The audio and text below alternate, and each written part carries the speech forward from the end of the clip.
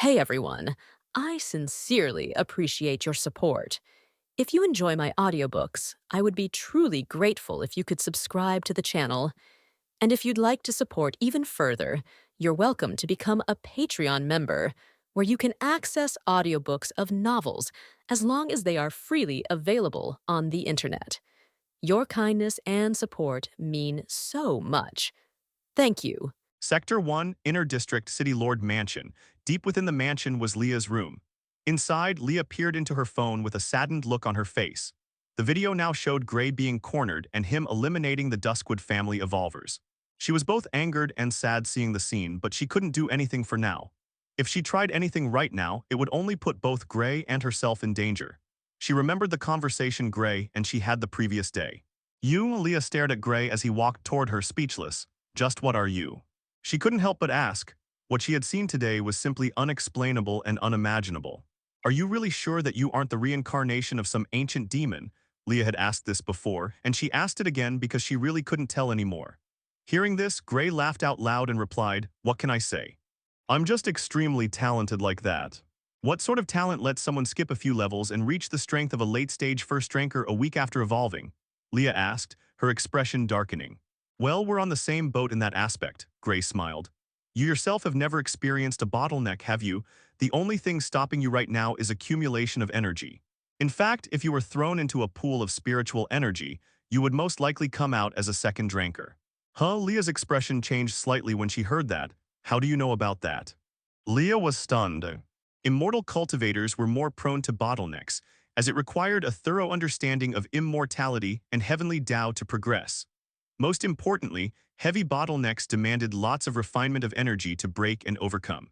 The more talented you are, the easier it is to break those bottlenecks, but she didn't have anything like that. Since the time she became an evolver, almost a month ago, she had never encountered a bottleneck. She had not really spoken about this to anyone other than her own father. How do you know that? Leah asked in shock. I've never told anyone about this before. I'm extremely talented at guessing too, Gray said while spreading his hands. Did you also guess that something was going to happen to me? Leah asked in a serious voice. Is that why you warned me not to go outside the City Lord mansion?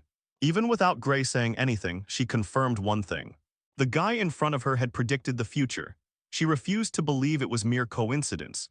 She hadn't taken his warning seriously at first and had already put it out of her head after getting back home. But forgetting his warning was the biggest mistake she had made. He told her to trust her intuition. She should have noticed the problem then and there. Can you see into the future? Leah asked after a pause. She wanted to hear it from Gray himself. No, Gray shook his head. I'm a mere first-rank evolver, a being that cannot even utilize laws. What makes you think I can look forward into the river of time? Then how did you predict this? Leah asked in a rushed tone. I just have special eyes, Gray said after a moment. I saw an omen of death on you. I didn't predict the outbreak of the corruption field or the attack of the High Order. I just knew that you would die in the coming days. As he spoke, a flicker of golden light flashed in his eyes. However, that omen is completely gone now. Death no longer accompanies you. What are you, a fortune teller? Leah couldn't help but say. The way he worded things made it sound like he was some scammer fortune teller, but Gray didn't look like he was joking. Death accompanying me, Leah shook her head. She realized that if she hadn't picked up Mari's call and rushed into that abandoned warehouse facility, everything that happened today would not have occurred. Thinking about Mari's made her sad. My friend. She is dead, Leah bit her lip and said, pain in her voice. The High Order is behind it. They forced her hand and threatened her family and brother.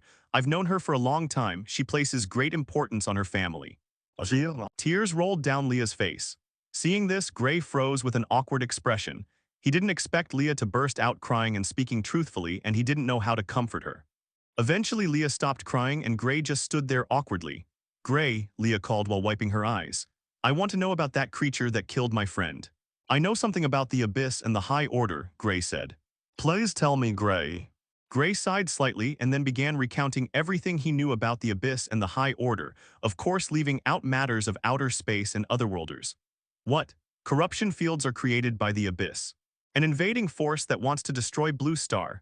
Leah's mind reeled from the amount of information she received from Gray. It turned out he knew a lot more than she had thought. The matter of the Abyss is something your father himself probably doesn't know about, Gray said. It's best if you keep it from him. Yes, Leah nodded. I won't tell anyone about this at all. Good, Gray said. Then a thoughtful expression appeared on Gray's face. Leah, I want you to do something for me, and I want you to do it exactly as I tell you. Can you do it? What is it? Leah asked, confused. I want you to fall unconscious here, Gray spoke steadily. It's obvious that the Duskwood family won't let you or me go now that they know we know their secrets. Sooner or later, they will likely find out about us and go to extreme lengths to take us out. And when that time comes, the people of Nova City will choose to believe the Duskwood family. The ones who have guarded this city for generations, rather than me. That's right, Leah's expression suddenly changed to terror. The Duskwood family has a soul lamp. It can record a fragment of what a person saw before dying. They will be able to trace you with that. I figured as much, Gray said with a frown. The abyssal being likely had a soul lamp with him, and it won't take long before they make a move against me. What move, I don't know, but worst case scenario, I'll have to run from Nova City and hide for a while. Of course, you won't be safe at all either since you were inside the corruption field with me during that time. They will hunt you down as well. And for that, I want you to fall unconscious, Gray said, his eyes flashing. That way you can tell them that you only remember seeing your friend and then collapsing. Listen carefully, Leah. If you disobey, it won't just be you in danger, it will drag me down too. Don't make a move. Do nothing but stay hidden and focus on your cultivation. That's the only way to survive. As the City Lord's daughter, they won't probe your memories, but the Duskwood family, once they find out, not even the City Lord can save you. Everything hinges on staying invisible for now. One day, I'll eliminate the Duskwood family myself, Leah said, pain on her face. Her savior, her now trusted friend who had come to her rescue, was now being hunted down like a dog in the street. Without him, the entire Nova City might have been destroyed. Her heart burned with fury and helplessness as she saw the hate comments flowing. Duskwood family mansion. Alaric and Malric sat inside the office room with cold, calculating eyes as they watched everything unfold on the screen with a calm yet chilling expression. That brat killed our 9th-level first ranker, Malric spoke, a hint of killing intent lacing his tone. Once we get him in our hands, I'll make him pay the price. Calm down, Malric, Alaric spoke with a dignified expression. The Ironfang family has ever so gracefully decided to help us with the injustice we suffered and dispatched Leo Fang to bring Gray back. He should already be on the way. The same people that we are trying to eliminate are helping us, Malric sneered. How ironic. As they were talking, the livestream showed Gray bursting out of the residential sector. Looks like he's here, Alaric sipped his tea calmly. Now that brat won't be able to escape. Gray's danger senses flared as he rushed out of the residential area with bottleneck speed. A second ranker had arrived, and it was none other than Leo Fang, one of the top experts of Nova City. It's Leo Fang, that kid's done for. The demon will finally be subdued. That kid won't be able to run now. There is a huge disparity between an early second rank and a late-stage first rank. Kill him, kill him. Demon, Leo Fang's booming voice rang from the sky as he flew down with killing intent. Stop right there. Today I, Leo Fang, will serve justice for the Duskwood family. As he said that, he waved his hand and instantly powerful true energy erupted from him, taking the form of a massive tiger. Tiger-style first form. Roar! The ferocious roar echoed across the entire Nova City as the tiger enlarged in size and rushed towards Gray with terrifying speed. Gray gritted his teeth and immediately activated Flawless Mirror Circle. He had already crafted another one after using it on Zurith the other day. However, the talisman was unstable and could only redirect one attack with around 3x amplification. BZZ. The Mirror Circle Array talisman burst out from Gray's spatial ring and clashed with the tiger manifestation. Boom! The entire central plaza trembled as the manifestation struck the array. The civilians nearby saw this scene and immediately scattered like frightened animals, running in panic. In the next moment, the tiger was sucked into the array, and instantly, an even larger tiger formed and swung back at Leo Fang, shocking everyone watching. Caught off guard, the manifested tiger crashed into Leo Fang and flung him downwards. Boom! Leo Fang crashed into the ground, forming a crater. What? How is this possible? The entire livestream exploded in shock and disbelief. He just sent a second-rank evolver flying. Now, Gray's eyes flashed as he overlocked his legs beyond limit and charged forward. Nexus energy crackled violently as he shot toward the city exit just past the central plaza. He knew Leo Fang was definitely unharmed, as a mere talisman of his level couldn't inflict actual damage. But the moment he thought that, Gray's expression froze. Leo Fang had appeared right beside him. You demon. I shall stop you now, Leo Fang roared and punched forward with killing intent. Gray's pupils contracted as he saw the incoming punch. If that punch landed, he would be obliterated. No, his eyes began glitching rapidly. Nexus energy surged through his body, rushing through muscles and neural pathways like a tidal wave. The incoming punch slowed in his perception. Gray clenched his fists and punched forward to meet it head-on. Boom. The instant their fists collided, an overwhelming shockwave rippled across Sector 6. Buildings around them collapsed like cards under the pressure. The nearby civilians screamed and fled once again as the ground cracked. Leo Fang's body was flung across Sector 6 like a broken kite, his expression twisted in disbelief. A faint pain spread through his arm and he realized it was numb and slightly distorted. He was injured. By a first-rank evolver at that, but Gray's condition was even worse. Purple-black blood gushed from his orifices as he stood trembling, body stained in blood and shaking violently while coughing a mouthful of blood. His entire body was on the verge of collapse. The force from before had sent strands of true energy rampaging inside him. Every nerve screamed in agony, and a splitting headache hammered against his skull, threatening to shut him down. He had pushed Nexus Overlock beyond its limits. If he forced it further, he would die from energy backlash. He couldn't use Death Ascension again either. Doing so would allow him to reach second rank and possibly kill Leo Fang, but his unstable foundation would shatter, and he would die on the spot. No matter what he did, death loomed, but how could he accept that? Gray's spatial ring flashed and he pulled out a healing potion. He drank it in one gulp, a painful smile on his lips as his headache eased slightly and strength began to return. However, it couldn't fully heal him. It was a low-grade potion, and now that he wielded the power of a 9th-level first-ranker, it couldn't suppress the true energy invading his system or fully heal the internal injuries caused by the energy. For now, he could only force it down into his elixir field using Nexus energy to suppress it. With a pained look, Gray stared at the drone watching him. Then he rushed toward the city exit at extreme speed, though slightly slower due to his injuries. He had sent Leo Fang flying to the other side of Sector 6. If he used this moment, he could escape. Through the pain he ran Duskwood Mansion. How is this possible? Both Alaric and Malric shot up from their seats in disbelief. No, this can't happen. Their expressions darkened. The kid would escape at this rate. Gray rushed towards the city gate with bottleneck speed. At the toll gate, an army of evolvers were waiting. They were either mid-stage or late-stage evolvers, the strongest among them being at the 8th level. Some bore the Duskwood family insignia. "Out of my way," Gray said coldly as condensed energy beams formed around him and shot forward toward the evolvers.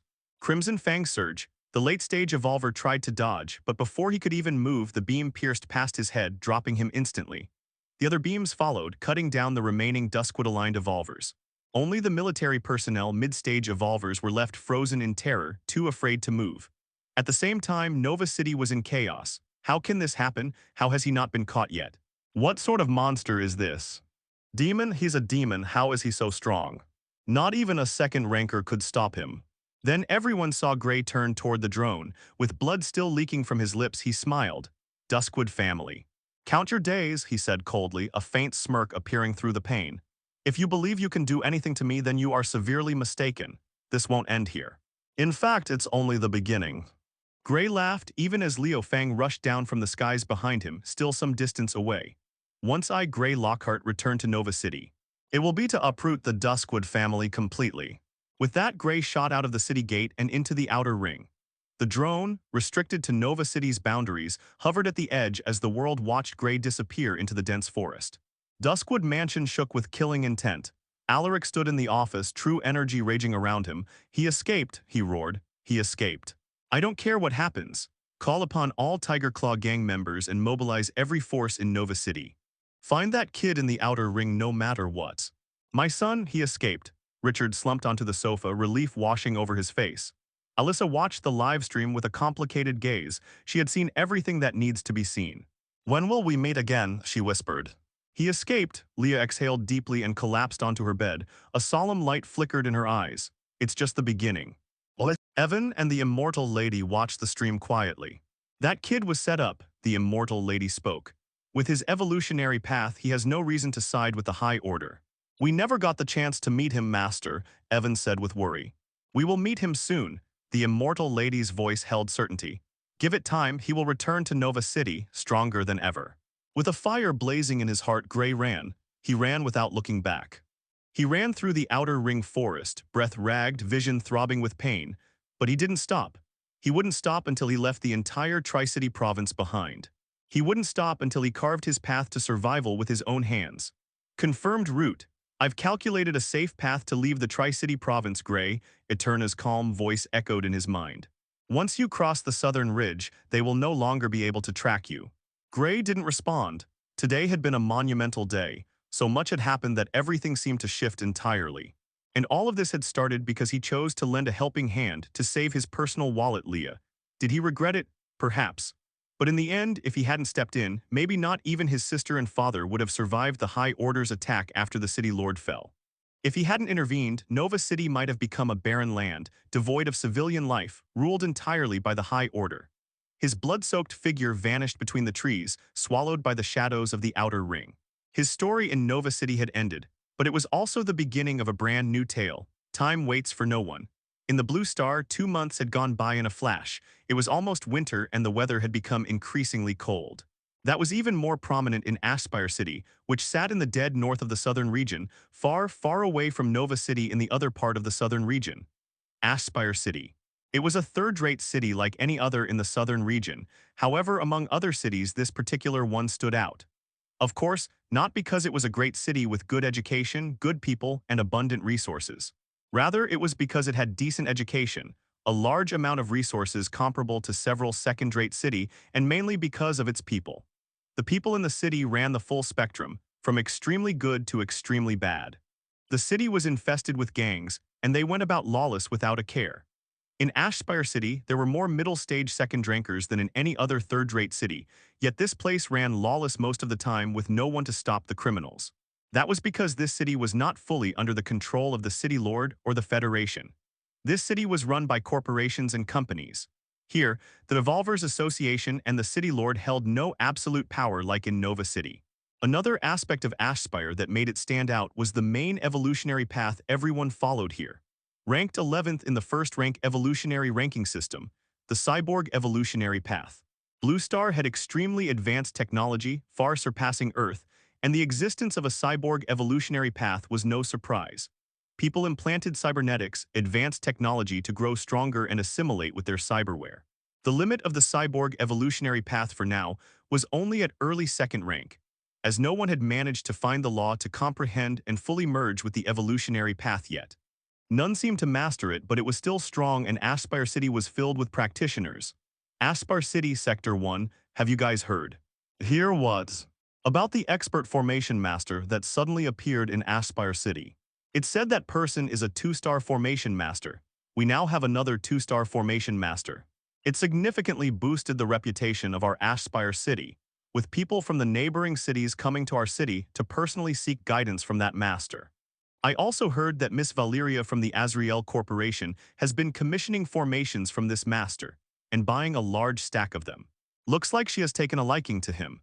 She is usually cold and indifferent toward everyone, treating everyone like air. The rumor is that she is from the 10 floating cities.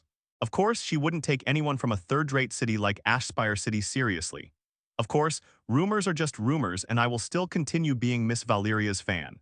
To rise as one of Aspire City's hegemons in her early 20s is no easy feat, and she commands 3 middle-stage second-rankers. A goddess like her shouldn't live here. Forget that. What do you guys know about the Ether Evolutionary Path? The Ether Evolutionary Path, who doesn't know about it?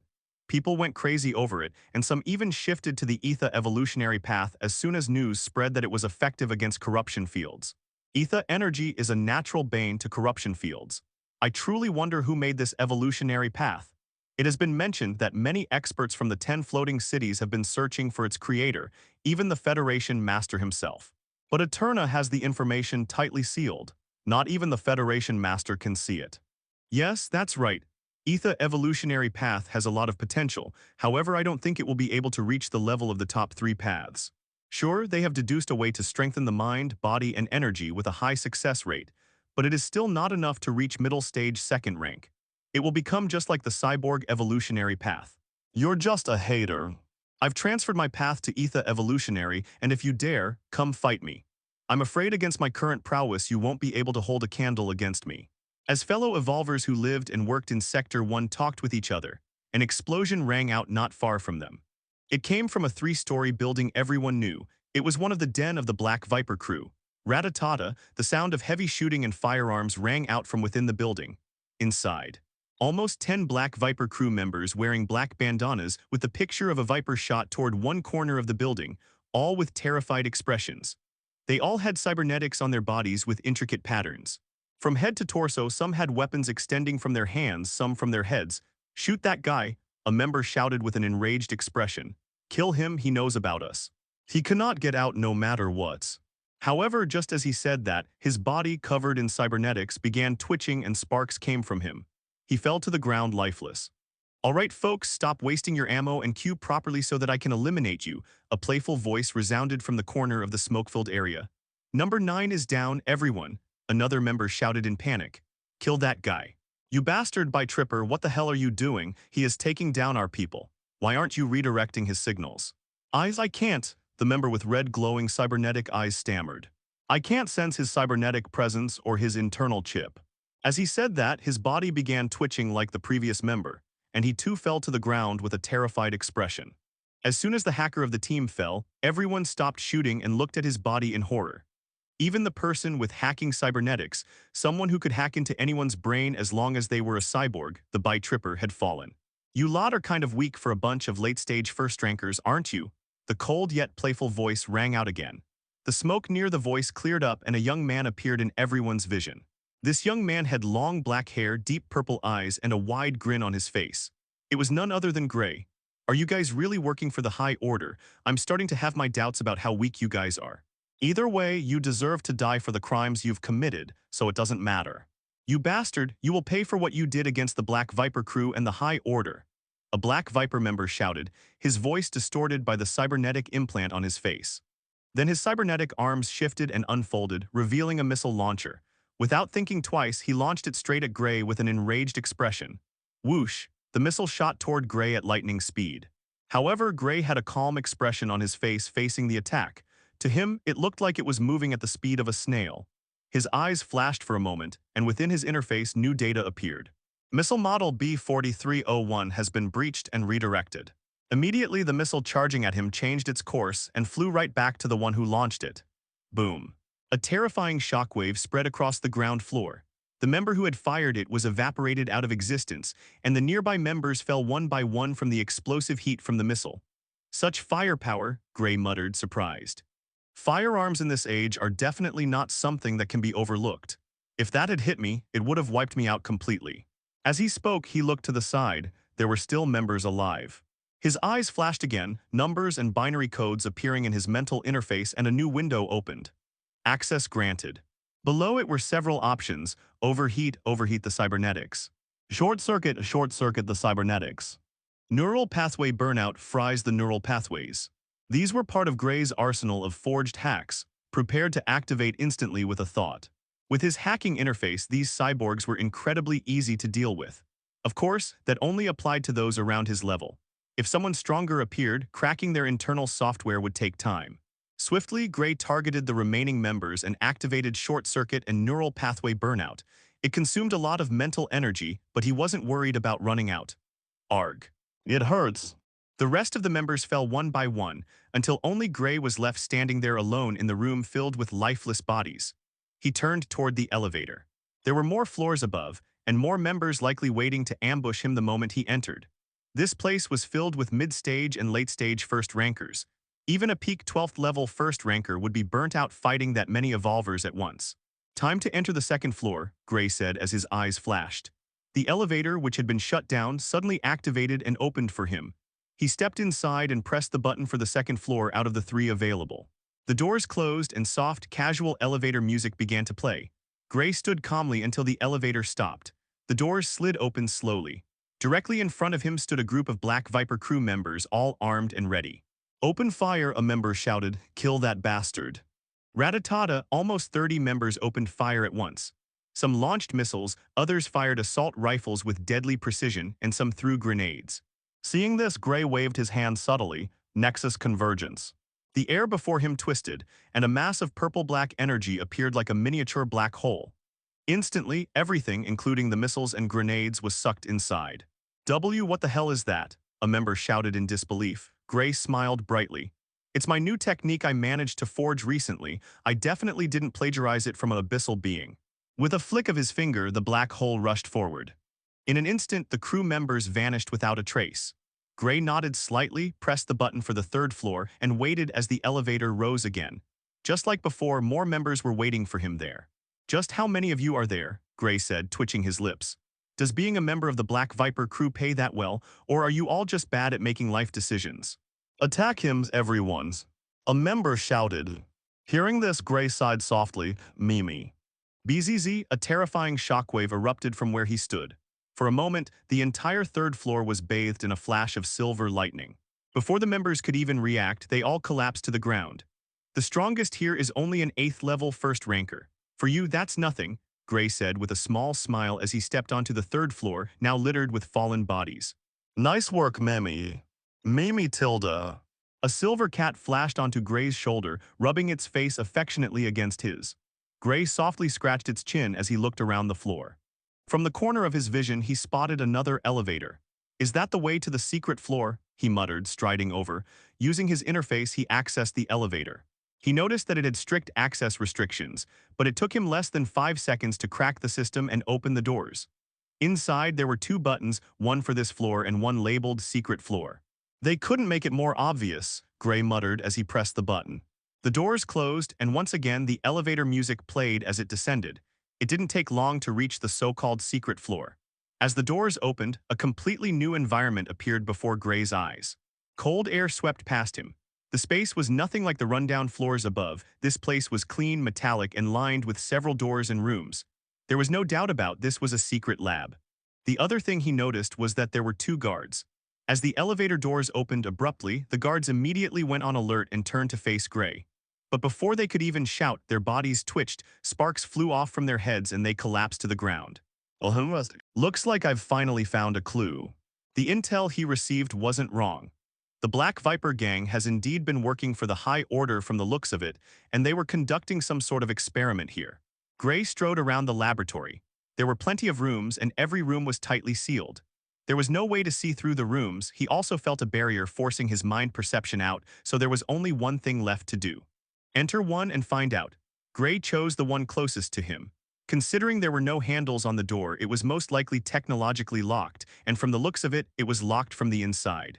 Gray accessed his interface, and immediately, a formation appeared in his head. He cracked it down one by one, and the door in front of him opened up with a pressurized hiss as air was released from the seal. Gray peered inside the room and entered. Huge human-sized tubes, computers, many holographic screens, and countless wires appeared in Gray's vision. In the dead center, there was a guy wearing a lab coat and a mask. In front of him lay what appeared to be a civilian with cybernetics, unconscious. He had a crystal in his hand, and it flashed with a mysterious light. He was just about to push the crystal into the unconscious civilian's body, but he froze midway when he saw Gray enter. Who are you?" the lab member asked with a hint of caution. "Who let you in, guards?" He shouted for the guards, but no one came. Gray, on the other hand, was staring up and down at the person wearing a lab coat. He waved his hand, and immediately Heaven's seizing hand shot out and undid the person's mask. What appeared in Gray's vision was a person with an average face and deep red eyes. Gray then activated True Origin Sight, and immediately he saw a fluctuating pool of dense black energy within the person, abyssal energy. "You are actually stable with abyssal energy in your system." Gray curiously looked at the person from head to toe. He looked just like any other ordinary human being, nothing like Cedric, who he fought and who underwent an earth-shattering transformation. "How do you know about the abyss?" the lab member asked in panic, and immediately his aura surged. He unleashed the aura of a mid-stage first ranker. However, Gray was unbothered. He leisurely pulled up his hacking interface and logged into the local database server of Ashspire City. With experience from hacking into Nova City's local database, it didn't take him long to crack it and gain access to this city's database either, even with a lot of bite trippers around, and he had been using it to go around the Ashspire City for the past months.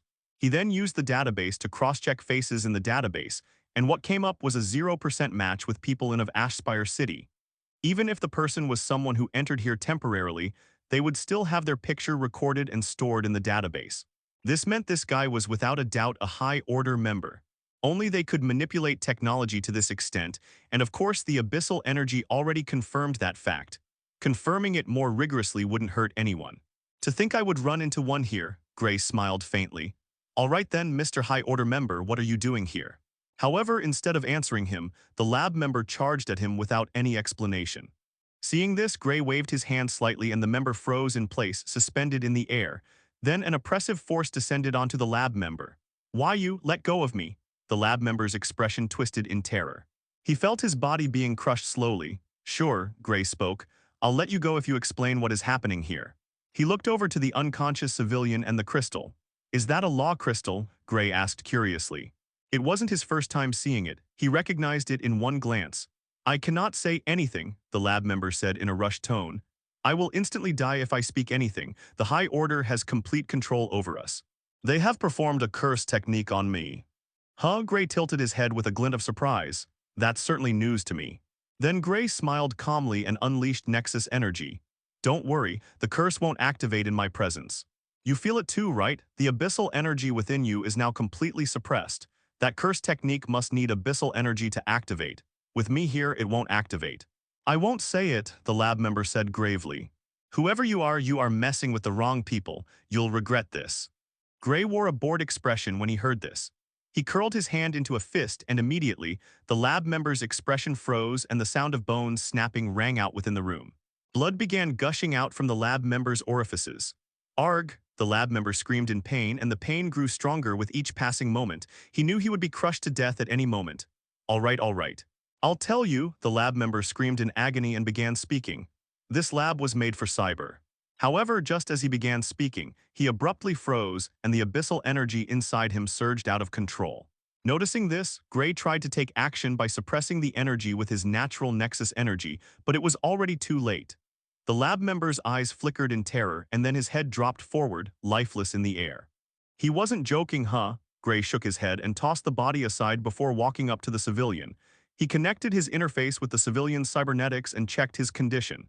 "He's in a half-dead state. I see several traumas and signs of torture from the data complied from his cybernetic chip inside his brain." Gray frowned slightly. Then he turned his attention to the law crystal next to him. Law crystals were utilized to comprehend laws. A higher-leveled evolver could trap laws into these specific crystals for lower-level evolvers to comprehend.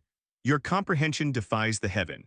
By observing the law crystal of machinery, you have gained insight into the law of machinery. Law of machinery, Gray had a confused expression on his face. He had never heard of something like that before. With no further hint, Gray turned his attention to the computers. He swiftly hacked into them and information started pouring into his head. Soon, he began going through the files. Test 21, the test subjects reacted violently to the law of machinery. The law cannot be controlled fully by current cybernetics. Changes have to be made. Test 41, the test subjects have gone berserk. Forced comprehension of the law of machinery resulted in the death of test subjects. Personal data, the higher-ups are angry at the lack of progress.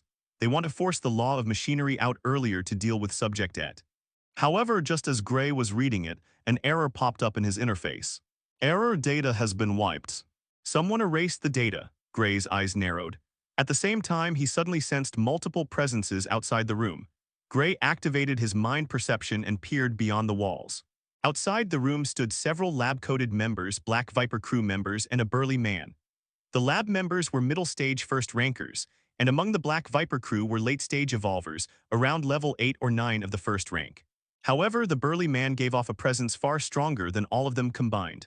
Gray immediately activated his appraisal skill to check the burly man's rank. Power. First rank level 10. The lab room's door opened and Gray slowly walked out with a smile on his face. "Hey guys, what's up?" Gray asked with a kind smile. "Why are you all gathered together? Is there something going on?" "Let me know too." He spoke as if they were his close friends, people he saw every day. The members silently stared at Gray with blank expressions. Is there something wrong with this guy? Why is he smiling and talking to us like we're his friends? We're here to take him down. And besides, didn't this guy kill all of our men? Attack! The burly man shouted with an enraged expression. "Don't let him get out of this building." "Oh yes." The lab members and the Black Viper crew rushed toward Gray, their immense killing intent spreading through the air, all ready to eliminate him. Gray merely laughed at the sight and snapped his fingers.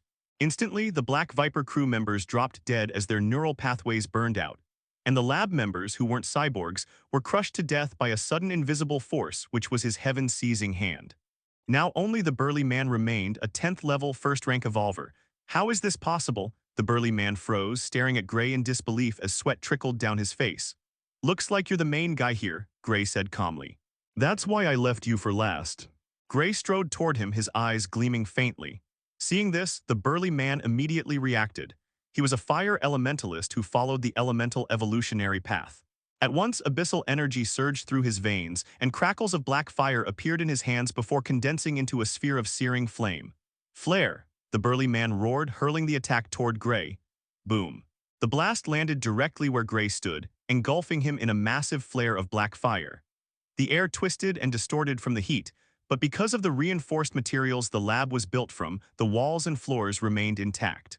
The burly man didn't stop there. He couldn't sense Gray's level, but the aura around him was enough to make him cautious. Gray was strong, possibly even on his level. He couldn't afford to stop attacking. Flare, flare. Flare, he shouted again and again, sending a barrage of fiery blasts that landed in rapid succession. Each explosion shook the floor, filling the room with dense smoke and heat.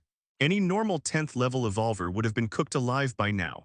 That guy should definitely be dead by now. The elemental evolutionary path, huh? A calm, chilling voice echoed through the smoke, causing the burly man's expression to twist in horror. As the flames cleared, Gray's figure appeared once again, completely unscathed. The elemental evolutionary path is very interesting, Gray said casually, his tone amused.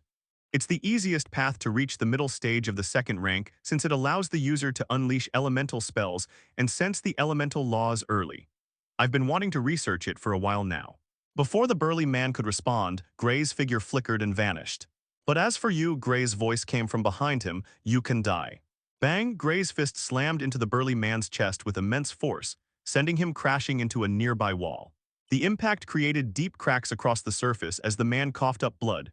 Gray raised his hand and motioned mockingly for him to come closer, a faint smile playing on his lips.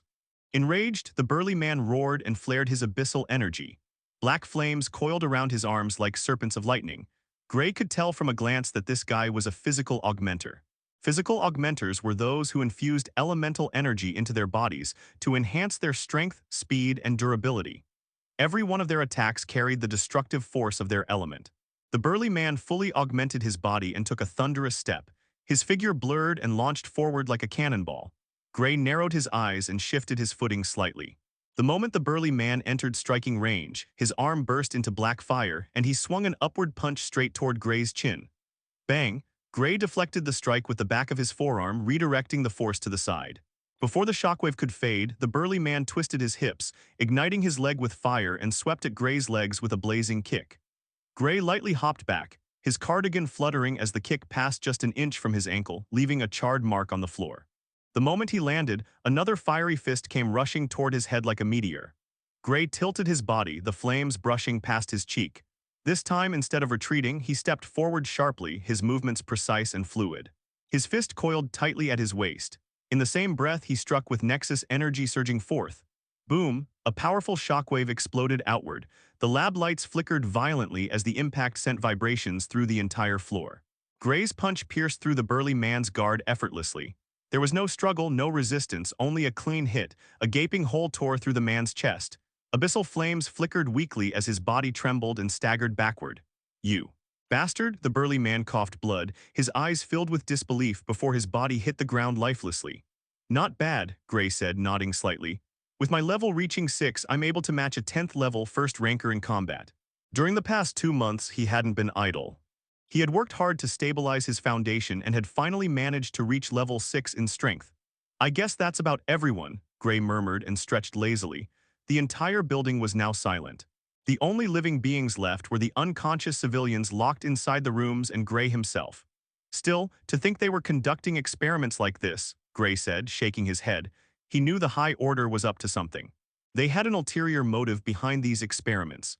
He couldn't access all the data, but he suspected it had something to do with the cyborg evolutionary path. Could the cyborg evolutionary path be a byproduct of the High Order? Gray muttered thoughtfully. Just then, a notification blinked on the corner of his interface. It was a call from someone named Valyria. The call connected and a voice came from the other side. Little brother Gray Tilda. The voice carried the charm of a mature woman, seductive, smooth, and sweet to the ears. Yes, I'm here, Miss Valyria, Gray said with twitching lips when he heard her voice. Sector 1, top floor of the Azrael Corporation building. In a room adorned with elegant wallpapers, towering see-through glass walls stood firm, separating the peaceful interior from the bustling city outside. Light flooded through the transparent panes, casting soft shadows on the polished floor. Beyond the window, the horizon stretched endlessly, gracious skyscrapers, drifting clouds, and the faint shimmer of life far below. Near the glass wall sat a woman in a luxurious black chair. She wore a professional and formal outfit, black stockings wrapped around her long legs, a fitted pencil skirt that accentuated her curves, and a white shirt with the top button undone, slightly revealing her chest. Draped over her shoulders was a red coat that made her stand out even more. Her long black hair cascaded down smoothly, framing a beautiful face with deep red eyes and a small black mark near her red lips. She was Valyria, the sole owner of Azrael Corporation, a conglomerate that controlled most of Aspire City. Next to her stood two men dressed in professional bodyguard uniforms. Both were extremely powerful evolvers. If they acted, no one in Aspire City would dare disrespect Valyria again.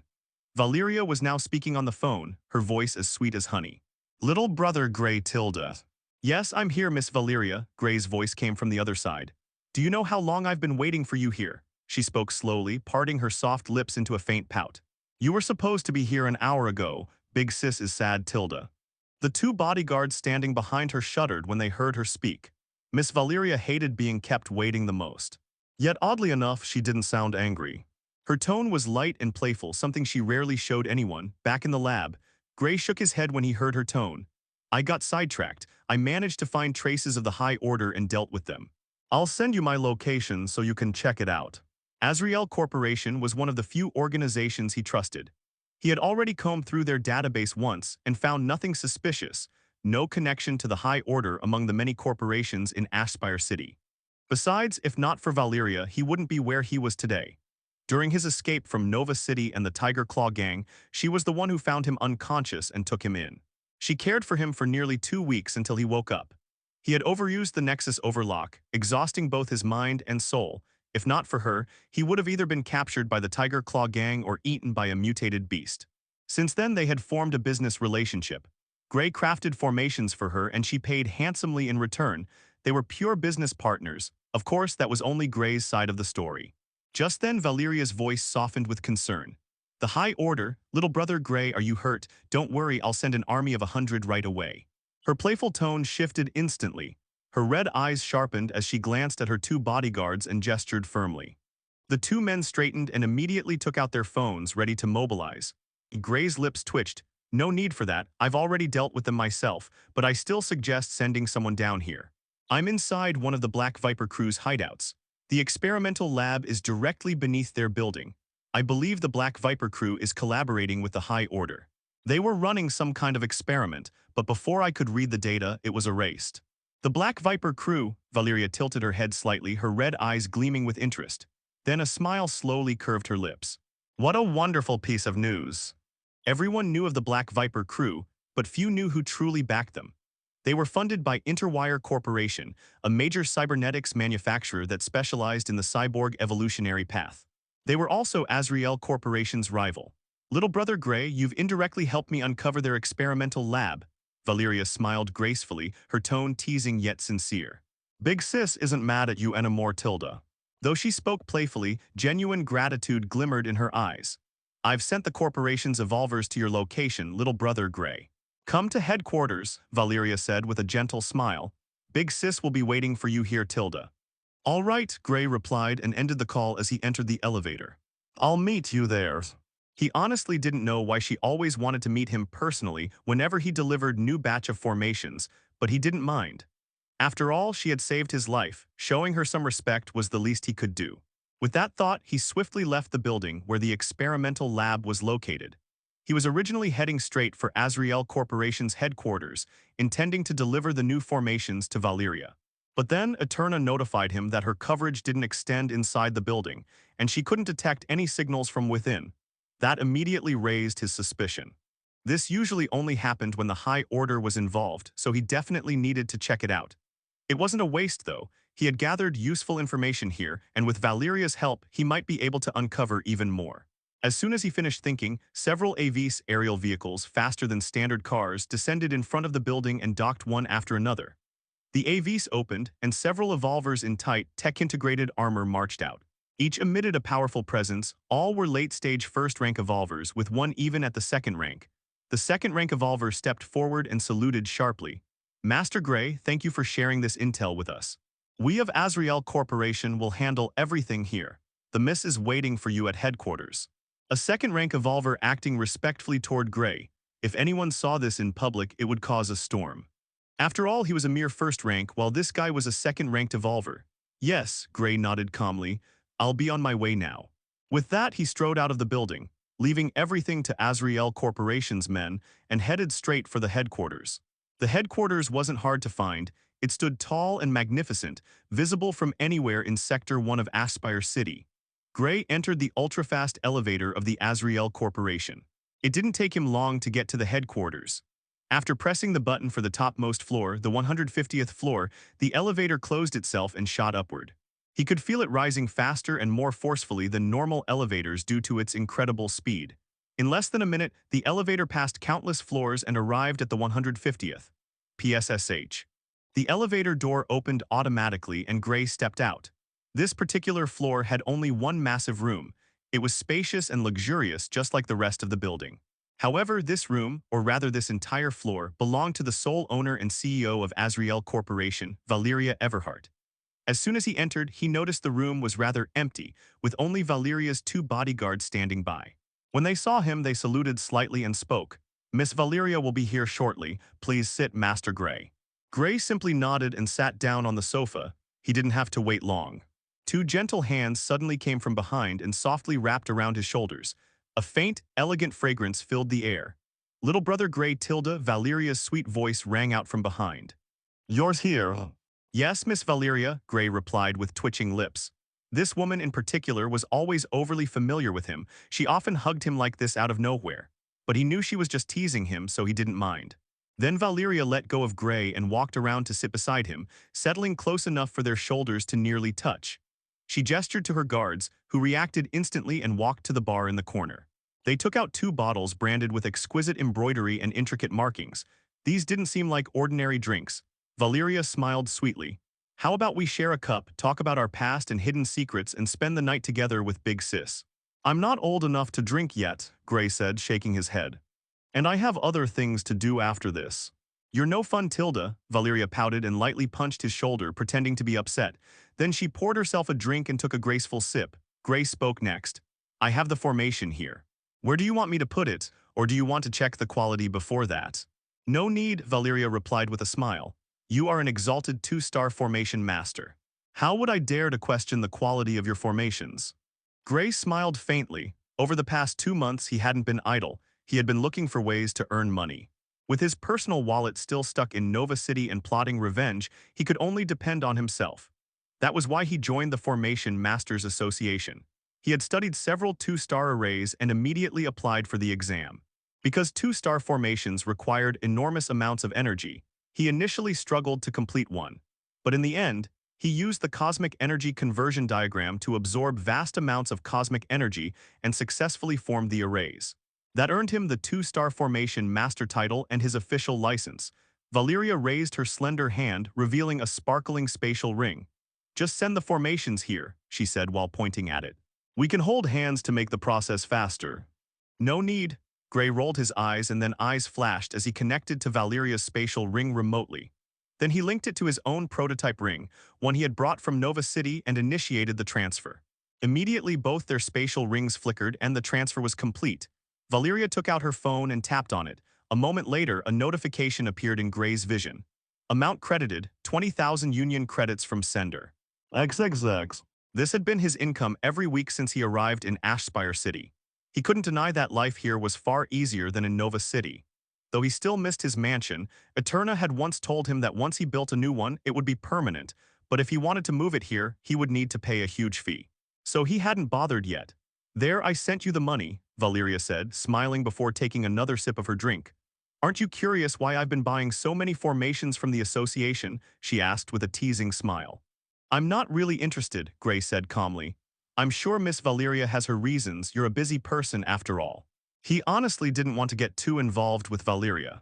He already knew she was someone from the 10 floating cities of Blue Star, the fabled cities that looked down on thousands of cities below. Someone from there was bound to be powerful and influential.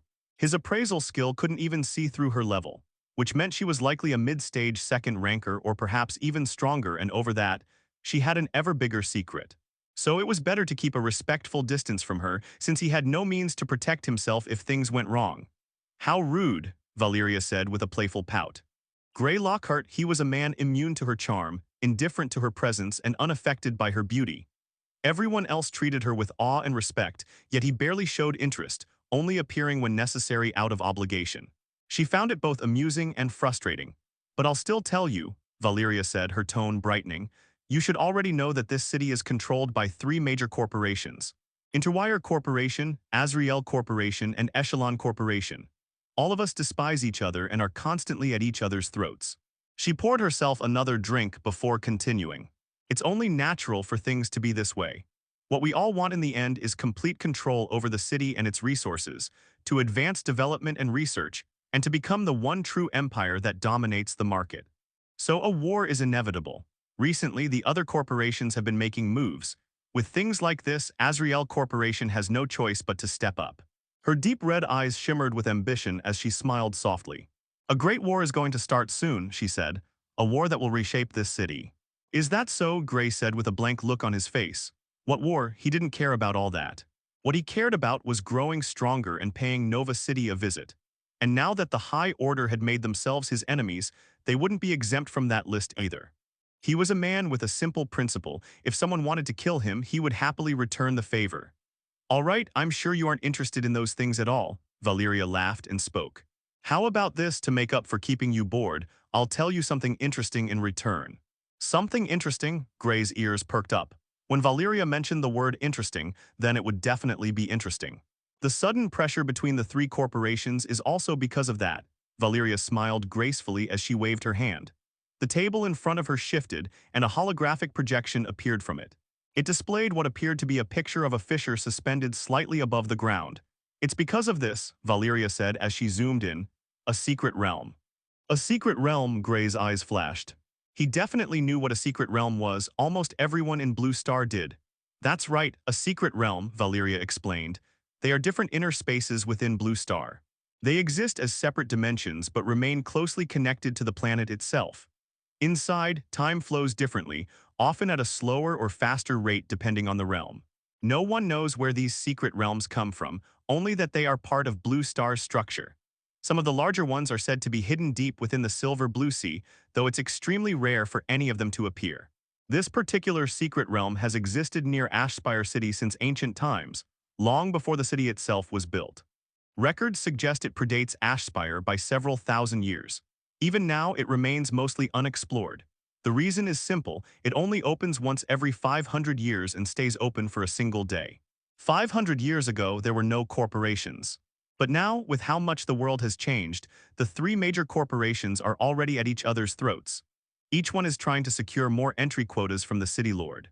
In the end, the corporation that manages to retrieve the most valuable resources and artifacts from the secret realm will be the ultimate victor. Is getting a quota from the city lord the only way to get into the secret realm? Gray inquired. He didn't care about the other details. What he cared about was the way to get in. Secret realms were teeming with opportunities, and people from all around would come to enter them and find chances to grow stronger. Those places were littered with trials and resources. He had to get in no matter what. Hearing Gray's question, Valyria smiled. Of course, that's the only way to get in. The security around the secret realm is extremely strict. The new city lord even personally guided the people into building a huge, towering fortress around it to prevent trespassers from entering. It's only accessible to the top families of Ashspire City and the corporations that paid a huge price to get in. And since it's opening in less than 5 days, the rates have gone up even higher. She leaned back, however, knowing you probably want to get in too, right? Yes, Gray nodded. Is it possible for me to request a quota from you, Miss Valyria? I want to get in and explore the secret realm. I'm willing to pay you a large amount of union credits. Hearing this, Valyria smiled. Little brother Gray, there's no need for formalities between us. She spoke gently. If not for you, I would still be in constant pain. She smiled. She naturally had a reason why she treated Gray differently. She still vividly remembered the day when Gray noticed the problem with her body, the same thing that had haunted her since she was young. Not even the top experts of the high-floating cities could help her with her condition, which made her body heat up uncontrollably like a fever at night. No one knew why, however, things changed when Gray entered her life. He helped her alleviate the pain, and it was done by him modifying the technique she cultivated. Gray merely smiled at her. "You saved me, I saved you in return. There's no need to think much about it." At the same time, his cheat was active when he spoke. "Your comprehension defies the heavens. By being close to a person with true Heavenly Sun physique, you've gained insight into the law of heavenly fire and true Heavenly Sun physique." Gray was speechless when he saw this for the first time after waking up. That's right, this woman, she was someone with a heavenly physique. He didn't know what it implied, but this physique was definitely something incredible, and he could comprehend it. She herself didn't seem to be aware of it. Her condition of severe heat was also due to this physique. All Gray did was modify her technique to match her physique. From the looks of it, there were no actual techniques to cultivate this physique in the entire Blue Star. When he met the Immortal Lady again, he would definitely ask her about it. "You are my benefactor," Valyria said, shaking her head, "and Big Sis will remember your kindness even to the day I die." She then took out her phone and fiddled with it. Soon, a notification appeared on Gray's interface. He swiftly opened it to see what it was. Secret Realm Permit. Ownership Gray Lockhart's. "How much did this one quota cost you?" Gray inquired in a surprised tone. She said it herself, only a few people could enter and each quota would cost a lot. "Don't worry about it," Valyria smiled brightly at him. "I knew you would want to enter the secret realm, so Big Sis managed to get an extra quota for you. It wouldn't make a difference if there's one more." "Thank you, Miss Valyria," Gray said with gratitude. "I will definitely repay you someday in the future." "Repay me?" Valyria laughed and spoke. "How about you drop calling me Miss Valyria and just call me Valyria?"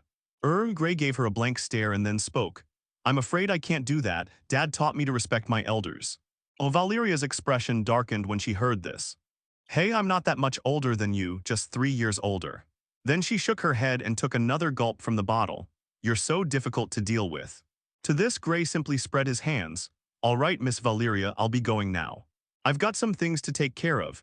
I'm already late and my cat is waiting for me at home," Gray said as he stood up. "I'll contact you about the secret realm." "You're leaving so soon," Valyria said with a sad pout.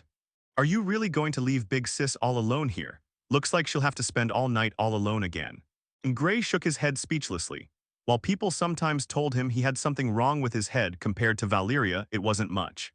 Perhaps he too would become like this in the future. "I'll take my leave.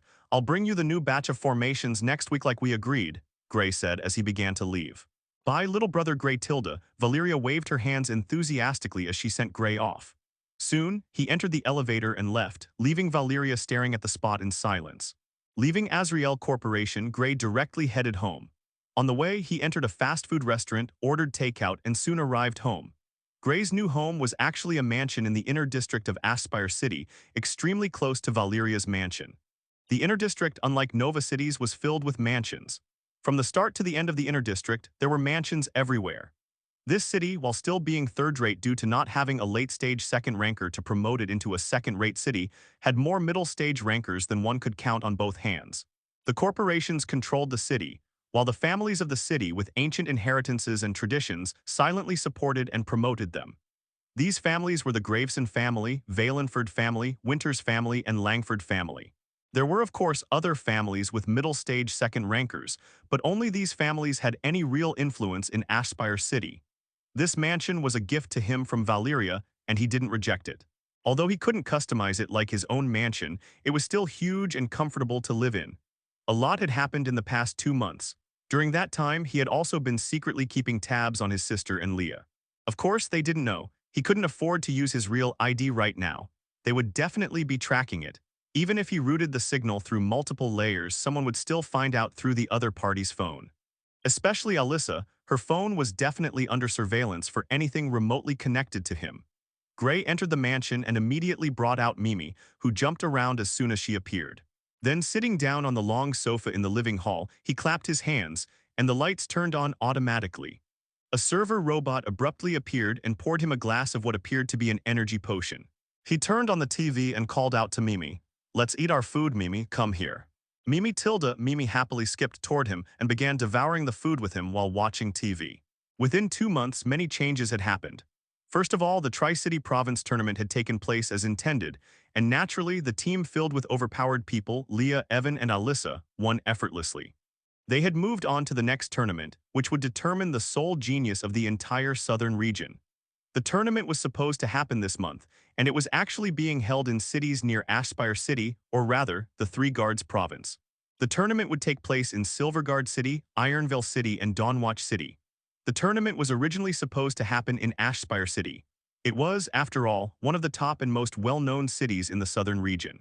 However, the corporations weren't happy about it for some reason, and it was then pushed to happen within these three cities, which were governed by a single city lord who was a late-stage second-rank evolver, making all three cities under him second-rate cities. And being close to Aspire City, he believed a reunion with his sister and his personal wallet wouldn't be that far. Recently, more and more people had begun coming to Aspire City from the Three Guards province. He knew all about it since he was a two-star formation master, and with Valyria's explanation, he believed it had to do with the secret realm. The news of the secret realm should have already spread far and wide by now. The other cities were surely already on the move. Of course, none of that concerned Gray. He would enter the secret realm and find some opportunities to break through. His foundation was now solid. The only thing he lacked was the right opportunity to break through, and he believed the secret realm might hold the answers to that. But for now, I should comprehend the law. Gray's eyes flashed. I'm sure that by today, I'll be able to complete the comprehension of the law. After eating his large amount of junk food, Gray made his way into a huge room. It was rather empty, with a floating anti-grav desk, a hollow computer, which was a standardized computer in Aspire City that utilized holograms instead of monitors, and an empty shelf. He climbed onto his bed and sat down cross-legged, and immediately a law crystal appeared in front of him. It crackled with a dense patch of lightning, and just looking at it could induce all sorts of emotions. Your comprehension defies the heaven. By observing the law crystal containing the law of heavenly tribulation, you've gained insight into the law of heavenly tribulation. For the past 2 months since waking up, aside from building his foundation and solidifying it, he had also been comprehending laws. He needed to comprehend laws early, as it was a necessity to advance to the middle stage of the second rank. And being the owner, he had to pre-plan everything. Normally, one wouldn't have the sight or enlightenment to perceive laws at the first rank. Only some elementalists following the elemental evolutionary path could do it, and even they were in the minority.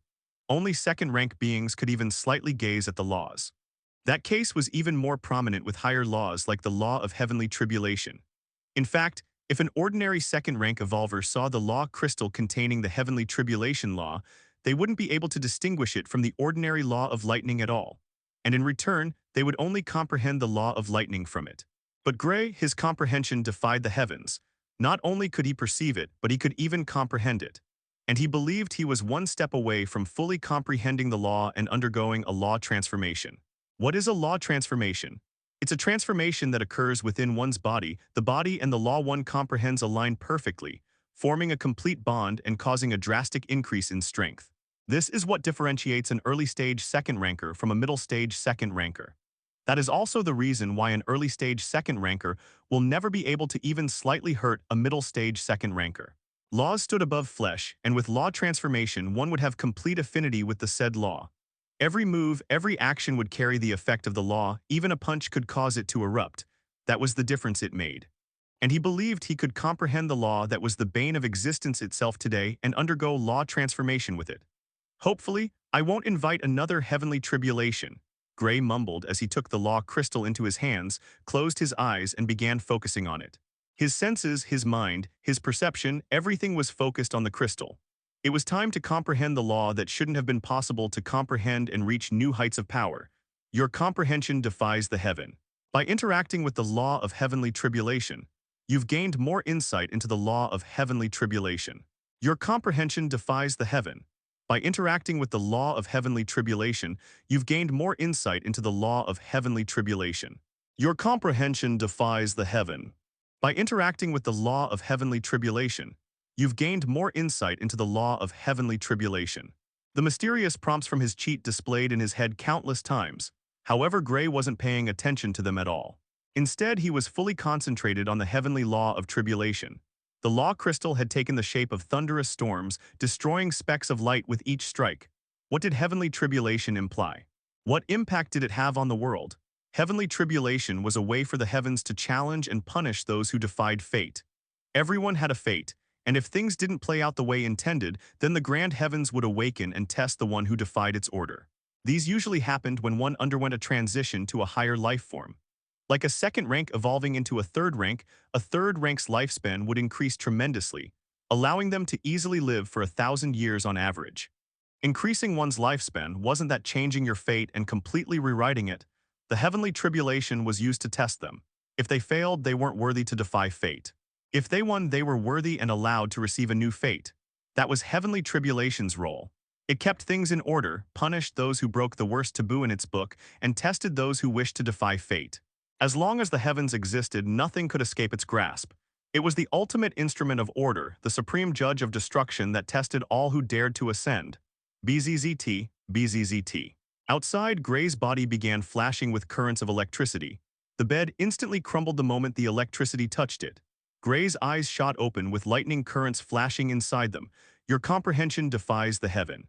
By observing the law of heavenly tribulation, you've successfully comprehended heavenly tribulation to minor succession. Your comprehension defies the heaven.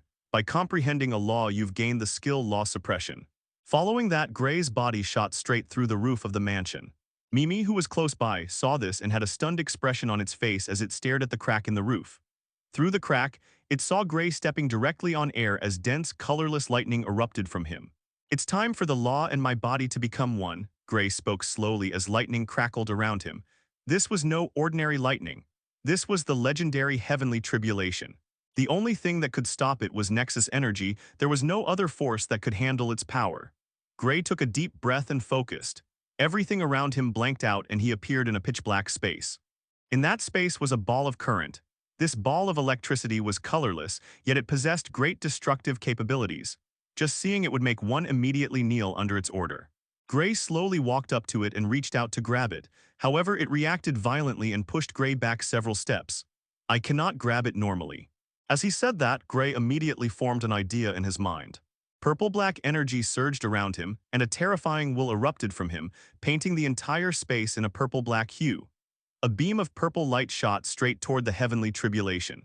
Immediately, as if reacting to the Nexus energy, the heavenly tribulation began vibrating violently. Lightning crackled wildly in the space as it spread everywhere, trying to consume Gray entirely. However, Gray remained calm. He took a step forward with a composed expression, then another and another. Before he knew it, he was right beside the source, the origin of heavenly tribulation. With Nexus energy covering his hand, Gray took hold of the law. Boom.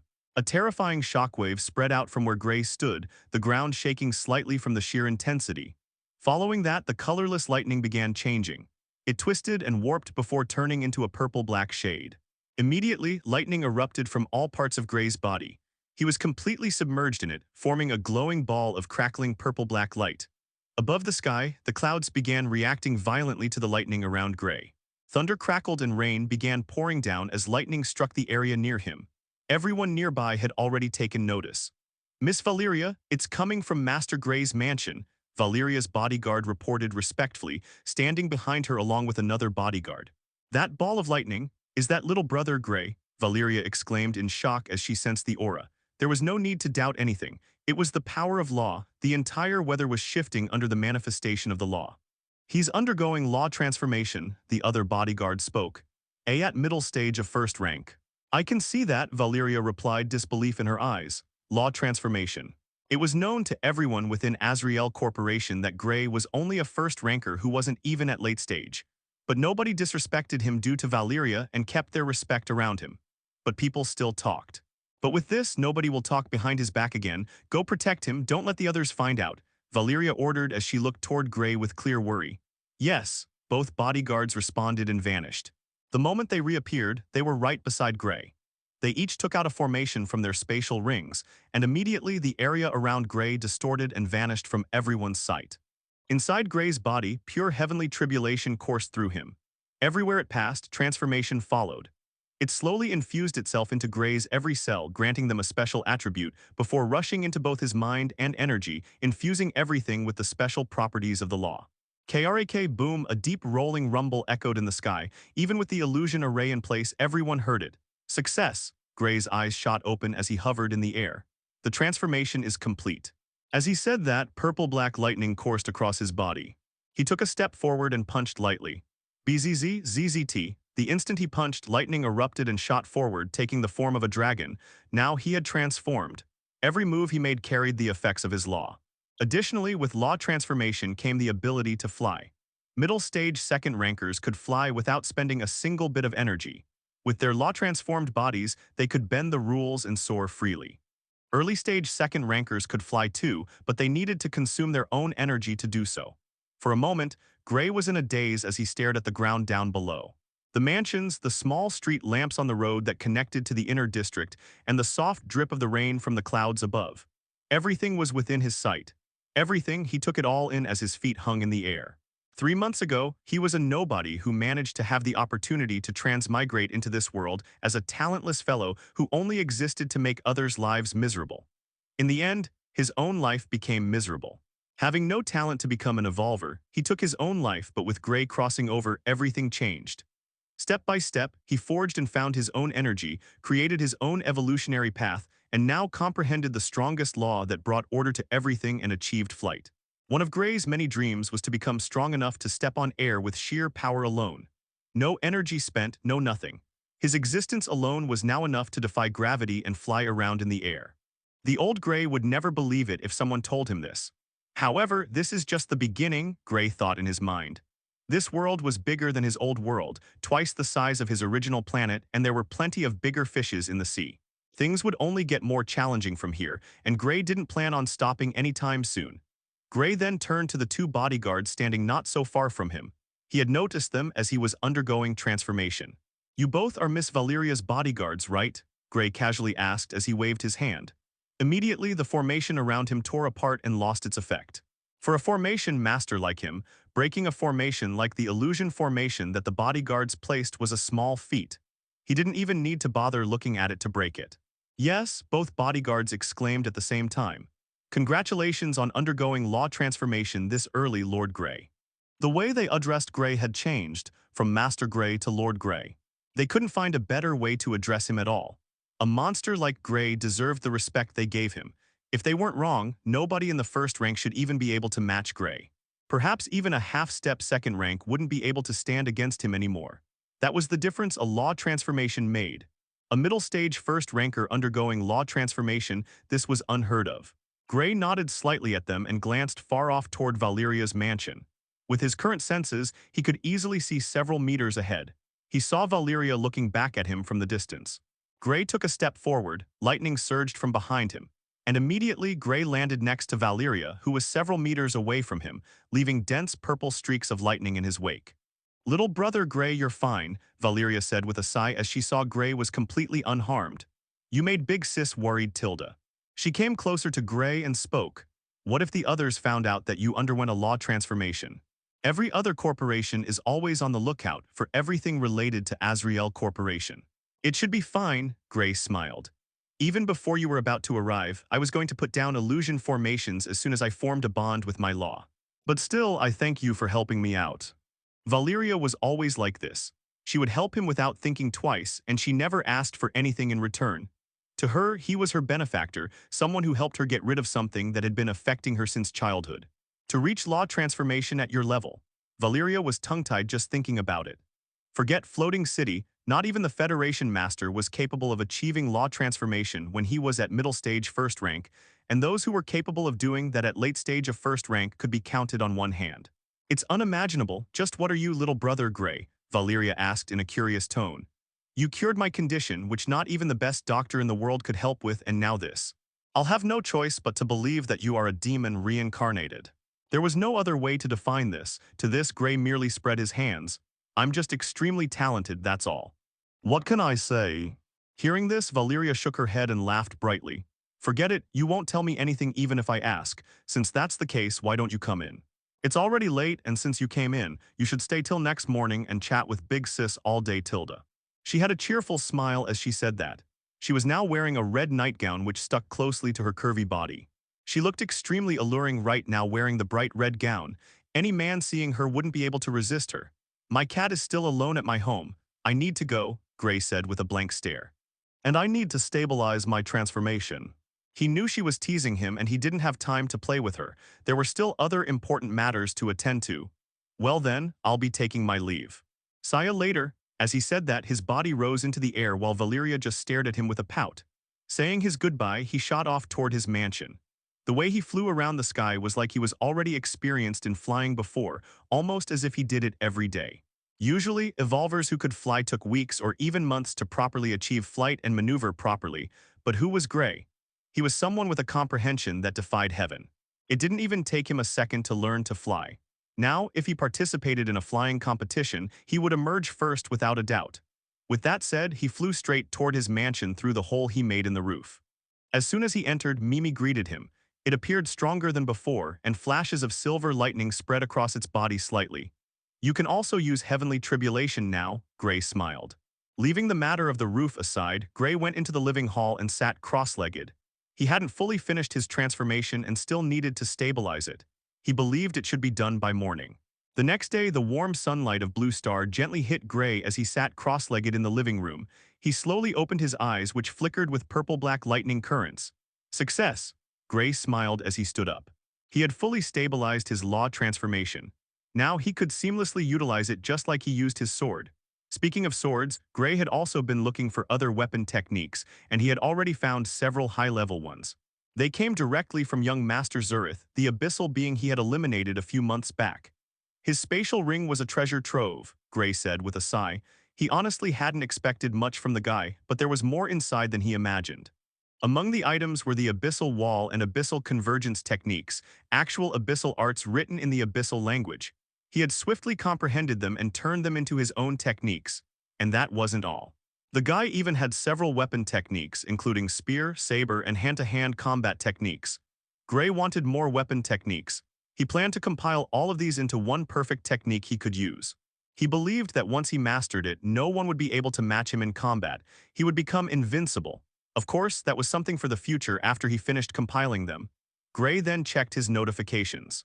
Valyria had sent him a good morning message and mentioned what happened yesterday.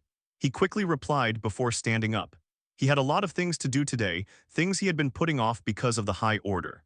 Before, he had acted cautiously, not even revealing his identity as a 2-star formation master to the public. After all, he was still considered a criminal in Nova City, with a bounty and a search warrant on his head. Valyria knew about it and had done her best to help him fend off people who came after him. But now he no longer needed to be afraid. With the law transformation, his strength had increased substantially. He could even use his Death Ascension art again. There was no more need for caution. On a side note, there had been major changes in his evolutionary path as well.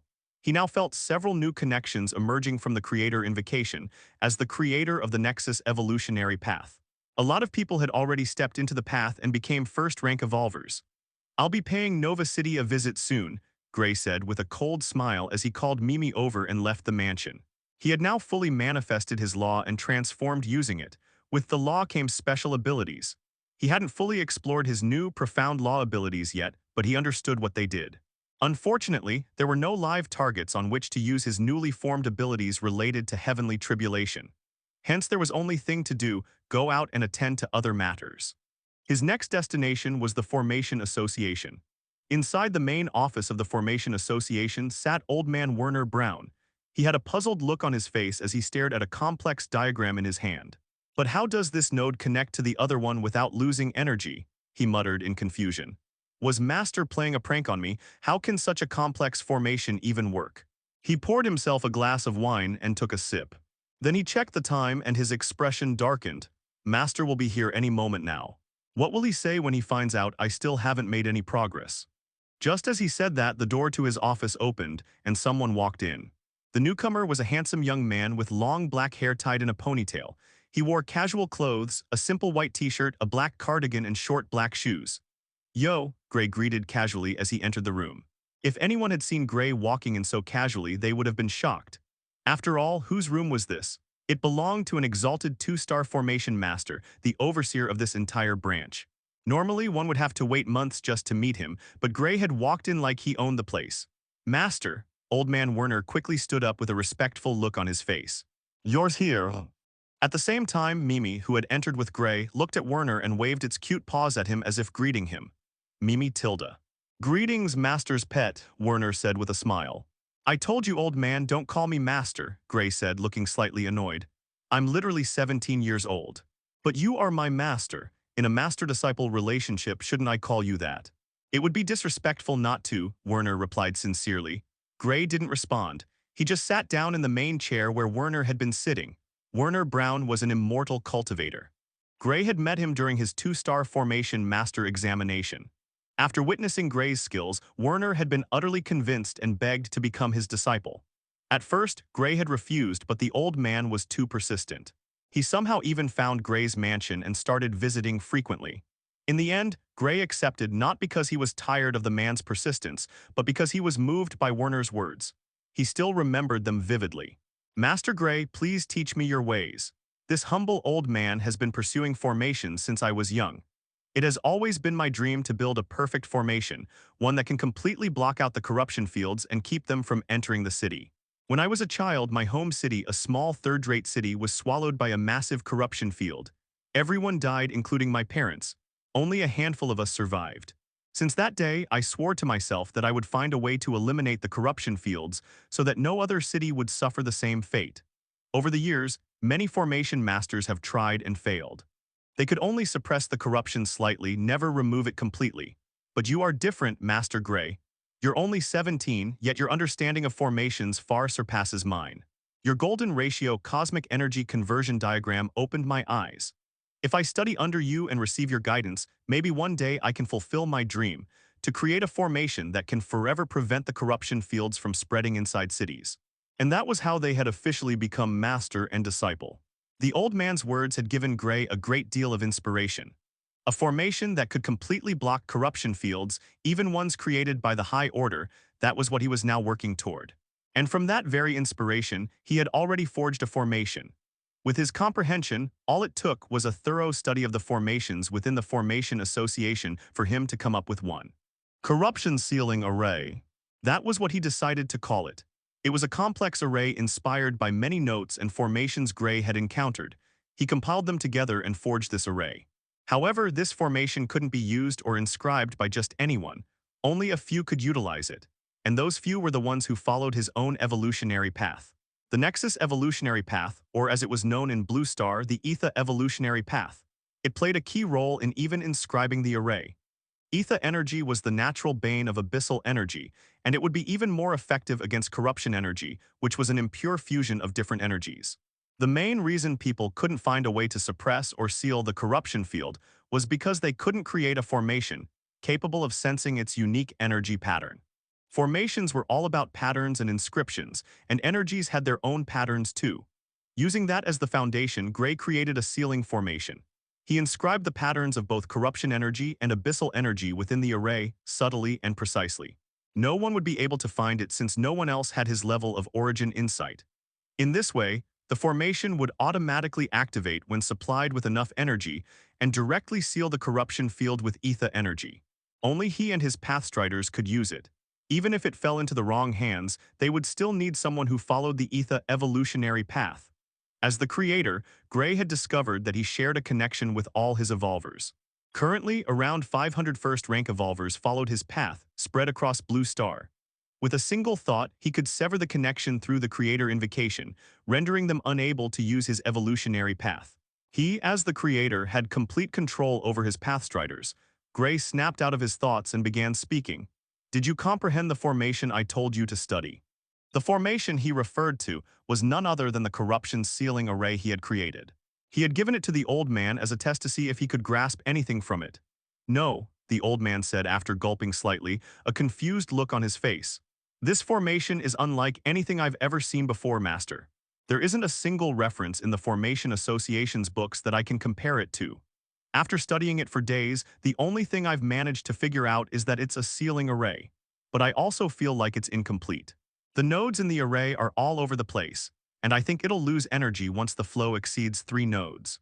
Hearing that, Gray's eyes brightened. Not bad, you actually managed to figure out that it's a sealing array. This old man was smarter than he gave him credit for. He could be taught. All right, I'll demonstrate the array for you, watch carefully. Gray stood up from the chair. Nexus energy surged out from his energy field, which was now completely under his control. There was no trace of Leo Fang's true energy or the heavenly tribulation left within him. The Nexus energy began forming intricate patterns in the air. Nodes appeared one after another, and a complex diagram took shape. Observe. He waved his hand, and a dense blue ore with specks of light appeared in his palm. It was a cosmic ore, or as people called it, a cosmic stone, a rare material that served as the foundation for many things created on Blue Star. He placed the ore at the center of the array using his energy, then inscribed an energy conversion diagram that turned cosmic energy into ether energy. Immediately, dense blue energy surged through the array, flowing perfectly across each node without any energy loss, contrary to what Werner had assumed. It actually works, Werner exclaimed, his eyes wide as he tried to take in every detail before Gray dispersed the formation. The reason you thought it was losing energy was because of the array's complexity, Gray explained, pointing toward the intricate web of patterns within the formation. This was the tricky part. He believed even a 3-star formation master would struggle with it. That was because the structure of the array was intentionally built in the shape of the energy patterns of corruption and abyssal energy. He had to make it that way, otherwise people might eventually uncover those energy patterns and in turn discover Nexus energy. He didn't mind people knowing about Nexus energy itself, but if anyone managed to expose it publicly, the entire planet would be wiped off the starry sky. Forget becoming an invincible evolver, he wouldn't even survive long enough to reach the 2nd rank before dying under the onslaught of heaven. Hence, he had no choice but to make the array so complex. Werner would have to comprehend it on his own. All Gray could do was provide guidance. Wait, Master, is that ether energy? Werner asked, his voice trembling slightly. Indeed, Gray nodded, that's ether energy. This particular formation requires ether energy to function, which is why you couldn't cross-reference it with other formations. You created a formation out of ether energy, the same energy said to be effective against corruption energy. Werner's eyes widened in disbelief. But it hasn't even been 3 months since the ether path appeared. How did you already learn to create a formation using it, Master? He had severely underestimated Gray. His master wasn't ordinary at all. This level of comprehension in formations was unbelievable. Werner almost thought he was dreaming, but then a thought suddenly struck him. Master, this array, it's a sealing array, right? Werner asked carefully, his throat dry. Something unthinkable crossed his mind, something no one since ancient times had ever achieved. Is this a sealing array capable of surpassing corruption fields? He asked, gulping hard. That's for you to find out, Gray replied with a faint smile. He sat back in the chair and dispersed the array, then picked up a glass from the side table and poured himself some wine. After taking a sip, he smiled at the old man. Once you comprehend it, you'll naturally find out what it's about. But before that, Gray said as he set the glass down, you need to switch to the ether evolutionary path. Changing evolutionary path? The old man asked. Correct, Gray said with a smile. You should switch to the ether evolutionary path. Since this old man was his disciple, Gray decided to teach him a thing or two and guide him to follow his path. Master, I've actually been trying to switch to the ether evolutionary path, Werner said with a thoughtful look on his face. I believe that changing to it could help me get closer to creating the array that can surpass the corruption fields. But as a middle-stage 2nd-rank evolver who is just 1 step away from the late stage, I cannot switch now.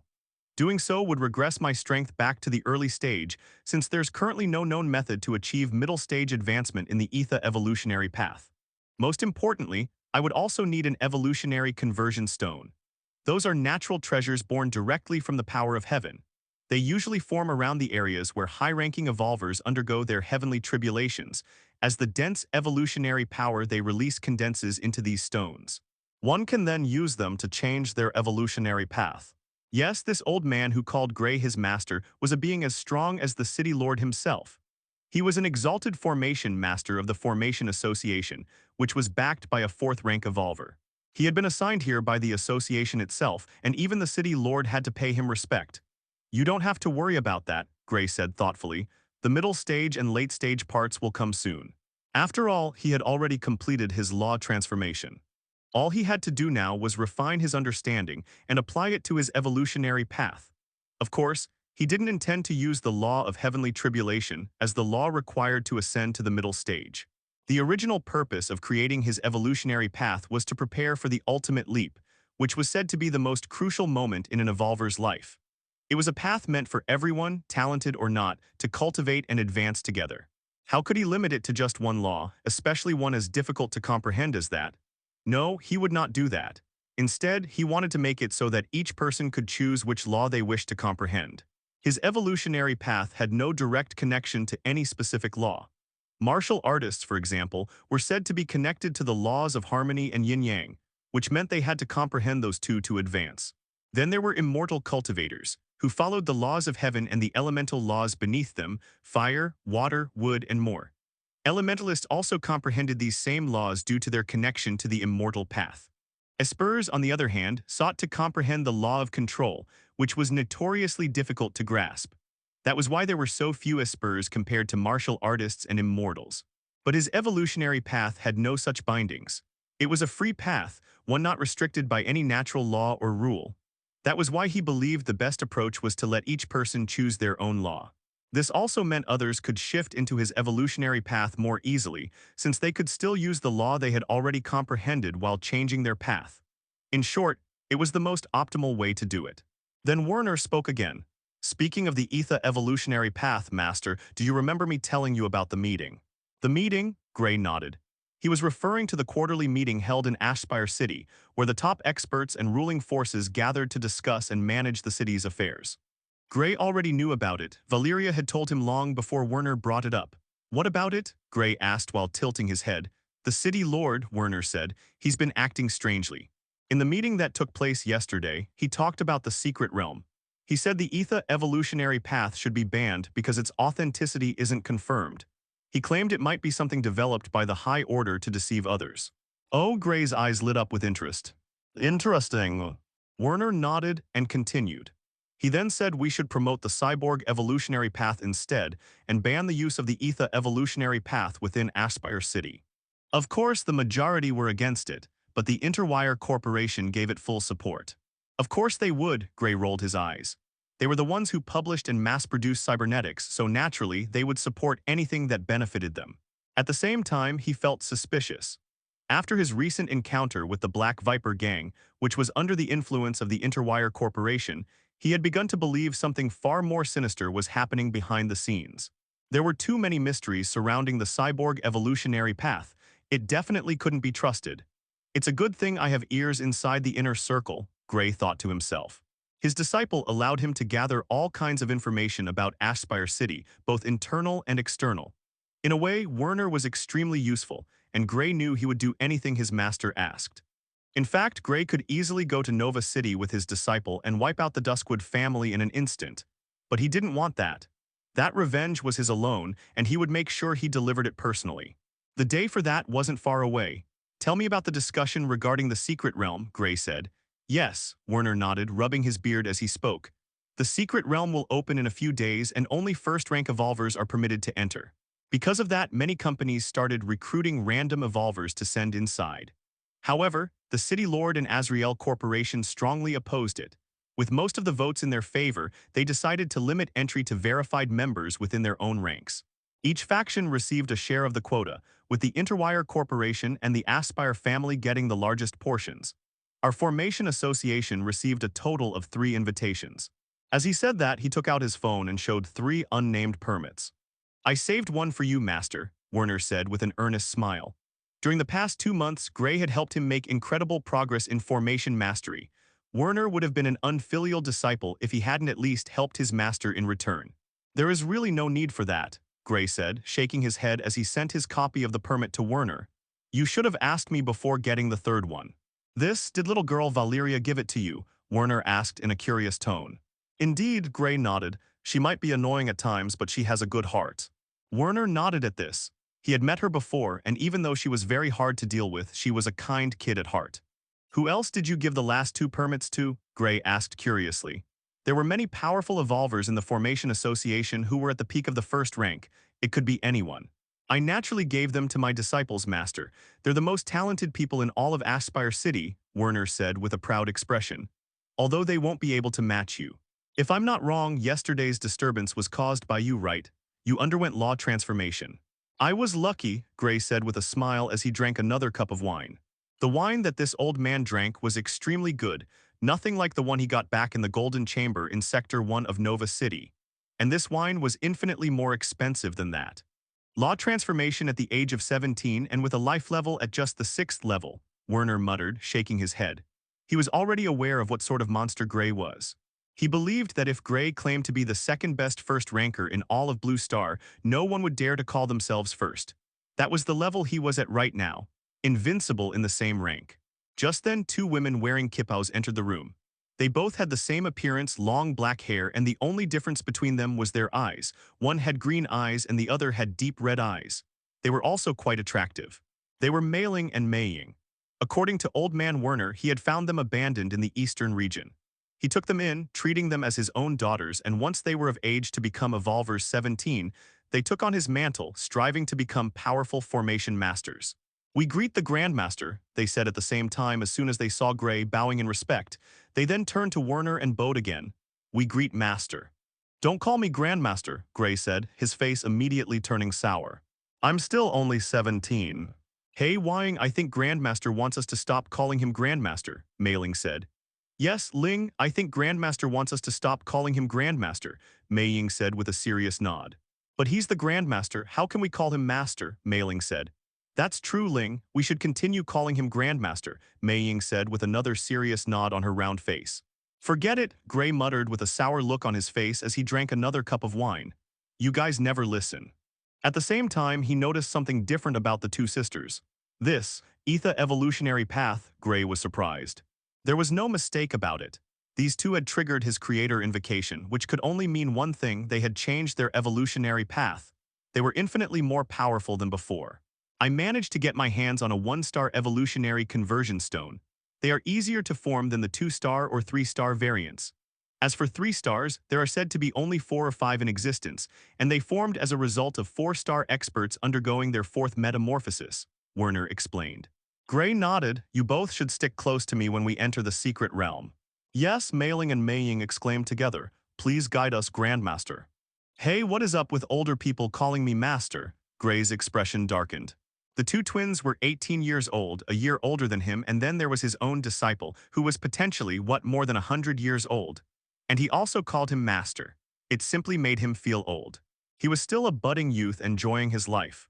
He hadn't even gone to college yet. Speaking of college, he remembered that he would most likely be able to enter a respected institution after the incident in Nova City. But even so, he didn't plan on enrolling. He had found a better way to gain a huge amount of resources, a secret Eterna had personally told him about. It was something only someone like him could achieve, and he planned to put it into motion once he became a second ranker. By that time, he wouldn't need to depend on anyone but himself. "All right, with that sorted out, did you get the parts I told you to prepare?" Gray asked as he poured himself another glass of wine. "And where is this wine from?" "I need more of it." "To answer your first question, Master, I've already prepared everything and placed it on the underground floor of the association." "I bought everything as you commanded," Werner said with a smile on his old face. "As for your second question, I'll send a dozen bottles to your mansion as soon as possible, Master." "All right," Gray said as he stood up, "take me there."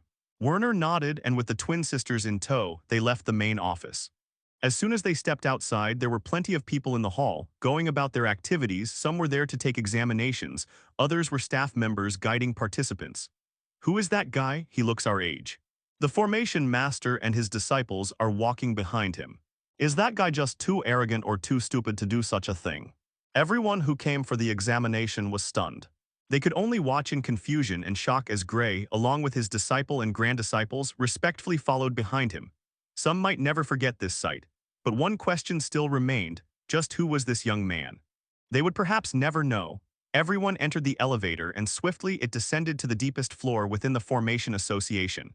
The place was huge, filled with many rooms. However, there was no one here. That was because only Werner and the people under him could access this area, as it contained all sorts of confidential records. "The components are in the biggest room, Master," Werner said as he pointed toward a giant door. "I believe it should be enough for you to create what you are planning to." "Create?" Mailing asked curiously, her interest piqued. "What are you creating, Grandmaster?" "Is it a new formation, Grandmaster?" Mei Ying chimed in excitedly. "I would love to learn it from you. You'll see what I'm making when I'm done with it," Gray said with a mysterious smile. Spoiling things too early would ruin the fun. Opening the huge door, Gray entered the spacious room. In the corner were all sorts of components neatly packaged. Gray casually waved his hand, and immediately the large components revealed themselves. First of all, there was a huge chunk of refined cosmic ore that shone brightly as soon as the packaging was lifted. Right next to it were large components shaped like honeycombs which appeared to be anti-gravity thrusters, and several smaller items that looked like essential parts, including a chair and something similar to an engine.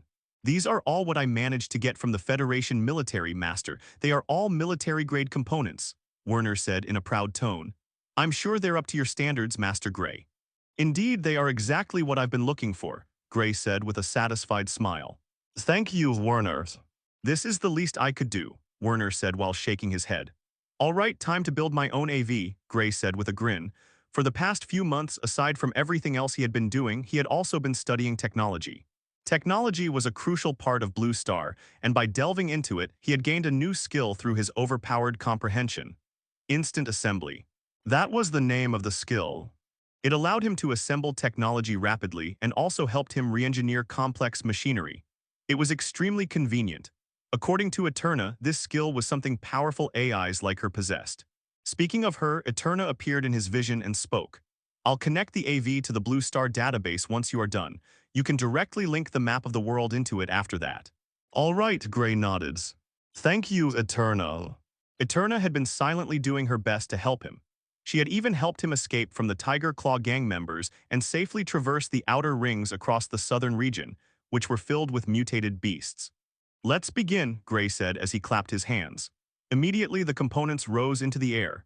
He turned slightly toward his disciple and grand disciples and said, "You guys might want to step back." They immediately complied and stepped back. In the next instant, the cosmic ore rose into the air and began melting at an alarming rate. Under Gray's control through the instant assembly skill, the glowing liquid metal twisted and stretched, forming a long, sleek frame. The front curved down sharply, and the sides expanded into smooth, layered panels.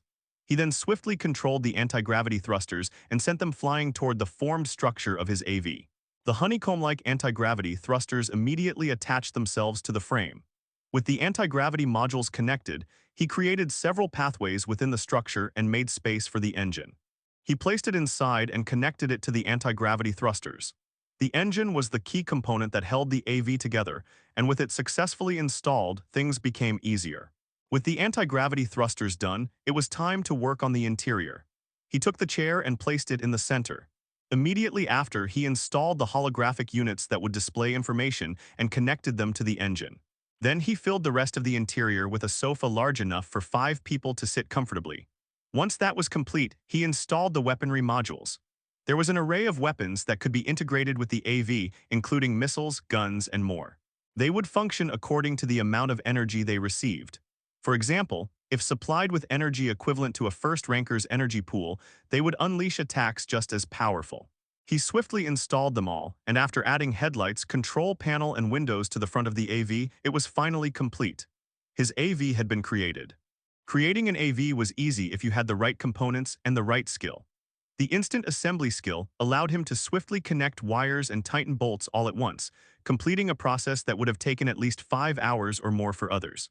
Melting cosmic ore alone usually took an hour, but with his skill it came naturally. However, things weren't done yet. There was still one important step left: activating the engine. To activate an engine, one needed a processor that could distribute and regulate power to all components. Now, AVs in particular consumed a massive amount of energy. They were known to be huge energy feeders, but they were also extremely fast. If someone escaped using an AV, not even a late-stage evolver could catch up, provided it was supplied with enough cosmic ore. That's right, cosmic ores. AVs needed cosmic ores to function, and they were extremely difficult to buy in bulk due to their high cost. Each one came with a steep price. However, today, Gray was going to do something different. He had set aside some cosmic ores. He immediately refined them into a core, then drilled his mental perception into it. Instantly, a circuit began forming within the base of the core, a circuit with an intricate pattern extremely similar to a formation. The patterns connected seamlessly in a 360-degree arc around the core, and finally, it was complete: the cosmic energy processor. Gray waved his hand and the processor flew into the engine. Immediately, the air around them shifted, and a dense wave of cosmic energy rushed into the engine from all directions. "It's working," Gray said, his eyes brightening. The cosmic energy processor was an upgraded version of the standard core that used cosmic ore. He had studied the old design and created this new one, an innovation that fused both formation and technology together. He had combined the core with a cosmic energy conversion diagram and a powerful energy-gathering array, drawing the circuit in a way that allowed it to absorb cosmic energy from the atmosphere with incredible efficiency. The speed of absorption was so fast that if an evolver tried to do the same, they would die from energy overflow. But for an AV, it was the perfect core. With this, he could travel indefinitely and as fast as the components he had brought would allow him to. Whying it's an AV, Mei said as she stared at the newly forged AV. That's right, Ling, it looks like an AV, Mei said in awe as she examined the AV Gray made up close. How did Grandmaster build an AV like this in less than 5 minutes? Mei asked with a dumbfounded look on her face. AVs are extremely hard to build. You shouldn't compare your Grandmaster to ordinary people, Werner said with a speechless look. He's not ordinary, what we know about him is only a drop from an ocean. The twin sisters nodded. Inside the AV, Gray stood near the holographic module and spoke to Eterna in his mind. Connect the AV to the Blue Star Network, Eterna. Yes, Eterna's soft yet emotionless voice rang in his head. Immediately, a signal formed between the AV and the Blue Star Network, pushing the holographic modules to activate. System check. Checking for errors. Anti-gravity thrusters checked functioning. Engine checked functioning. Engine processor checked, functioning at full capacity. Weaponry checked. All functional. Weaponry power is increasing due to the large amount of energy being poured in. Geomatrix has been uploaded and activated. Autopilot plugin has been installed from the internet. Autopilot checked. Functioning. Check complete. AV is ready to take off. Pleased to meet you, Lord Gray. It's working, Gray said with a bright smile. He then got off the AV and called out to his disciple and grand-disciples. Hop in, let's take this on a quick test run. Yes, both Mei and Mei cheered and rushed straight into the AV. Werner followed behind and settled on the sofa alongside the two sisters. Gray also released Mimi, who had been dematerialized while he was creating AV. The moment it materialized, it darted straight into the arms of the two sisters. Mimi Tilda. Grandmaster's cat is so cute, Mei exclaimed, her eyes sparkling as she cuddled the little cat. Gray, on the other hand, went to the driver's seat, sat down, and placed his hands on the steering wheel. He toggled several buttons, and immediately the honeycomb-like anti-gravity thrusters of the AV activated. Waves of golden energy shot out from the thrusters, propelling the AV upward. Master, this space is connected to the top floor of the building, Werner said as he pointed to a closed entrance above the room which slowly opened. If you go that way, we can get out of here directly. All right, Gray nodded, then placed his foot on the pedal. Whoosh, like a jet taking off, the AV shot upward through the entrance and climbed rapidly through the Formation Association building. Within 5 seconds, it had shuttled through all the floors and blasted out into the sky. Boom. As soon as they exited the building, Gray pushed more power into the thrusters. Instantly, the AV tore through the air, twisting the clouds around the Formation Association's building as it ascended. Yay, the twin sisters cheered as they looked out the window. They had been in AVs many times before, but none had ever moved this fast. Dear passengers, welcome to the clouds, Gray exclaimed with a laugh as the AV soared forward. In no time, they had already crossed Sector 6 of Ashspire City and entered the Outer Ring. The area outside the cities was collectively known as the Outer Ring, regardless of which part of the world it was, unless it was a floating city. Three Guards Province, Silverguard City. An AV shot through the city barrier of Silverguard City and landed in the inner district of Sector 1. Below the AV stood several people, some holding cameras, others looking like evolvers, and a few ordinary citizens. As soon as the AV landed, one of them rolled out a red carpet while the AV doors slowly opened. Immediately, the people with cameras began clicking photos at inhuman speeds as the doors opened.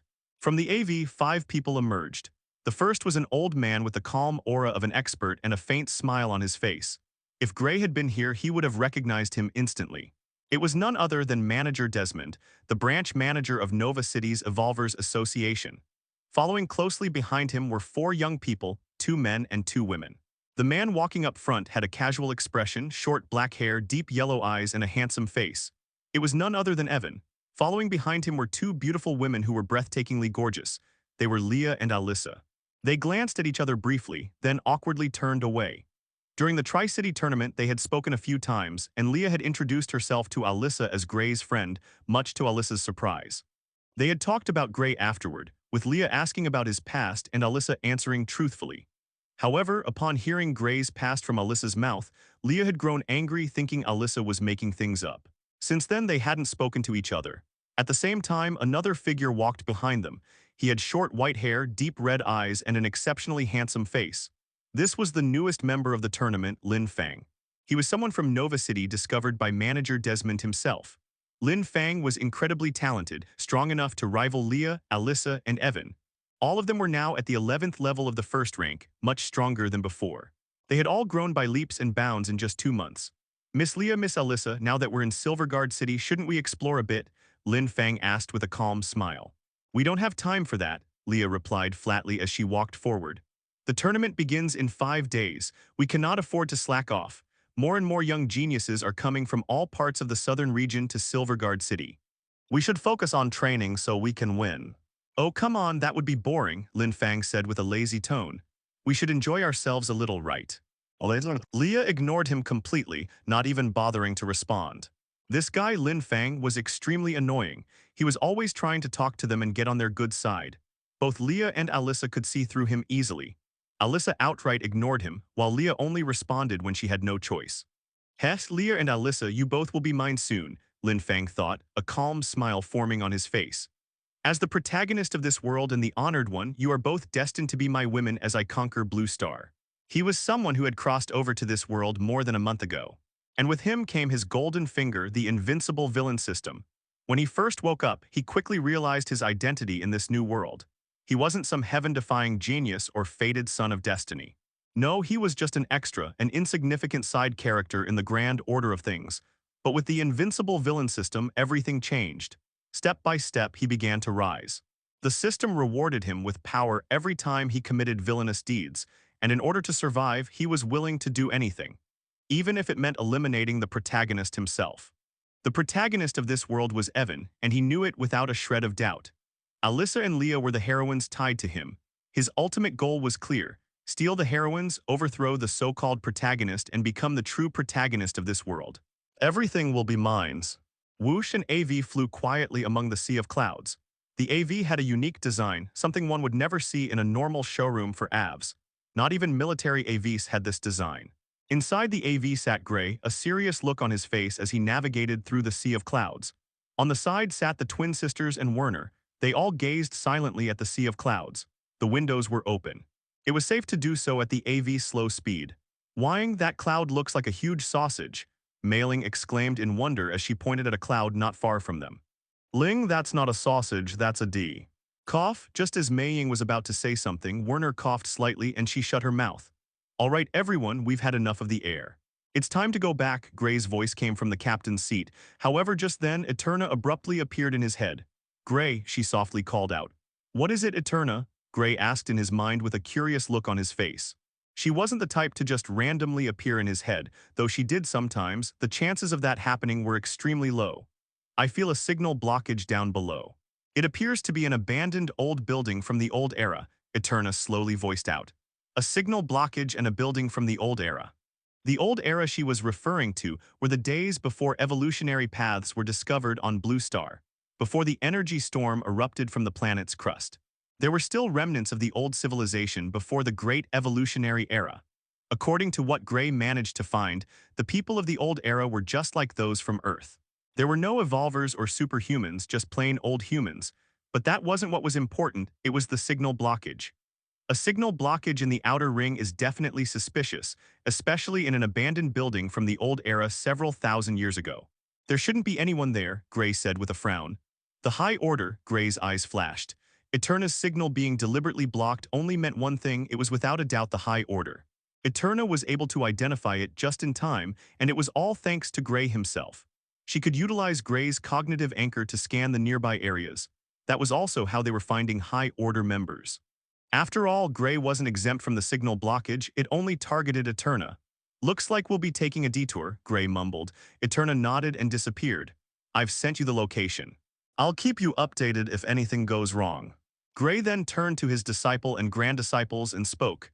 We'll be taking a detour, we're going to land now. What happened, Master Gray? Werner became serious. Did something happen? Are we under attack? No, Gray shook his head. We'll only be able to find out once we land. As he said that, he maneuvered the AV skillfully like an experienced pilot and descended toward the ground. He carefully went through the dense forest and eventually arrived at the location sent to him by Eterna. There was a huge cavern around the area, and deep inside it was a massive building covered in plants and flowers, looking completely worn out and one hit away from crumbling. PSSH, the door to the AV opened and Werner, the twin sisters, and Gray got off. Is that a building from the old era, Grandmaster? Mailing asked with a stunned look on her face. A building from the old era. They were extremely rare to find, yet they had actually encountered one right outside Ashspire City. That seems to be the case, Werner said as he shaped his long beard with his hands. That old material the building is made from is called titania, or it was once the building block of the previous era, and things made from it can last hundreds or even thousands of years. Even without cosmic energy, the people of the old era were extremely smart with their technology and creations. The technology we currently have is also from the old era, Werner added. There could be all sorts of valuable technology hidden deep within the building if we explore it. Indeed, Gray nodded. However, we aren't here for a treasure hunt. Gray's eyes flashed for a moment, and there he felt it. Several connections and signals, something that could only emerge from phones and cybernetics. Most importantly, there were more than 100 connections here. System update, warning, warning, intruder alert. Intruder alert. Below the abandoned building was a laboratory that looked eerily similar to the one beneath the Black Viper cruise base. There were many hooded figures in black moving around the place. However, all of them froze the moment the intruder alarm rang. The laboratory was abruptly filled with the blaring sound of alarms from the overseeing system, accompanied by a red light that blinked rapidly as if signaling danger. Who is it who found the hideouts? How is this possible? Nobody has ever managed to find out about this place since it was created. Could they have accidentally found this place? Do we need to take action? Why wouldn't we take action? Since they dare to enter our place, we will eliminate them thoroughly. The matters of this place cannot get out no matter what happens. We need to eliminate them now that they've found us, or else it'll cause trouble for all of us. Enough. Just then 5 people walked in, all of them wore gray robes. Clearly, all of them were second-rank evolvers of the High Order, but the guy walking in the middle had an even more powerful aura. Everyone, come to the main hall immediately. This is urgent. We are dealing with a middle-stage second ranker, 2 late-stage first rankers, and 1 middle-stage first ranker. Oh yes. Every member of the High Order, even the lab personnel, stopped what they were doing and immediately rushed to the main hall for a meeting. Everyone, we are dealing with a middle-stage second rank who's 1 step away from reaching the late stage of second rank. Someone who is in the process of undergoing law reshaping. We need to show utmost alert against him. But they don't look like they are aware of our hideout. Do we really need to take action? That's right, that being is a pseudo-late-stage second ranker. Our ranks will definitely take a huge toll if we fight him head-on. Someone who has already begun the process of undergoing law reshaping is extremely dangerous. We cannot take risks. Enough, the gray-robed High Order member exclaimed, and immediately the hall went silent. The activity we are conducting here cannot get out no matter what. It'll take a huge toll on Ashspire City. If people find out what we are doing here, things will go bad. We cannot afford to take any chances. As he said that, his spatial ring flickered to life, and an array flag abruptly appeared in his hands. Everyone, this is a 2-star killing array. This was given to us by Lord Varin. Lord Varin, everyone's face changed. Lord Varin was the one behind all these experiments. He was the one guiding them all. Naturally, every High Order member knew about him. He was their sole leader. Is Lord Varin aware of this? Immediately, all the black-robed members went into a panic, but the gray-robed second-rank evolvers remained calm. He isn't aware of this yet, the main gray-robed man spoke. And you all know what the consequences will be if he finds out. A chill ran down everyone's spine when they thought about it. Eliminate them. Since they decided to come here, they can no longer leave. Kill them. The High Order members immediately rose up in favor of eliminating the visitors, whether they found this place accidentally or not. And with the 2-star killing array, they believed they would be able to win. After all, a killing array was something people used to eliminate a huge number of enemies or to swiftly take down a stronger opponent in one swoop. It took a lot of time to fully develop one, but once placed and deployed, it was extremely hard to deal with. Equipped with sealing power and a dense amount of violent lethal energy, they were confident it would ensure their victory. After all, the others aside from the old man weren't even worth mentioning. They would be easily crushed. Good, the killing array requires 5 people to activate. Everyone go into formation and rush out. We will catch them off guard and attack the middle stage expert quickly. The main gray-robed man commanded, then turned to the other gray-robed members who nodded at him. However, just then, a sharp booming voice rang out within the hidden hideout. Hey you guys, I know you're all hiding beneath the building. Come on out or I'll nuke this entire place. Smiley. Everyone turned to the screen displaying the visitor outside. The one who just spoke was none other than Gray and his cat who wore a serious expression as it repeatedly mumbled, Mimi. Master Werner called out to Gray in confusion, is anyone here? From his senses, he couldn't detect any presence of life within his range of perception. However, just then, his expression shifted abruptly and a grim look formed on his face. Corruption energies, he slowly mumbled as the ground began shaking from the tremor. The old abandoned building suddenly cracked open, and from it, several hundreds of black-robed and gray-robed people came out one by one, with the gray-robed ones flying in the air. The High Order, the twin sisters exclaimed at the same time in disbelief. They had actually encountered the High Order members, and there were over hundreds of them altogether. How was this possible? Master, watch out, Werner called out in alert. Gray was the one standing in the front, and he looked completely defenseless. However, to this, Gray just stretched his hand up, signaling Werner not to do anything. Insolent trespassers.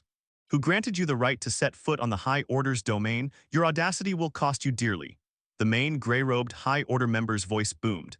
He then threw his hand forward while taking a horse stance in the air. Immediately, the air distorted around him, and a giant golden hand formed and rushed toward Gray and the others. Werner, seeing this, shook his head and snorted. Boom.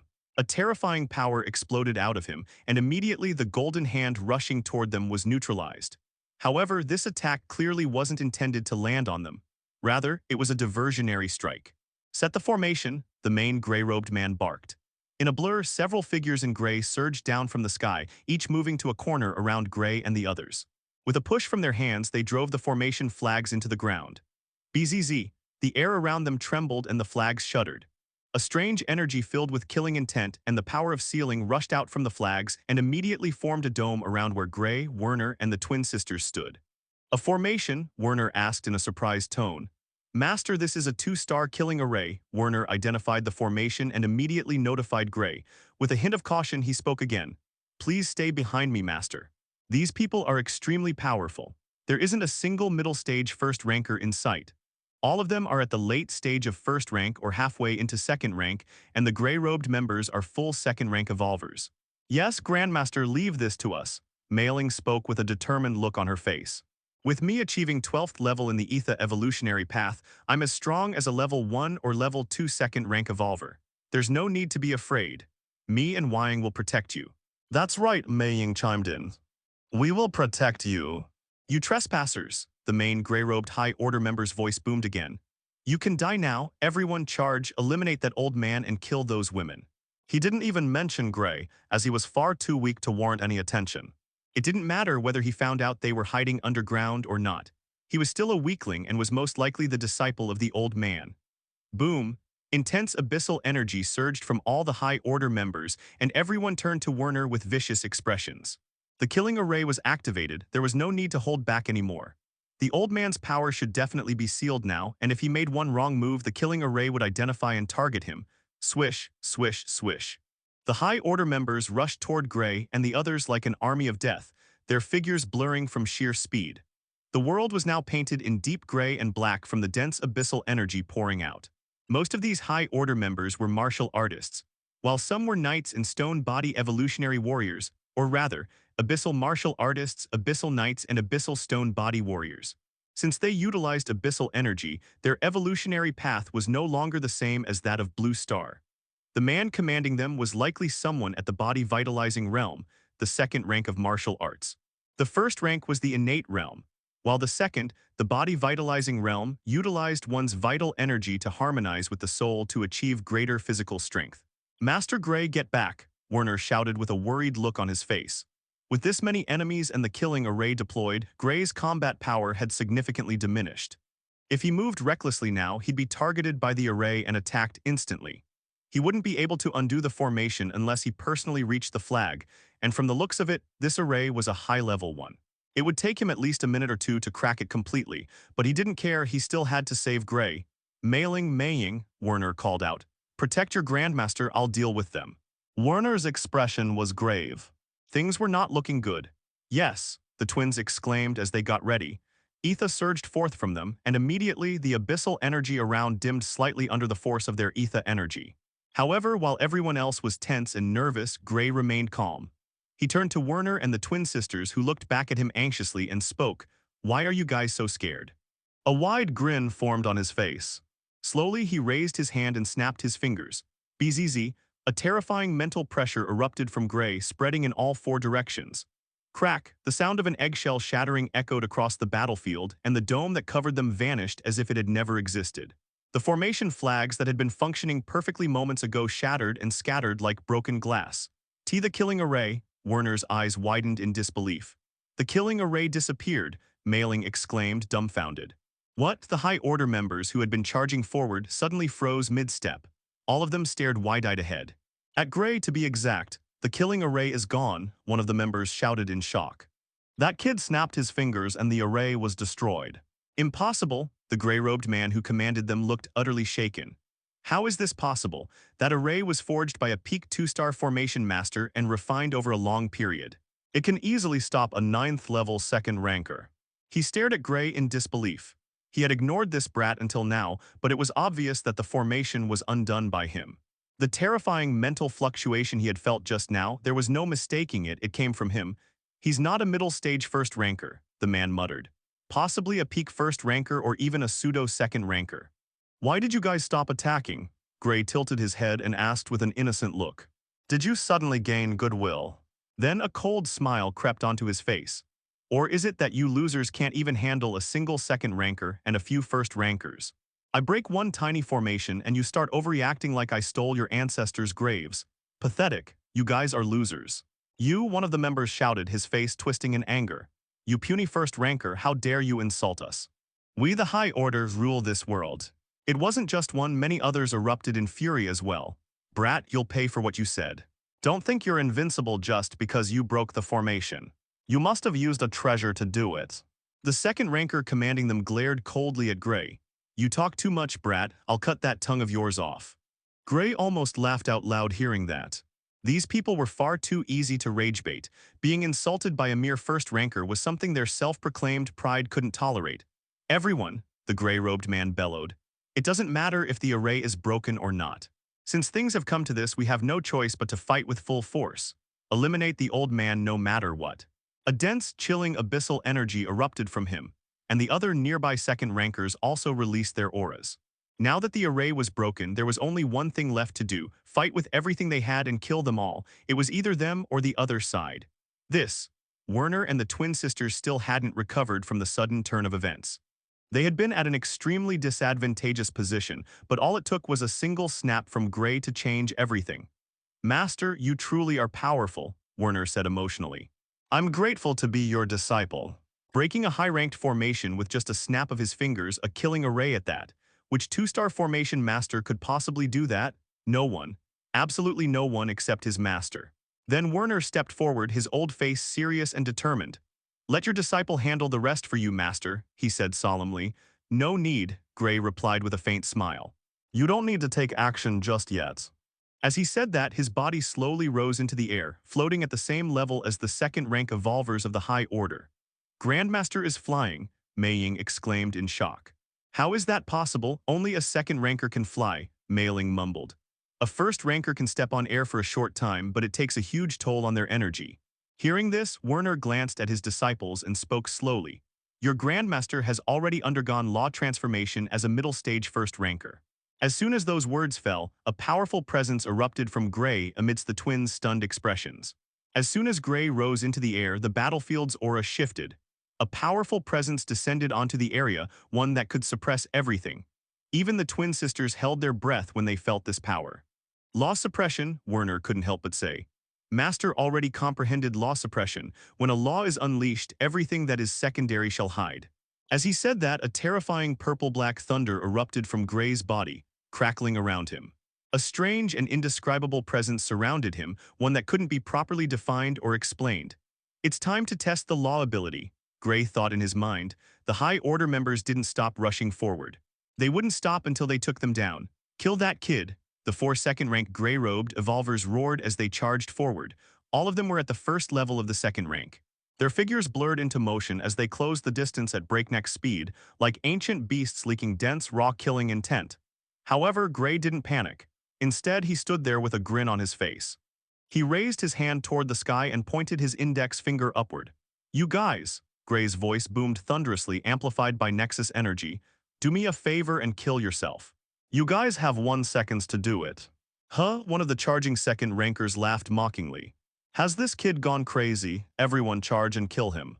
However, just as he finished speaking, he froze. So did the other second rankers. In fact, it wasn't just them, every single high order member on the battlefield suddenly froze in place.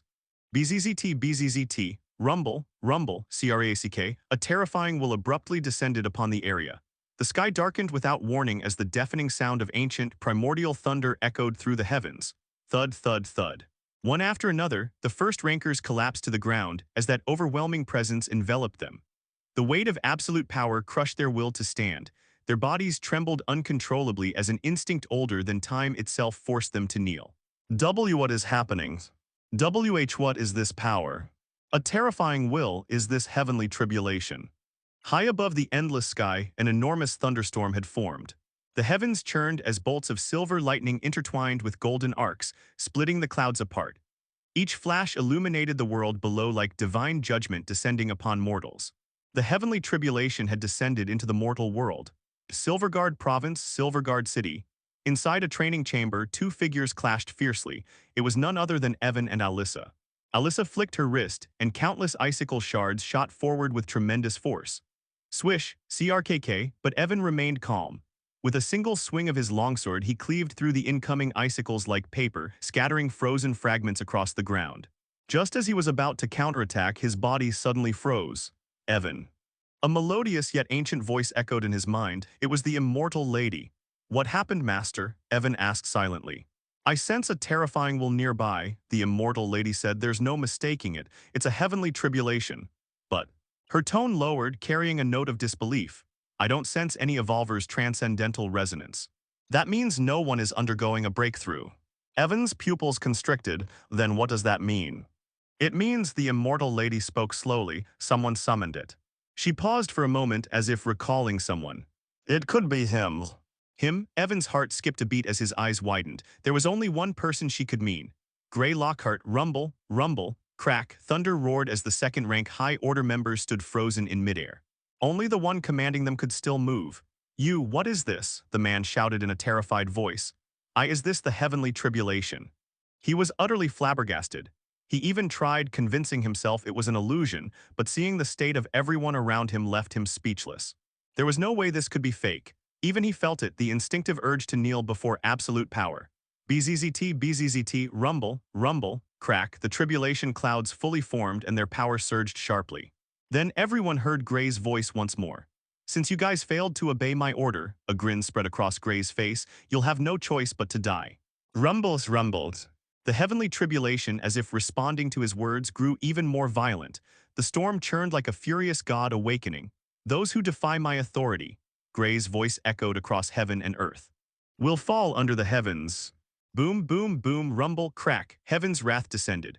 Multiple streaks of dazzling, divine lightning fell from the sky one after another, tearing through the atmosphere with unstoppable momentum.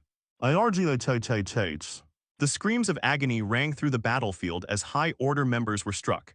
Their bodies disintegrated into blood mist, erased from existence by the heavenly tribulation's judgment. "No.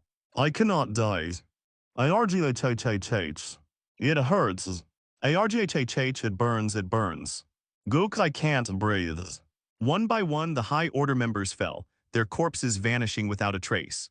The only ones left on the battlefield were the 4 first-level second-rank experts, bleeding profusely, and the gray-robed commander who stood trembling, unarmed, and terrified. Within a single second, Gray had wiped out over 100 high-order members. This was Gray's law ability, the absolute authority of heaven. Whatever he declared became an order, and those who dared to defy that order would be struck down by the heavenly tribulation itself, no matter who they were. The twin sisters sucked in a sharp breath as they witnessed the scene. For a moment they were speechless. It was unimaginable. Their Grandmaster had summoned the heavenly tribulation and annihilated hundreds of peak first-rank and pseudo-second-rank evolvers. Even the first-level second-rankers were gravely injured. Werner stood there, utterly stunned. As someone who had lived for decades, he understood the immensity of a tribulation's power, yet his master had summoned it at will. The level of power Gray had attained was beyond imagination. Then they heard him speak again. "All right, that's the limit of my capabilities." He turned to them and spread his hands casually.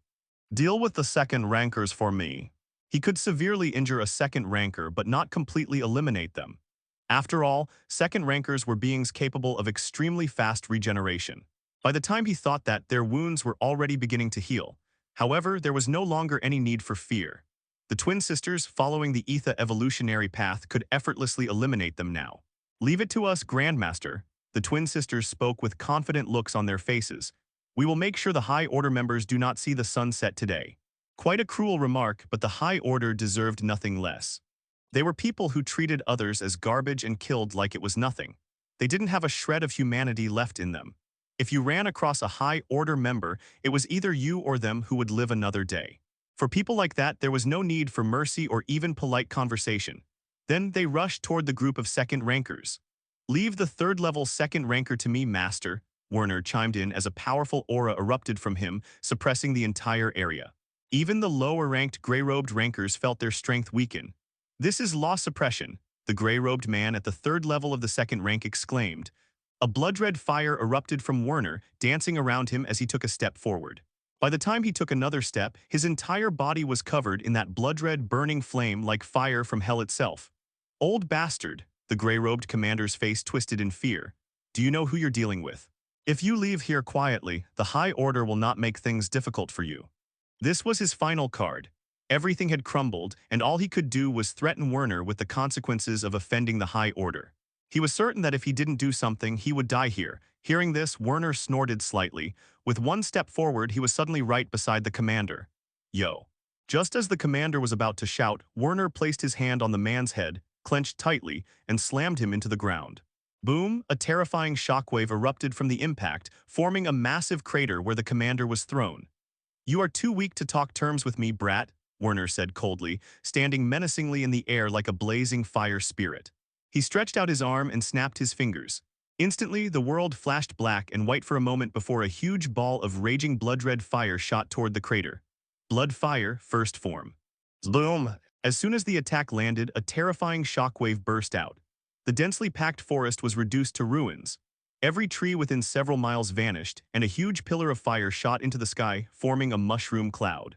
"That's a whole nuke," Gray muttered as he watched his disciple in action. His eyes flickered as he activated his appraisal skill. Staring at the crater, he sensed nothing, no trace of life. That guy was dead. Everything within several miles was destroyed, but the attack had only targeted the commander. Everyone else was unharmed. The law of life and the law of fire, Gray nodded. Werner was a dual law wielder. Wielding two laws was rare, but Werner had lived long enough to comprehend both. The combination of those two laws gave birth to the law of blood fire. His law ability allowed him to mark a target and amplify the damage they received. Werner called it the life amplification mark. Gray shook his head. The second-rank middle stage was on a completely different level, unfathomable to ordinary evolvers. He knew Werner wasn't even using his full strength. If he wanted to, he could easily destroy Aspire City in just a few attacks. And coincidentally, this powerful being happened to be his disciple. Seeing the commander fall, the other second rankers were terrified. But amid their fear, madness flickered in their eyes, the same madness every High Order member possessed. They had to end this quickly and escape. They turned their attention to the twin sisters and charged forward with dense killing intent, two going for mailing, two for maying. "Mimi, go help the sisters," Gray said to Mimi, who had been silently observing the battle beside him all this time. It already knew what was about to happen from the beginning, so it was calm. Mimi was an extension of Gray himself, and the terrifying part was that it could use Gray's abilities too. That included Heavenly Tribulation and his special ability. Thinking about it, Gray shook his head. He could already imagine Mimi flying into the air, joyfully shouting Mimi Tilda with a happy face as it eliminated hundreds in a single strike. Both he and his cat were terrifying. If they fought together, they could easily take on a second ranker. "Mimi Tilda," Mimi nodded obediently and shot off like a streak of lightning toward where the twin sisters and the second rankers were fighting. "Night Aura Amplification," one of the second rankers shouted, plunging his spear shining with silver light toward Mailing, who stood calm and cold. Seeing this, Mailing snorted. Taking a step forward, she twisted her arm slightly, deflecting the incoming attack with the back of her hand. In the same motion, she lowered his spear, raised her leg, and struck straight at the man's head. Bang. The strength from Mailing's kick made the second ranker dizzy on the spot. Just then, another second ranker who had been watching from the side seized the chance to sneak up behind her, his sword raised high. His blade glowed with killing intent and dense abyssal energy as it slashed down toward her back at immense speed. But, just before it could land, a streak of silver light flashed. Clang. Mimi appeared between the second ranker and Mailing, its small body wrapped in arcs of silver heavenly tribulation. With one paw, it deflected the sword, sending sparks flying. Then it waved its paw, and instantly, a dense bolt of heavenly tribulation lightning descended, crashing into the man's sword and spreading across his body. Arg. The second ranker's body stiffened as the lightning paralyzed him. The heavenly tribulation left his muscles completely numb, and when he tried to circulate his energy to heal himself, the heavenly tribulation reacted, wreaking even more havoc inside his body. His second ranker stumbled back step by step, gritting his teeth in pain. The more he tried to cleanse the energy from his body, the more violently the heavenly tribulation reacted. Mailing saw this and didn't waste any time. She glanced at the cat with grateful eyes and rushed forward, gray energy swirling around her fist.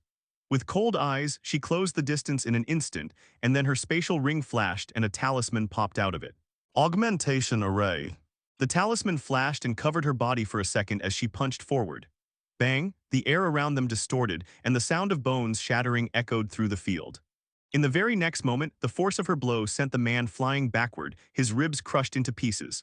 The second-rank evolver of the High Order's eyes dimmed, and all strength drained from his body as he fell lifeless. One dead. But it wasn't over yet. Mailing turned toward the knight she had stunned a few moments ago. He was fully recovered now and charged toward her with an enraged expression. How dare you kill him? You'll pay for this, he roared, bringing his spear down with great momentum. Clanged, however, it was all for nothing. Mimi appeared in time, blocking the attack, but the second ranker poured more power into his weapon, overpowering Mimi and striking at its legs. Bang! Mimi immediately fell to the ground. Though its legs were gone, there were no other injuries. Mimi, Mailing shouted in worry. The very next moment, Mimi's legs grew back instantly. It was Gray's ability. As long as he didn't run out of psionic energy, Mimi wouldn't die, it would simply regenerate. Mimi stood up energetically with a grumpy expression. Mimi, Mimi, Mimi, Mimi. Mimi, it began cursing the man who had sliced off its legs, and a powerful lethal energy erupted from its body. Sword energy, Mimi. The cat flew into the air, shaping the lethal energy into a sword with an angered expression. Its figure blurred as it shot toward the man. The cat is flying, Mailing said with a dumbfounded expression, and it's using sword energy. However, now wasn't the time to think about that. She charged forward alongside the cat, swish, swish. Swoosh, Mimi spun through the air, its body rotating faster and faster. Bit by bit, it gained momentum until a terrifying whirlpool of sword energy formed around it as it rushed toward the second-rank High Order member. The man was alarmed, but the storm of sword energy reached him faster than he expected and swallowed him whole.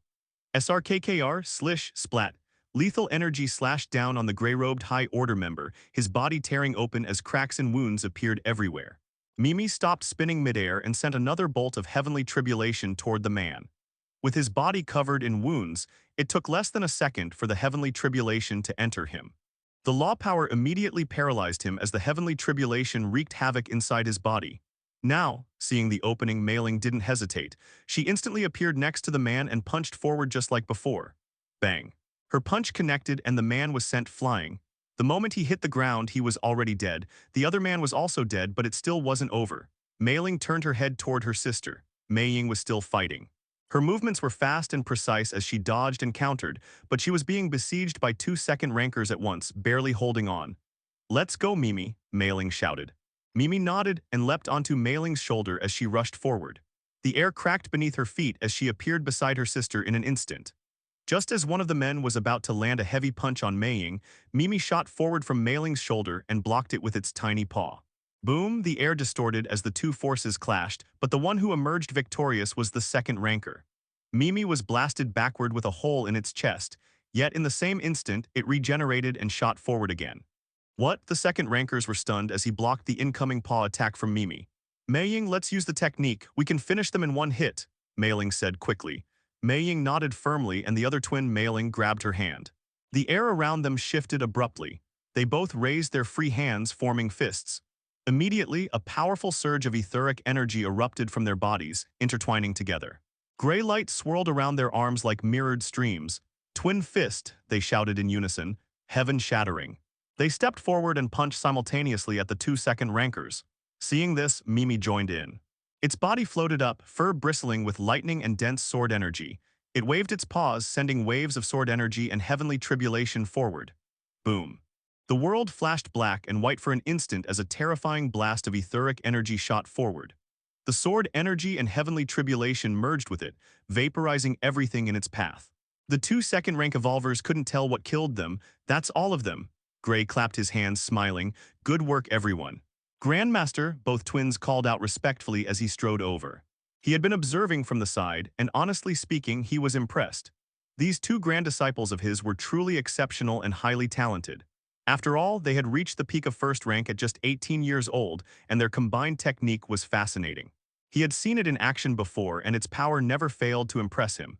The twin fist, heaven shattering, was a unique combined attack only these two could perform. Once energy is refined, it's tainted by one's life force, creating slight variations between individuals. Normally, this causes resistance when two energies are combined, but because these two were twins, they could merge their energies perfectly. This amplified their power severalfold, allowing them to instantly vaporize the two remaining second rankers. These two were geniuses in formation mastery, and according to what Werner told him, they formed this technique after witnessing the functioning of the dual convergence formation and gaining useful insights from it. That formation allowed one to act as a substitute source of energy, transferring their power to the designated individual. In essence, it ensured that the target would never run out of energy. As the formation converted the supporter's power into raw cosmic energy, which was then processed through the cosmic energy conversion diagram. As he was musing, Werner descended back to the ground, his appearance returning to normal. Great, everyone's here, Gray nodded, then let's get to treasure hunting. As he said that, he turned his attention to the crater where the abandoned building stood, the same place the High Order members had emerged from. The structure was completely destroyed by Werner's earlier attack. Now only an entrance remained at the center, and right above it shimmered a faint barrier. Gray, the twin sisters, and Werner floated above the secret hideout of the High Order. The twin sisters were still only at the first rank, but with Werner's help they were capable of taking flight. As for Gray, he didn't need any help. He could fly indefinitely if he wanted to and could even sleep in the air for all he cared.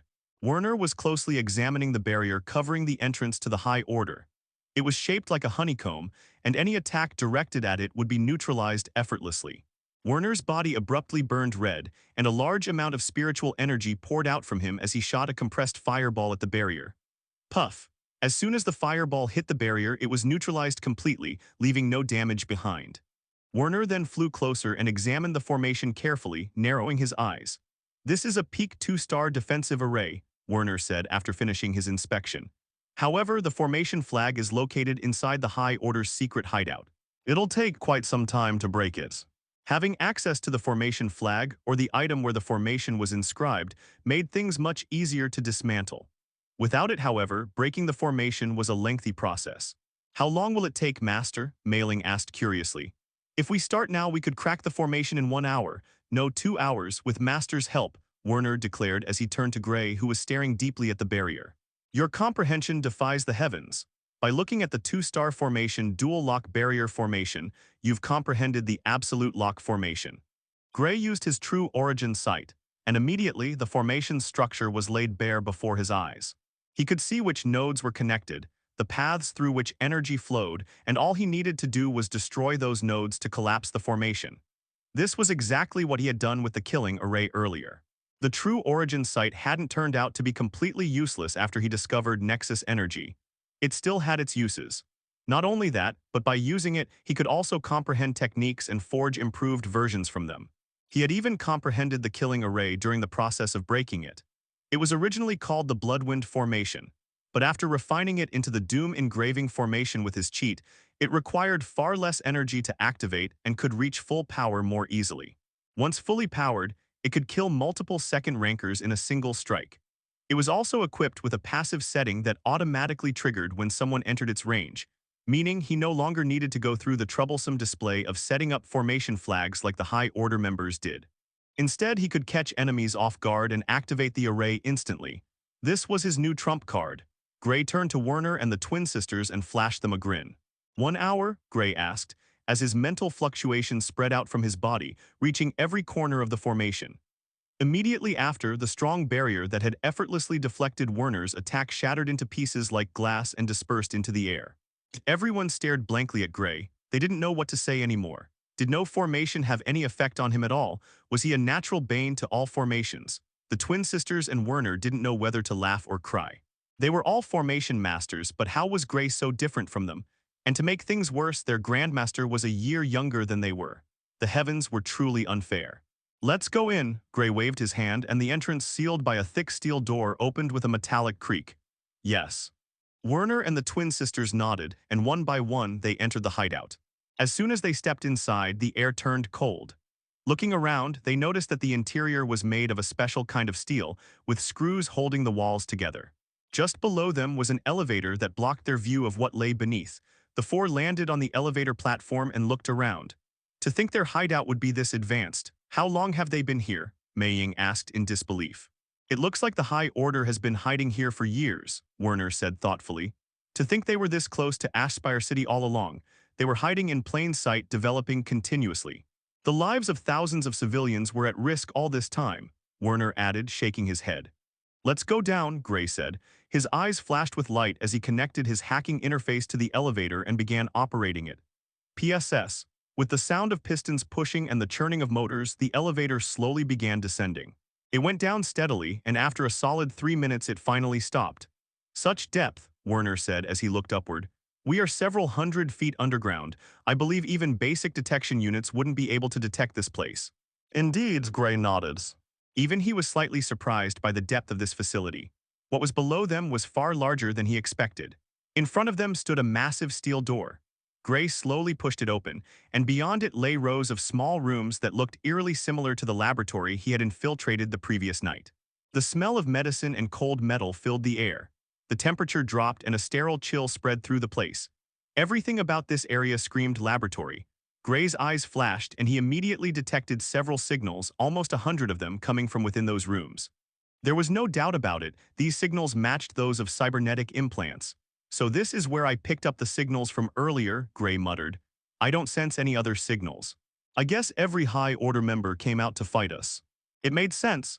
The person they were dealing with was a middle-stage second ranker, just one step away from undergoing law reshaping and ascending to the late stage. To deal with someone like Werner, they would need an army far greater than what the High Order currently had. Walking in, he noticed several cameras pointed directly at them. The cameras wouldn't have any effect on him since he had already developed an automatic interference method to prevent them from capturing his face.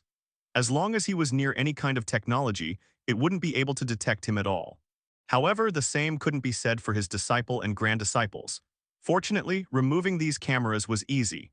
With one camera near him, he could use it as a node to connect to the others one by one.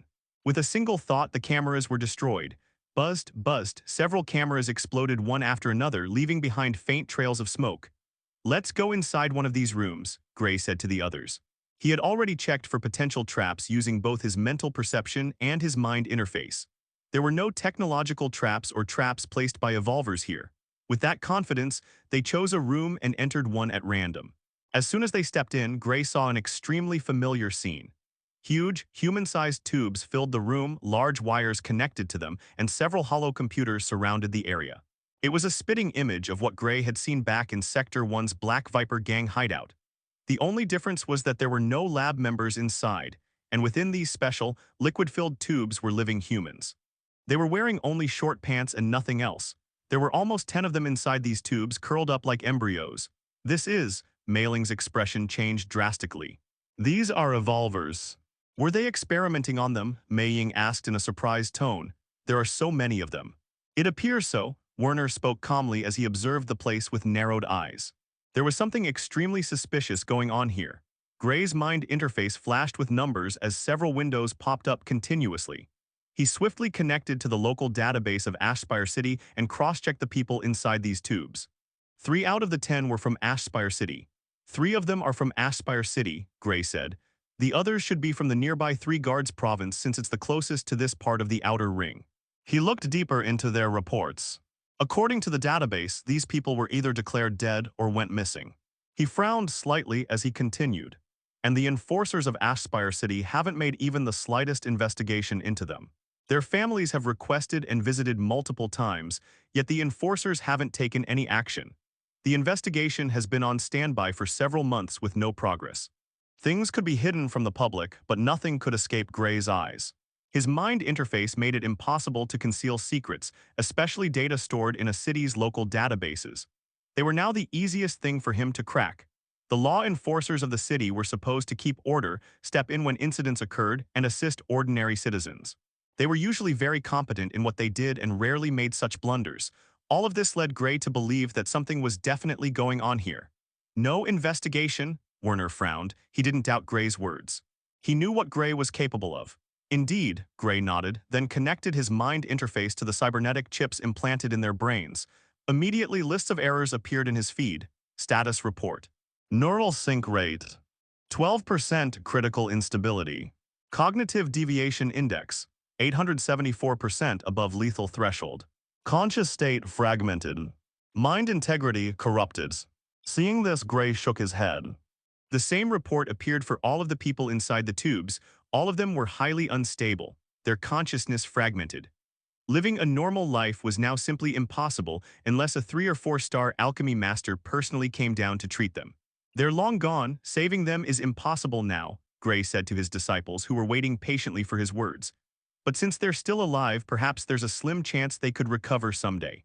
He didn't know what kind of torturous experiment they had been subjected to, but this gave him a new impression of the high order.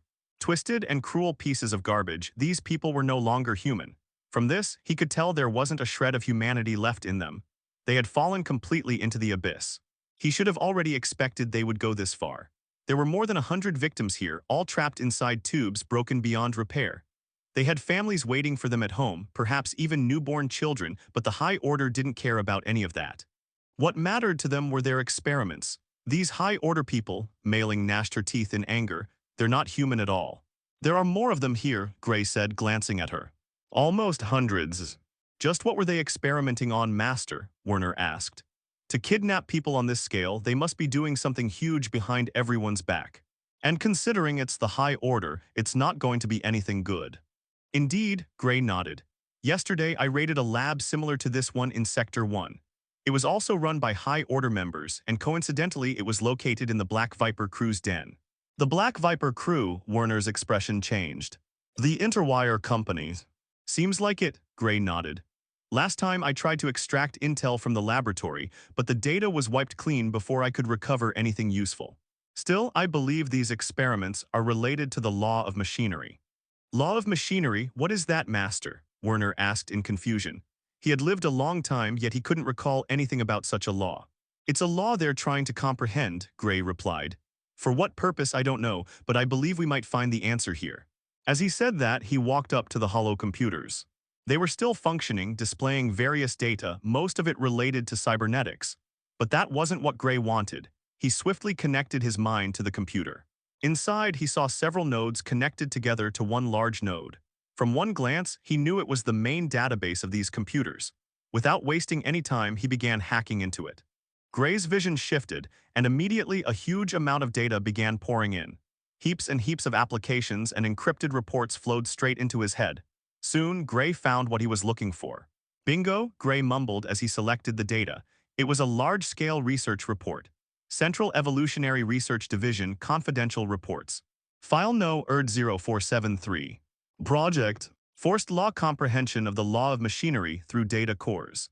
Supervising Member, Varin Late-Stage Second-Rank Expert. Objective, to forcefully comprehend the law of machinery to create the ultimate weapon against the ultimate AI Eterna. Hey Eterna, Gray called out in his mind with a smile. You're mentioned in the report, look. Eterna slowly appeared in Gray's vision and stared at the report with a deadpan expression. I'm not surprised, she said calmly. This was bound to happen. I already had my doubts when we first encountered the Black Viper crew's den. Nothing escapes you, Eterna, well except the high order, Gray replied as he continued reading. Subjects. 100 late-stage first-rankers, 30 early-stage second-rankers, and 1 mid-stage second-rankers. Phase I. The experiment was conducted in Hideout 431 near Aspire City. It began with the low-level subjects. Each subject was exposed to a law compression core, programmed to transmit the law fragments of the law of machinery directly into their brain implants. Phase I results. Subjects exhibited extreme neural overload within 4.3 seconds of data upload. 67% suffered from structural collapse of cybernetic implants and entered a vegetative state due to mind law dissonance. Conclusion: the law rejected them due to the artificial nature of comprehension. Phase II. The experiment was conducted in Hideout 431 near Aspire City. This phase used early-stage second-rank evolvers. Each subject was exposed to a law comprehension core. Phase II results. The upload of law data into their brain implants triggered a subtle resonance. However, it also led to unexpected events. The subjects were struck by the heavens due to the forced comprehension and died on the spot. Conclusion: the subjects were able to withstand the forced comprehension slightly better than lower-level subjects. However, they were still pushed into a vegetative state and struck by heavenly tribulation. This experiment goes against the natural order of heaven. More tribulations are to be expected. Phase III. The experiment was conducted in Hideout 431 near Aspire City. It involved mid-stage second-rank evolver who had comprehended the law of fire. Teehee subject was exposed to a law comprehension core after being implanted with cybernetics and redirected to Evolutionary Path 1, the Cyborg Evolutionary Path. Gray read every word carefully, storing it in his mind. Things were far more serious than he had expected. Heavenly tribulation. This experiment had actually triggered heaven's wrath through forced law comprehension. Just then, as he was musing, the text on the report started flickering and a red warning appeared. Error data is being erased. Error data is being erased. It's you again, sneaky rat, Gray said aloud. Last time the data had been erased just like this and he couldn't do anything about it. But this time Gray was prepared. Activate the bypass protocol, Gray commanded in his mind. Immediately, a huge formation appeared in front of him. The data source of the intruder was instantly exposed. Within seconds, he cracked the defense and completely neutralized the attack. The bypass protocol allowed him to intercept any digital assault and even gain remote access to the attacker's system. As soon as he bypassed the formation and neutralized the attack, a quick-forged hack list appeared in his vision. Without hesitation, Gray selected Neural Pathway Burnout. Buzz. A massive surge of psionic energy drained from Gray's body at an alarming rate. The moment he executed the command, all his inner psionic reserves vanished without a trace. He could remotely kill someone with this method, no matter the distance. After all, he possessed a cognitive anchor, and everything technological was connected to the information layer. As long as he received the signal, he could target the source directly. The only limits were the massive psionic cost and the restriction that it would only work on targets of equal or lower level. The farther the distance, the greater the depletion. It was an ability he had long possessed but never used until now. With the attack deflected and even turned back on his opponent, Gray continued reading with satisfaction. In the realm of cyber warfare, no one could match him. Phase III results. With the help of high-level members of the High Order, they were able to deflect the heavenly tribulation. The research progressed more efficiently with their aid. The upload of law comprehension triggered another tribulation, but temporary comprehension of fragmented law constructs was achieved. The temporary comprehension resulted in the subject gaining telekinesis, localized technology distortion, and repeatedly screaming, "I can see it. The world is zeros and ones." We believe he temporarily glimpsed the undiscovered information layer mentioned in the fragmented law of machinery. However, all he could do was glance into it. Before it was too late, we cut the connection. The evolver is still alive and functioning normally, but mental state is extremely unstable. And the lab report ended there. The information layer, Gray muttered. Are you seeing this, Eterna? Yes, Eterna nodded slightly. Good, Gray said with a grin. Because they already found out about the information layer, your days are numbered. He laughed. Your reign as the ultimate AI is coming to an end. You'll be affected too, Eterna replied with a deadpan expression. The only cognitive anchors in this sector of the information layer are yours and mine.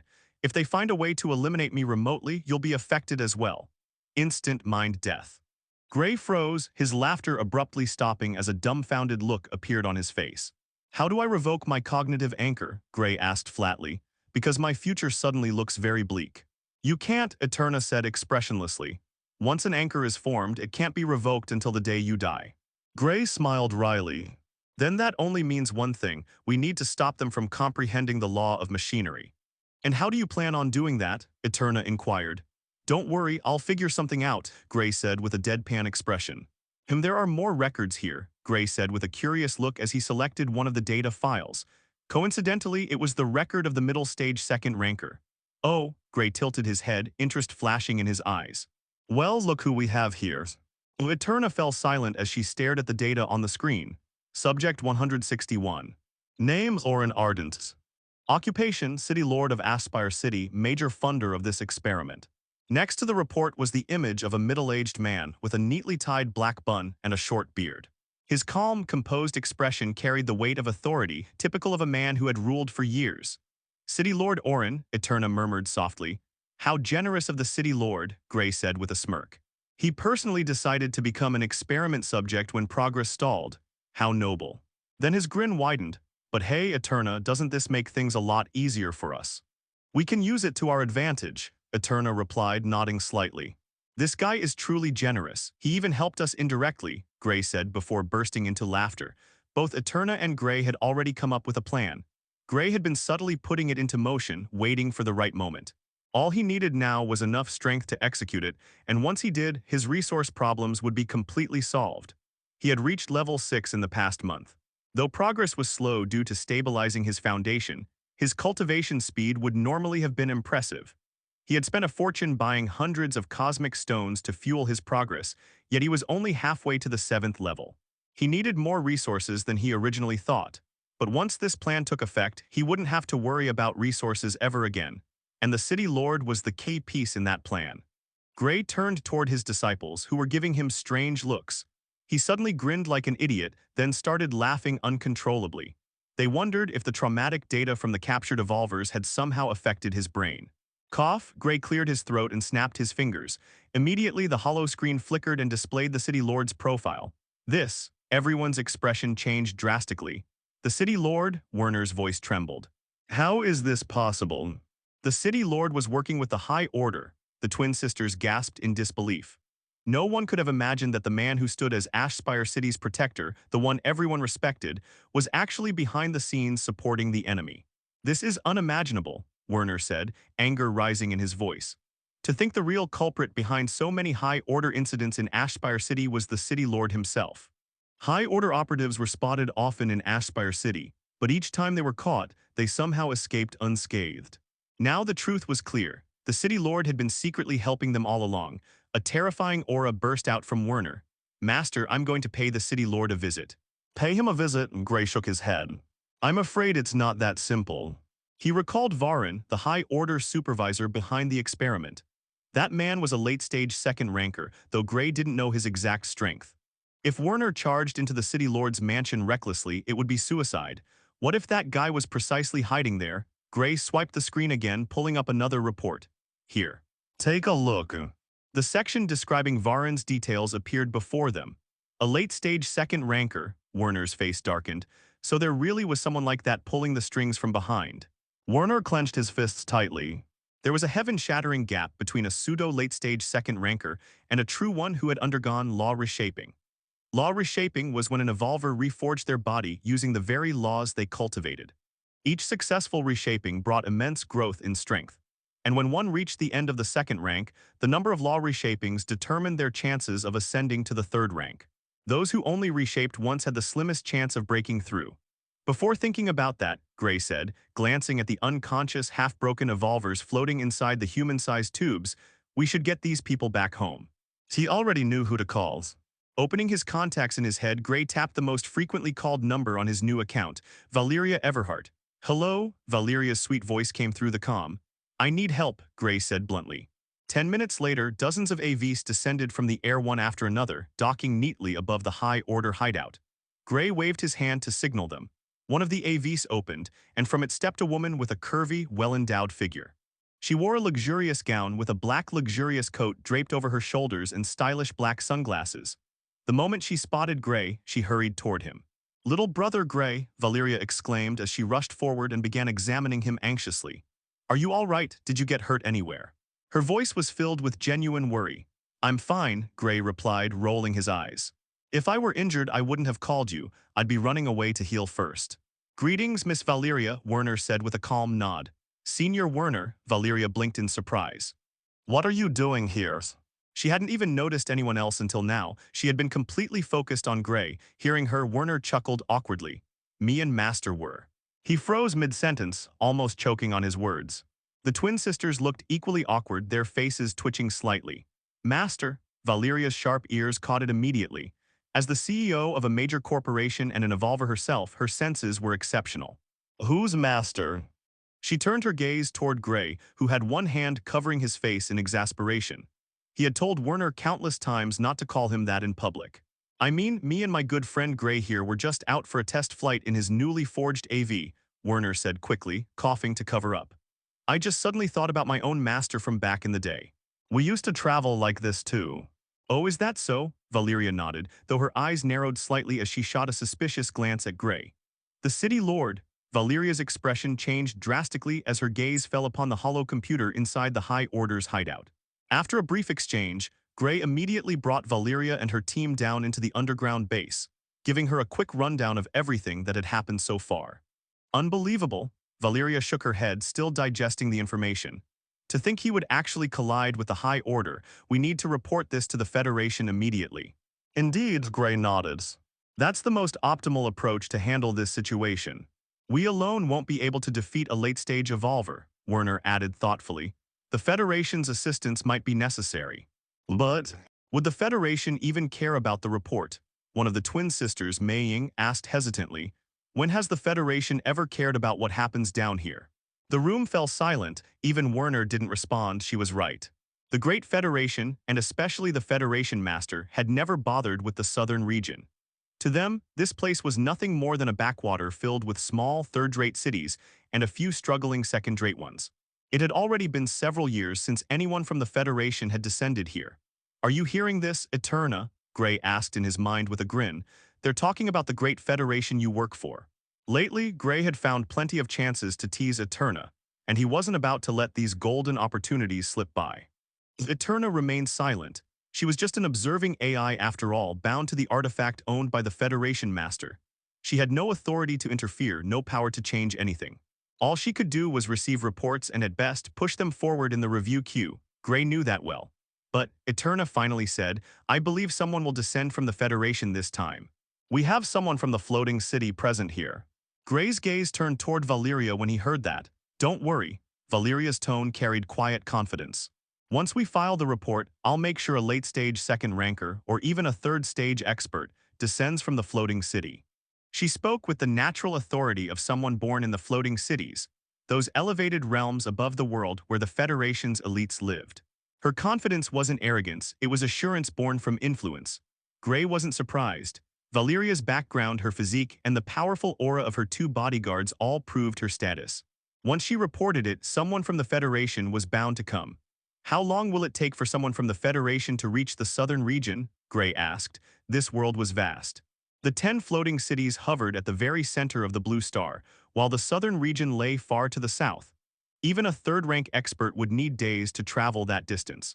It should take at least 5 days, Valyria estimated after a moment of thought. 5 days, Gray frowned, that might be too long. With the High Order's means of gathering information, they would find out soon enough. And last time Gray had been caught using a soul lamp, who was to say other members didn't have similar marks placed on them, the danger was very real. Worst case scenario, Gray muttered under his breath, another Nova City incident will happen in Ashspire. The moment hung heavy in the air. Then without warning, Gray rose to his feet and shot into the sky. Valyria and the others, startled, quickly followed him. What happened, Brother Gray? Valyria called out, her tone tense. Nothing, Gray replied, his eyes narrowing as he gazed down at the sprawling Ashspire city below. A faint glow flickered across his pupils, faint insight, and then he saw it, colors that only he could perceive, the color of calamity. The color of destruction, and finally the color of death. It wasn't targeted at a single person, it enveloped the entire city. Looks like we're in deep trouble, Gray said softly, a thoughtful expression crossing his face. Huh? Valyria's eyes widened. What do you mean? Werner's expression hardened as he contacted Gray telepathically. Master Gray, did you see something again? Having trained under Gray for a while now, Werner knew his master possessed extraordinary abilities, ones that could glimpse things beyond normal perception. Gray, however, only shook his head and said nothing. His eyes drifted toward the southern edge of Ashspire City, where a massive fortress stood. That was precisely where the secret realm was located. Upon closer observation, he realized there was a faint connection between the two, but what it meant he couldn't tell yet. He turned to Valyria and Werner. The secret realm opens in a few days, right? That's right, Valyria confirmed with a nod. Then you should be prepared, Gray said quietly, his tone mysterious. Keep all the evolvers from the Formation Association and the Azrael Corporation on standby. In short, he added, prepare for the worst. Running away might become an option too. Everyone's expression changed drastically at his words, especially Valyria's. Gray, what did you see? She pressed. Is the city in danger? But Gray didn't answer. His gaze lingered on the city before drifting toward the distant Three Guards province. There, too, he saw faint threads of calamity. You'll know soon enough. Eterna's voice echoed in his mind once again. You saw something, didn't you? Just like with Leah and Nova City. Gray didn't respond. It wasn't that he didn't want to, it was that speaking it aloud could hasten what was to come. He could only guide them indirectly. Finally, he turned to Valyria, his tone heavy. Contact the Federation. Make sure someone, preferably a third ranker, descends as soon as possible. Things were not looking good. This calamity was definitely related to the High Order. Gray was certain of that. The best option would be to run away. However, Gray had something else in mind. He believed he wasn't as powerless as he had been during the incident with Nova City. This time, he wouldn't let the High Order have their way. If everything goes well, the crisis will be safely averted and I can put my plan into motion, Gray said with a grin. Not even Eterna could tell what Gray was thinking. Gray now possessed a rare confidence. Even in the face of such a large crisis, he was unfazed. He had already promised himself that he would never run away again, and he believed he didn't have to this time. High Order. Let's see how you play your cards this time, Gray thought as a sharp purple light glowed in his eyes. There was now an unknown factor in play, and that was Gray. A few days later, in the City Lord Mansion of Aspire City, the City Lord Mansion of Orin floated above the inner district. It used large formations and anti-gravity thrusters beneath it to keep it aloft. People said he built the mansion that way in hopes of reaching the floating cities one day. Inside the mansion, in the office, 3 people sat together. One was a middle-aged man with a long beard, another was a man with slightly white hair and a calm gaze, and the third wore a gray robe. All 3, except the one wearing gray robe, had cybernetics implanted. The middle-aged man with a long beard had cybernetics on his hands and around his collar, while the old man's body was full of it. They were City Lord Orin, the CEO of Interwire Corporation Marcius, and Varin, one of the High Order's experts. That damned bitch Valyria, City Lord Orin roared from the office. How is she ruining our plan like this? This is the second time in 2 days, too. He ground his teeth in pure anger. We need to kill her, she's sabotaging our plans. How do you plan to do that? Varin asked calmly, taking a sip from the cup of tea placed before him. She is from the floating cities. Even we were not able to find any solid information on her, Orin said in a measured tone. But a cold grin formed on Varin's half-covered face. What can the people of the floating city possibly do to us, the higher order? I believe we should capture her and discover her secrets. She's extremely powerful for a 21-year-old at the middle stage of second rank. She is definitely hiding something. I have already received orders from higher-ups to bring her in. Are you saying I can't kill her? Orin's gaze went cold. He bit his lip hard. Kill her, Orin shouted. I will kill her. No one can stop me, not even you. Like a madman who had lost control, Orin repeated the same words over and over. Varin sipped his drink calmly, watching. Marcius, on the other hand, wore a worried expression. Lord Varin, could this be a side effect of law comprehension? The old man asked. Is it dangerous? We've already cut off the connection with the information layer, right? But he still looks like he's gone mad. Before Varin could answer, Orin suddenly turned to Marcius. A distortion appeared in the air and Orin stretched out his arms. Marcius was sent flying backward. What did you say, old man? Orin asked coldly. In a flash, he was beside the old man, clutching his head tightly. Say that again. I was mistaken, Marcius groaned through clenched teeth. He was certain that saying a single wrong word might get him killed. Please forgive me, Lord Orin, I regret whatever I said, Marcius begged. Orin threw the old man to the side and sneered. Useless. He sat back down, facing Varin, who remained calm amid the chaos. I will kill her. She's a worm in my path. This is my city. I will not let others trample my power. She is the only variable I cannot control, Orin added as his eyes flashed red. Although many believed the city was controlled by corporations, that was false. All those corporations, except Azrael Corporation, answered directly to the city lord. He had complete control over them. Mine, this city is mine. I will not let her do as she pleases, Orin shouted, And that bastard from the Three Guards province called me last night, he continued. Oh, Varin looked up in interest. That piece of shit threatened me, Orin's veins bulged. After Valyria rescued the test subjects, she also returned the people the High Order had taken from the Three Guards province. He is suspicious of us, Orin exclaimed. The High Order hideout was right beside Ashspire City. He said that if he found out we were behind it, he would personally eliminate me. Orin's face showed fear. That's a late-stage second ranker, he will kill me. However, his fear quickly burned back into anger. But I'll kill him too, Orin shouted. Kill him, how dare he threaten me? Who does that filthy bloodline warrior think he is? He's just a late-stage dog, I can kill him. You indeed can, Varin said calmly. After the war armor is finished, your power will soar to the late stage. That's right, Orin cried with an evil grin. Once I get that armor, I'll show everyone. I'll let the world know who the real owner of Ashspire City is, and I will take over the Three Guards province too. He turned to Marcius, who had shrunk back to the side and watched with fear. When will the armor be ready, you old bastard? Orin demanded. It will be ready in 3 days, the same day the secret realm opens, Marcius replied in a trembling voice. Interwire had been also secretly funding research into the law of machinery, and they had begun building a war armor, something Orin could use to permanently push himself into the late stage. Perfect. That's also when the tournament for the Southern Region Championship starts, Orin laughed. I'll kill that bloodline warrior city lord bastard and every participant there. He laughed like a madman. You think it will be that easy, Varin sneered. There will be many experts from other cities there. Sir, the automatons we've created using the law of machinery are also ready, Marcius said. They can be controlled by the war armor. Hear that, Orin said with a cold smile. That alone is enough. I'll kill everyone there. Since he decided to offend me, he will pay the price with the blood of his civilians. Marcius wanted to argue, but he held back. He could feel that the city lord had gone too far. He was willing to plan the extermination of innocent people. That alone won't be enough, Varin said. For that reason, the High Order has dispatched more members. They will be here soon. Varin was plotting the elimination of the Three Guards province. It was his grand plan, but with Ashspire City taking a defensive stance, things were simpler. He did not need to convince Orin to act. Good, Orin crowed excitedly. Everything is under my control. I will eliminate that bastard as soon as I get my armor. I will bring him down from his high horse. Then the entire southern region will remember my name, Orin Ardent. Then I will kill Valyria, Orin screamed. She is an insect standing in my way. No one stands in my path.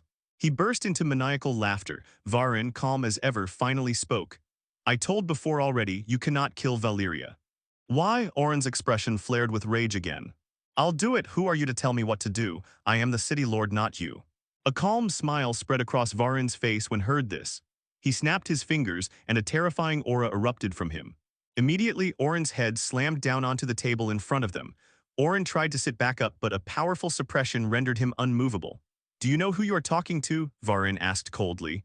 I made you. You should always remember that, Orin. You will do as I say.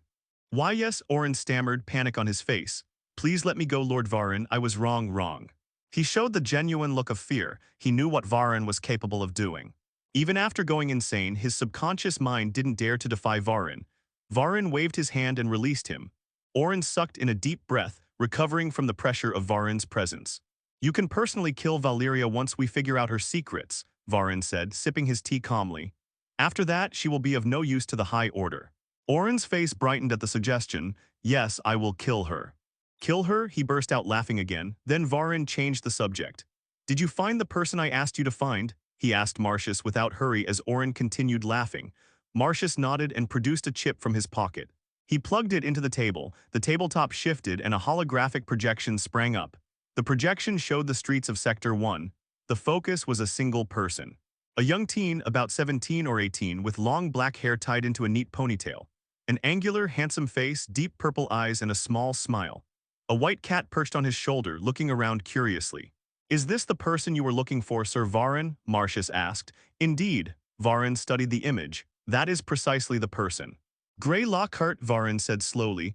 I wonder where you ran off. To think we would meet so soon. Our agents discovered he's been working with Valyria for a while. That is why it took so long to get useful intel. His identity was being anonymously encrypted by Azrael Corporation. They were protecting him all along. Marcius spoke. But he walks the streets freely, and that's how we got his picture. We investigated from there. We believe he's working with Valyria to bring down the High Order. He also raided the Black Viper crew's den. Could he be behind the Outer Ring hideout? How else did Valyria find it? Of course he's the one, no doubt about it, Varin said. That guy has a special eye for high-order operations. He managed to find 2 bases within 2 days. One of our members died under his cyberattack, Varin added, sipping his tea. The last time we removed the data, but the next day he remotely accessed our Bytrapper system and eliminated him. His neural pathways were completely burnt out. What? Marcius was stunned. Is he that powerful? Marcius asked, voice trembling. He's the reason the Nova City plan failed, right, Sir Varin? Powerful, Varin snorted. He's a small fry. The person he killed was only a late-stage first ranker. What could he do? The Nova City incident was luck. Lord Varin, I've checked the list of people entering the secret realm. His name appears on it. He's under Azrael Corporation. What? Orin, who was laughing, stopped and immediately became enraged after hearing this. Who gave our enemies access to the secret realm? I'll kill them. Orin was furious beyond words. I will kill that brat too. He dares to disrupt our plans, bastard. I'll tear him apart inch by inch. Does he even know how much I spent on that hideout? Orin ground his teeth. If he had someone to choke, he would. Well, it was you who issued the entrance pass, City Lord Orin, Marcius said awkwardly. What did you say? Orin snapped. I never did that. Orin's disrupted flow of mind from the experiments made him completely unreliable. He even started having short-term memory loss. This is a direct side effect of forcing law comprehension and attempting to enter a new dimension without proper preparation. Going in unannounced and entering after gaining insight into the information layer, like Gray did, are 2 entirely different things. The dimension will definitely reject the former. Calm down, Varin said. Immediately Orin's fury cooled. Varin turned back to Marcius. Eliminate him inside the secret realm. With him gone, Azrael Corporation won't come snooping around. I will supply some strength-enhancing pills from the Order. You did not need to, Lord Varin, Marcius replied carefully. Interwire has already prepared for this. He is an enemy of the High Order. A variable like him must die. Marcius then made a call. Within 10 minutes someone entered the office. Lord Varin, the newcomer said. He turned to Varin and bowed respectfully as he greeted him.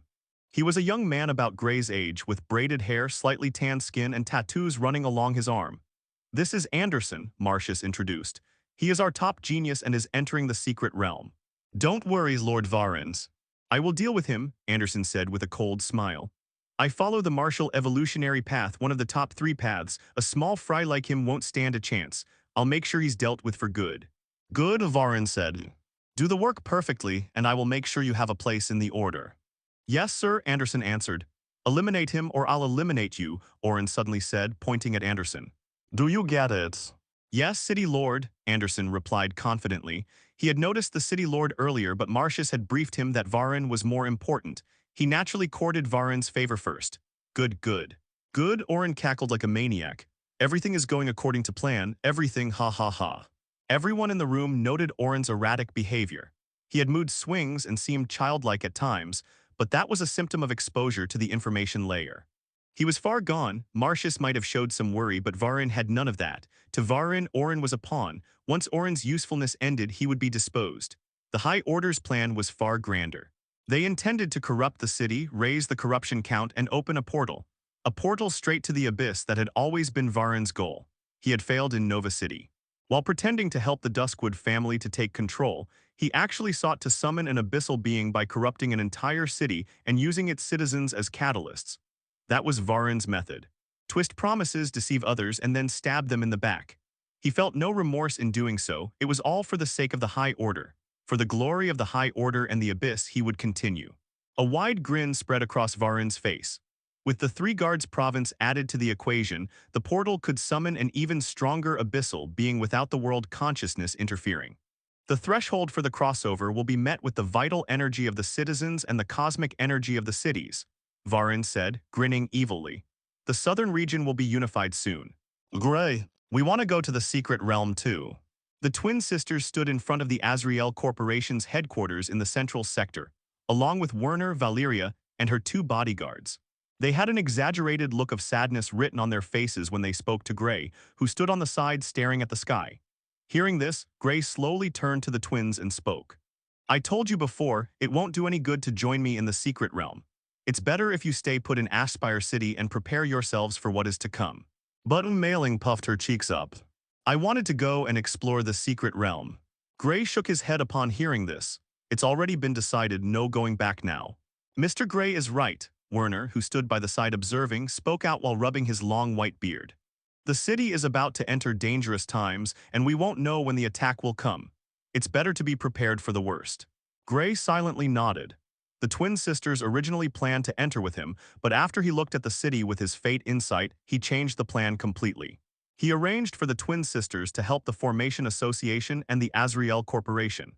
They were genius formation masters and could handle many formations all at once without any issues. They were budding masters who were one step away from becoming two-star formation masters. Hence he believed they should stay in the city and provide help rather than coming with him. It was also the same for the members of the Azrael Corporation who were supposed to come with him. Valyria managed to receive 3 permits for the secret realm. One was allocated to him, and the other 2 were allocated to the top individuals within the first rank of the Azrael Corporation. But under Gray's words, Valyria also made them stay put within the city. The one extra invitation which Werner allocated to Gray was also not used. There were plenty of candidates who could potentially fill that place alongside the twin sisters to enter the secret realm. However, Werner decided it was better not to send them off into the secret realm. He took Gray very seriously and treated each of his words with caution. Hence, he was on full alert. It was the same for Valyria. She trusted Gray to the T. He was a miraculous being in her eyes, always unpredictable and powerful. She had heard the entire thing that happened in the Outer Ring High Order's hideout from the twin sisters, and this completely made her reassess her opinion of him. Strong and undefeatable. Even in the face of hundreds of corrupted soldiers from the High Order, he alone was enough to eliminate them. Is everyone prepared? Gray inquired curiously. He hadn't paid much attention to what they'd been up to these past few days. Instead, he'd spent most of his time holed up in his mansion, only stepping out when something important required his presence. He had been trying to push for a breakthrough in his rank, but even after borrowing resources from Valyria and the Formation Association, he couldn't reach the next level. He was effectively trapped in a bottleneck. As for what this breakthrough was, even he didn't know. He expected things would be smooth sailing for him once he cut the cost of refining all 3 aspects of his being. The body, mind, and energy, allowing his evolutionary technique to refine them simultaneously using the same amount of energy. But amidst all this, he never took into account the problem of the bottleneck. He believed he had to perfect that before he advanced his path to the second rank.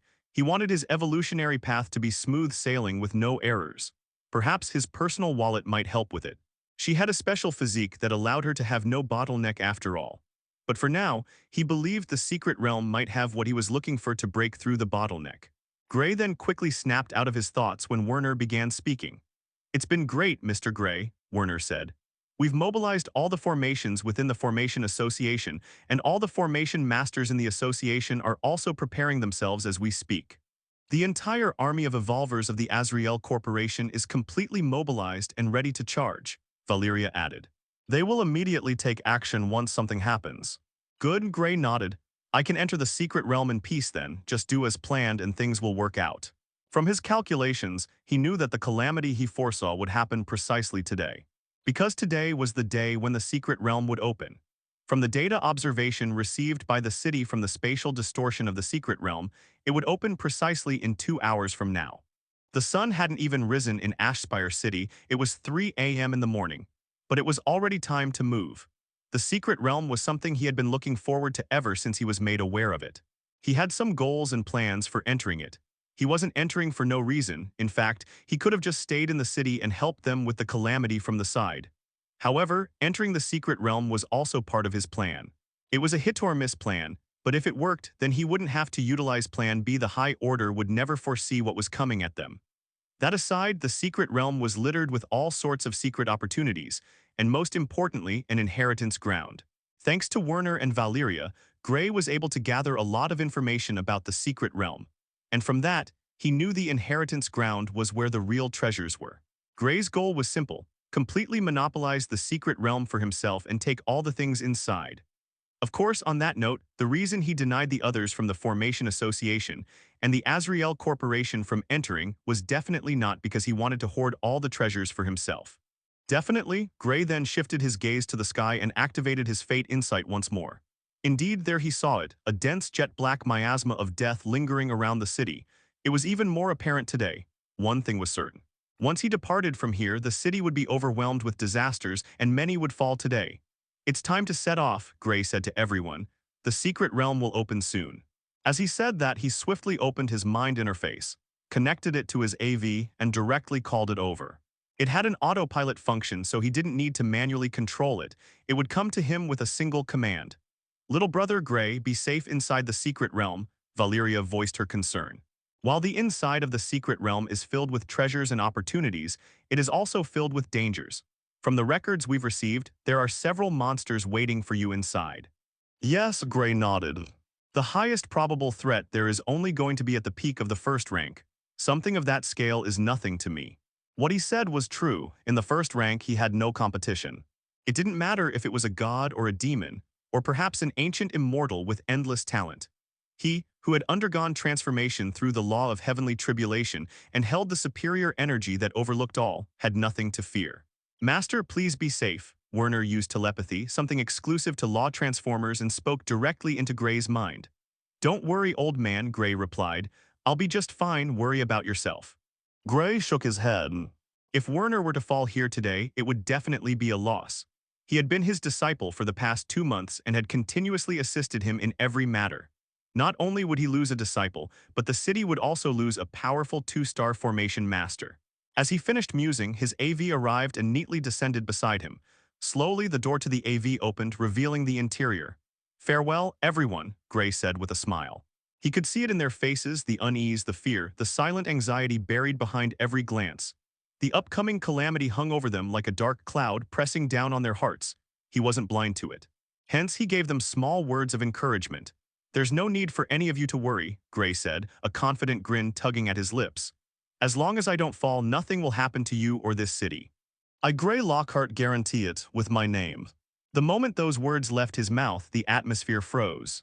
Everyone was taken aback. For a moment, even the sound of the wind seemed to stop.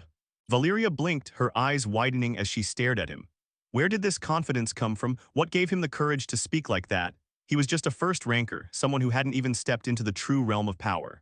Should a mere first-rank evolver like him even dare to make such a declaration? Normally, such words would be brushed aside as arrogance, the kind of empty boasting only the young and reckless would make before reality crushed them. But no one laughed, no one mocked him, because somehow they believed him. That brief smile of his carried more strength than any speech. Then, without saying another word, Gray turned and stepped into the AV.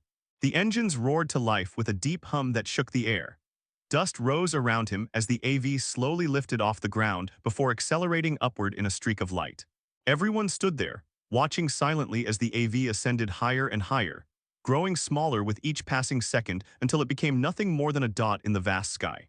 Yet even as it disappeared from sight, his voice lingered, echoing in their minds, clear and unshaken. As long as I don't fall, nothing will happen to you guys and the city. To them, it didn't sound like a mere promise. It was a declaration, a certainty that his words would become reality. Inside the AV, Gray sat in the pilot seat with his legs crossed, casually gazing at the view of the technologically advanced Ashspire city. Then Eterna came into his vision. Seeing her, Gray spoke. You're here, Eterna. Did something happen? Yes, Eterna said. I have detected multiple signal blockages within Ashspire city. Current count. 512. The signal blockage detected by Eterna could only mean one thing. That organization was here. After all, such precise interference was something only Eterna could recognize. It was targeted directly at her. To ordinary citizens or even cyborgs, those people would seem completely normal. No matter how deep they tried to dig, they wouldn't find anything unusual. But with Eterna using his cognitive anchor to constantly scan the area around him, there was no way she would miss the faint distortions caused by the signal blocks. I figured as much, Gray replied calmly. Still, to think there would be more than 500 of them. The High Order is going all out, aren't they? Also, they really need to step up their game. At this point, it's becoming too easy to identify a High Order member. But I guess they're already making preparations for that. Recently, Eterna had tried snooping around the City Lord's mansion. Targeting or breaching the privacy of a City Lord was strictly against the laws, but she could still probe their family members instead.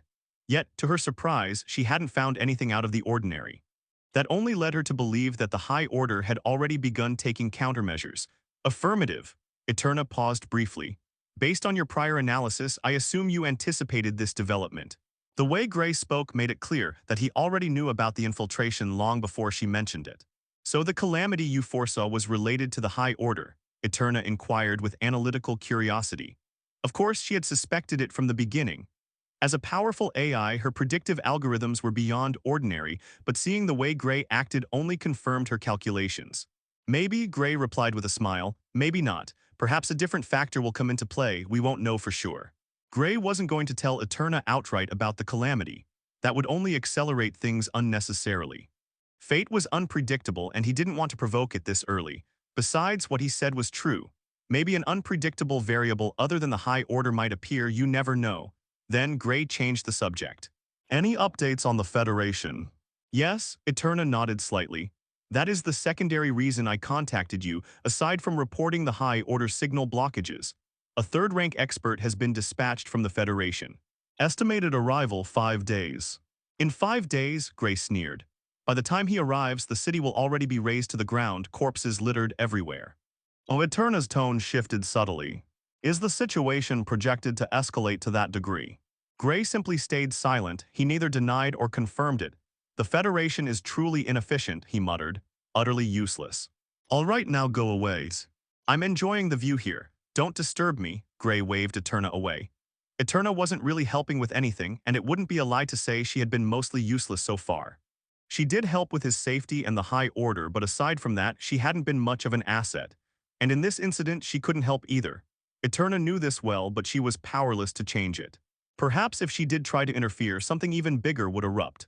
Soon, the AV passed through the sectors of Aspire City and finally arrived near a towering fortress. This fortress was built directly above the secret realm for maximum security, ensuring that no one trespassed or approached it without authorization. Gray attached his permit to the AV, and as soon as he entered the fortress's airspace, a scanner swept over his AV and instantly gave him clearance. Bit by bit, he slowly descended and finally landed within the fortress. There, many other AVs and vehicles were already parked. As soon as the AV docked, Gray stepped out. He looked around curiously. The first thing he noticed was the law enforcers of the city, stationed in every corner of the fortress, fully alert and ready to take action if anything went wrong. Aside from them, several mechas were also stationed here. Mechas were combat-ready destructive forces of technology. Depending on the grade, the strongest third-tier mecha could easily unleash firepower equivalent to an early-stage third-ranker. Their versatility was immense, capable of adapting to countless situations. Gray had always wanted to build a mecha for himself. It could prove useful in dangerous times, and with his mind interface, he could even control it remotely. Of course, that was something only he could do. Normally, mechas were piloted manually. The user had to sit inside and synchronize their mind with the machine, similar to how one entered virtual reality. Speaking of virtual reality, Gray had only entered it once to design his mansion. He had never really bothered exploring it since then. Perhaps after all of this was over, he should check it out again and maybe even create a towering, one-of-a-kind mecha. Then Gray turned toward his AV and waved his hand. Instantly, the AV turned into a flash of light and disappeared into his spatial ring. That's right, it entered his spatial ring. During the past few days, while handling important matters, he had also paid a visit to the Golden Chamber of Aspire City. It had been a solid 2 months since he bought his spatial ring, known as the prototype ring. It possessed 20 cubic meters of internal space, but after 2 months, it was nearly filled with formations and all sorts of other items. He figured it was time for an upgrade, that way he could even store his AV inside. He swiftly modified the ring's space from 20 to 200 cubic meters. It was simply a matter of swapping the spatial formation inside for a more powerful one, so it didn't take long, half an hour at most. However, it cost him a whopping 10,000 Union credits. Still, it was worth it. Now he wouldn't have to worry about space again unless he decided to start storing megastructures and skyscrapers, which he obviously wouldn't. Speaking of the Golden Chamber, the one here in Ashspire was doing extremely poorly compared to the branch in Nova City. There were almost no customers inside, and most of the shelves were empty. In this city, neither the Golden Chamber nor the Evolvers Association held much influence. Everything was effectively controlled by the corporation, and most of the resources for Evolvers came directly from them rather than from the chamber. Gray then glanced at the numerous AVs and cars parked around him.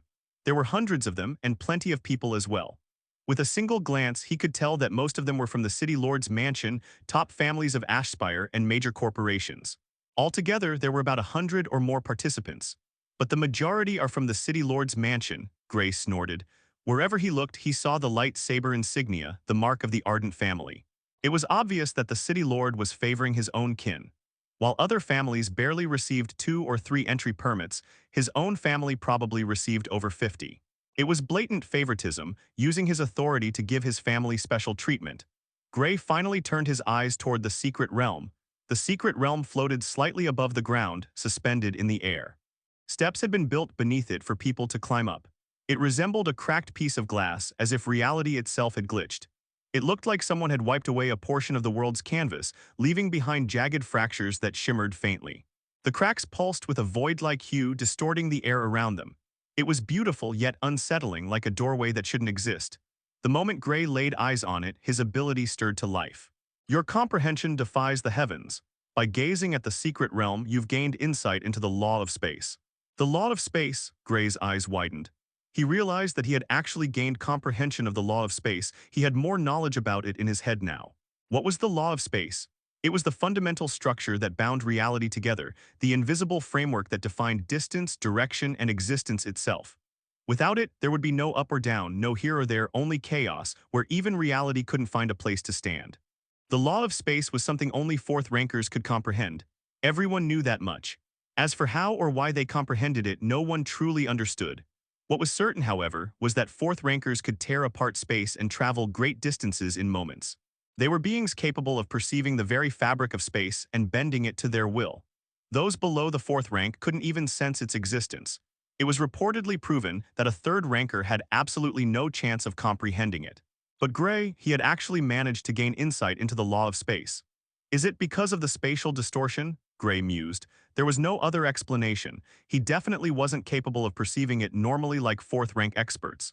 If he could, then all he would need to do was stare at the sky for a while, and he would have already grasped it long ago. This revelation opened several new possibilities for Gray.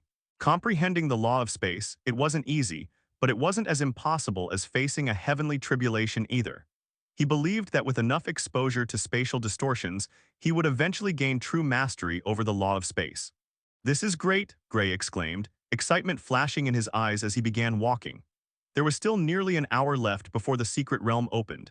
Since that was the case, he decided to spend the remaining time staring at the spatial distortion without blinking and gain even more insight into the law of space. Nothing could stop him from doing so. However, reality was often disappointing. As soon as he reached the edge of the secret realm and began comprehending the law of space, 3 people in combat suits with interwire written on them approached. "You must be Gray Lockhart, right?" The one in the center, none other than Anderson, spoke first. Gray shot them a side eye, then turned his attention back to the spatial distortion of the secret realm. "Your comprehension defies the heavens. By gazing at the secret realm, you've gained more insight into the law of space. Your comprehension defies the heavens. By gazing at the secret realm, you've gained more insight into the law of space. Your comprehension defies the heavens. By gazing at the secret realm, you've gained more insight into the law of space." Other things were secondary. The law of space was the current priority. Seeing Gray blatantly ignore them, the 3 fell silent, lost for words. What was wrong with this guy who ignores someone after being called out? Is he deaf? "Hey you, I'm talking to you," Anderson shouted, his voice louder. Silence. Gray continued staring at the secret realm as if he'd found a hidden vault of treasures. "You," Anderson barked, his expression twisting with fury. The veins on his neck bulged as he pointed at Gray. "Who the hell do you think you are, huh? You dare ignore me, a member of the Interwire Corporation." Anderson had never been treated like this before. How dare Gray treat him like this? The atmosphere grew tense. A few onlookers from other corporations and families turned their heads, whispering quietly among themselves. "He's asking for death, young Master Anderson," one of Anderson's lackeys shouted. "Someone like him doesn't even know how high the heavens are or how deep the earth runs." Another lackey sneered. "To these nobodies always think they're special after getting a few lucky breaks. Maybe we should teach him what happens when you disrespect the Interwire name." Gray, however, paused for a moment, then abruptly turned to the 3 Interwire goons. A flabbergasted look formed on his face. What is this? Did he just witness the legendary young master and his goons provoking a hidden tiger clique, and it was surprisingly directed at him? How did he accidentally trigger a protagonist event like this? Also, who even talked about the immensity of heaven and earth anymore? Brothers, this was a city full of skyscrapers, not sages on a mountaintop. "What do you want?" Gray asked, his lips twitching. He could slap them to death right here, but doing so would make entering the secret realm harder. He hesitated, then a thoughtful expression appeared on his face. Can you step back a little? Your breath kinda stinks. You, Anderson's anger flared. My breath doesn't stink, yours does. He leaned toward the lackey on his right and demanded, does my breath smell? The lackey's expression turned awkward as Anderson pointed at his mouth. Oh, of course not, young master, the lackey said with a half-forced smile. Your breath smells like expensive perfume. It was clear to everyone that his breath did in fact stink. Hear that, you bastard, Anderson shouted. My breath doesn't stink, yours does. But to his surprise, Gray had already gone back to staring at the secret realm. You Gray Lockhart, Anderson roared, not able to take Gray ignoring him. Hence, he decided to go straight to the point. You've offended people you shouldn't have offended, that's why I'm here today. You've offended the Interwire Corporation and now you'll have to pay the price. The onlookers gasped. To offend the Interwire Corporation was no different than asking for death. Huh, Gray tilted his head. I don't think I've ever encountered anyone from the Interwire Corporation before. How could I offend someone I've never met? I don't remember sending the Corpo employees any death threats recently. A thoughtful expression appeared on his face. Oh wait, I do remember something. Is this about the cup noodles I accidentally knocked over from an Interwire employee last month? Gray remembered it vividly. He had tipped a bowl of cup noodles belonging to an employee while he was out at night with Mimi tasting Ashspire City's traditional food. The Interwire employee started cursing his grandmother and Mimi. The situation escalated, Gray beat him up publicly and then fled the scene. This wasn't something to be offended over, but considering how these Interwire people acted, they might as well be offended and send an army after him. Power blinded people and made them do things that defied common sense. The onlookers murmured among themselves. Huh, is the Interwire company so petty as to go after someone over a cup of noodles? Hey, it's the Interwire company, anything's possible. Anderson cleared his throat when he heard the company's name being tarnished and spoke loudly to catch everyone's attention. Friends, Interwire isn't that petty. We wouldn't pick on someone over a cup of noodles. The enmity with this guy here is due to the Azrael Corporation. Azrael Corporation, Gray's eyes narrowed, he knew what this meant. Interwire was definitely colliding with the High Order, and by now they should have already identified him. It made sense they were here to eliminate him. You work for the Azrael Corporation, and Azrael offended the Interwire Corporation, Anderson sneered. Now you'll have to pay the price. He turned to the crowd. My fellow Evolvers, if you find this guy inside the secret realm, hand him to us. Interwire will pay generously. This is my word, Anderson of the Interwire Company. The onlookers began chatting and some changed the way they looked at Gray. They had never seen him before, so he must be irrelevant, and irrelevant people were easy targets. This world followed the law of the jungle. The strong preyed on the weak, and the weak could only cower in fear. Besides, a favor from the Interwire Company was not something to miss. Gray looked at the scene with a smile. He didn't care in the slightest. What could these first-rankers do to him? The best they could do was tickle him. At least I won't be bored inside, Gray thought, laughing inwardly. It would be fun to slap these people with no common sense to death. Time passed swiftly and an hour had passed. During this time, Gray stood by the side, amidst the occasional gazes directed at him by the other participants, and continued comprehending the spatial law. In 1 hour, it was safe to say that his insight into the law had reached absolutely nowhere. He believed it hadn't even reached 1%. It might be because he didn't have a direct source to comprehend from aside from the spatial distortion. If he had a direct force like he had with the heavenly tribulation lightning stored inside his body, which he then transferred into a law crystal later, he could have comprehended it faster. But where would he find the force of space? Perhaps he might be able to find something inside the secret realm. He also believed that if he was a second rank or third, he would have had a better time comprehending the law than being at the first rank. Your life level actually makes a difference in cases like this. At the same time he was musing, the secret realm abruptly shook.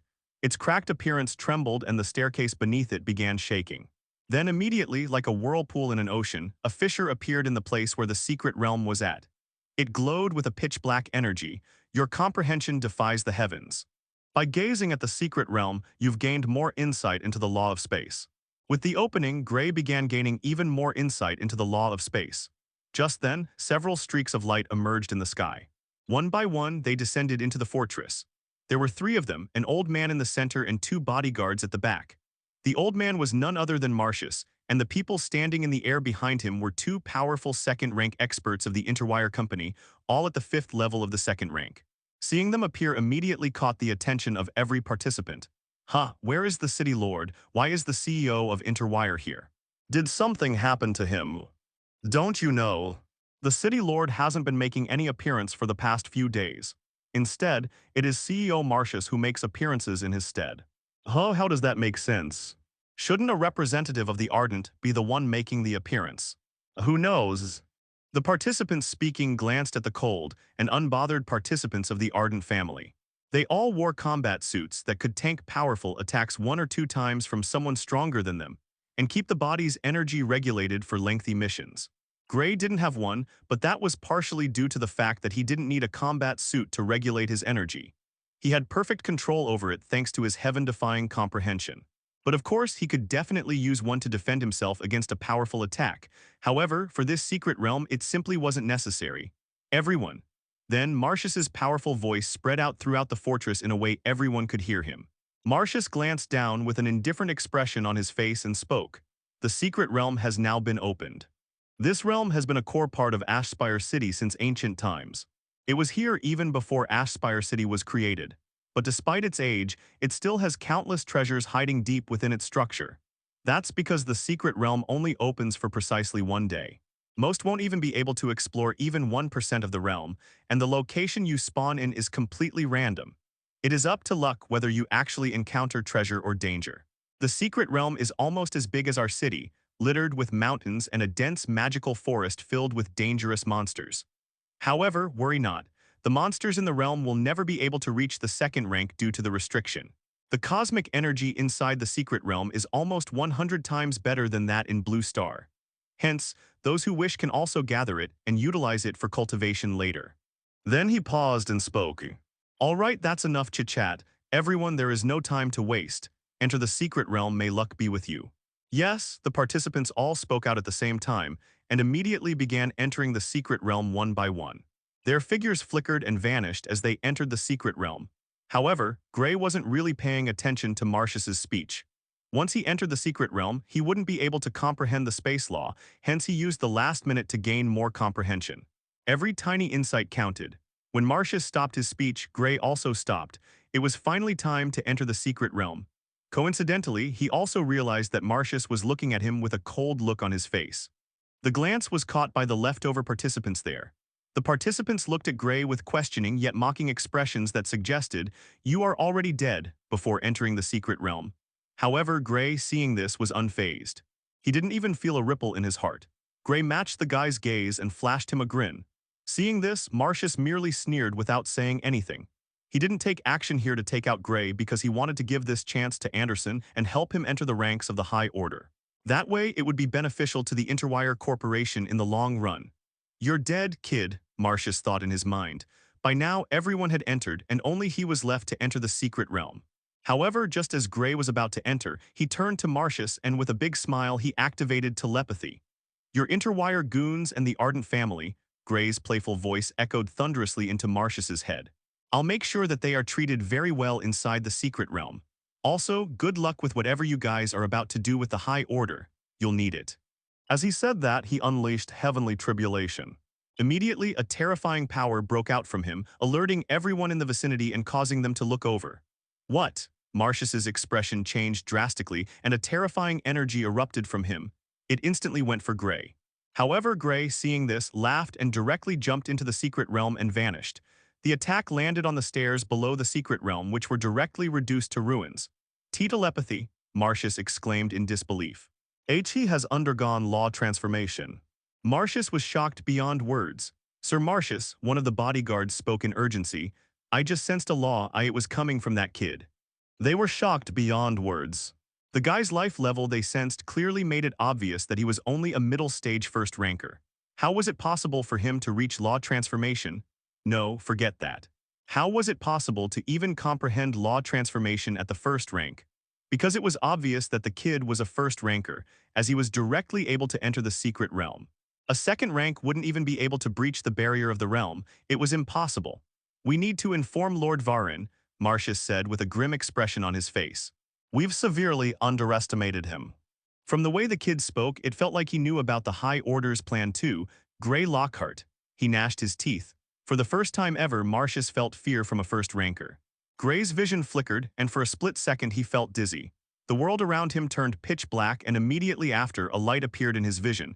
He felt his body being pulled toward that light. Buzz. The next moment, Gray was standing on solid ground, still feeling slightly dizzy. However, the dizziness quickly faded as he fired Nexus psionic energy into his head, regulating his mind to calm himself down. This was one of the perks of being an Esper. He had protection against mental attacks, and his psionic energy ensured that his mental state was always at its peak. Of course, that could change if the psionic energy became corrupted. There had been instances where Espers went mad, their abilities wreaking havoc across the city. Gray blinked a few times as the dizziness faded. When his vision cleared, he found himself surrounded by a dense forest. The trees were tall and thick, their canopies blocking most of the sunlight and leaving the area dim. The air felt cool and slightly damp, carrying the earthy scent of moss and leaves. Around his feet, vegetation grew wildly, bushes, vines, and roots spreading across the ground. Not far from where he stood, a few glowing mushrooms gave off a faint bluish light. He could sense a dense cosmic energy emanating from them, stronger than anything he had ever felt in the air before. Through the gaps between the towering trees, he could see the outlines of distant mountains, their peaks shrouded in a thin layer of mist. The forest was silent except for the occasional rustle of leaves, but that wasn't what caught Gray's attention. Rather, it was the sheer amount of energy within this realm. The cosmic energy in this realm is 100 times denser than what's available on Blue Star, Gray said as he looked around. Then a curious expression appeared on his face. But at the same time, I can feel a strange power flowing through the entire realm. Feeling intrigued, Gray activated his true origin insight. Instantly, the world flashed black and white before his vision was painted in dense shades of blue. Alongside it, he noticed traces of deep pink-colored energy scattered throughout the area, even more prominent beneath his feet. As soon as Gray saw it, he was stunned. Your comprehension defies the heavens. By observing the flow of realm heart energy, you have gained insight into the realm heart. Realm heart energy, Gray muttered in confusion. He looked deeper into the energy's flow and recognized its pattern almost immediately. The energy. It has the same structure as true origin energy and the abyssal energy, Gray said as he carefully examined it. If there was one energy he had never sensed before on Blue Star, aside from Alyssa's and the corruption fields, it was true origin energy. It was the main component of Nexus energy, the energy of origin, yet he had never encountered it in Blue Star, which made him suspect that Alyssa came from a completely different universe where true origin energy, not cosmic energy, was the fundamental force. But now he had actually found it. It had different attributes, but its underlying structure was the same, similar to the abyssal energy and the true origin energy. But what is a realm heart? Gray wondered aloud.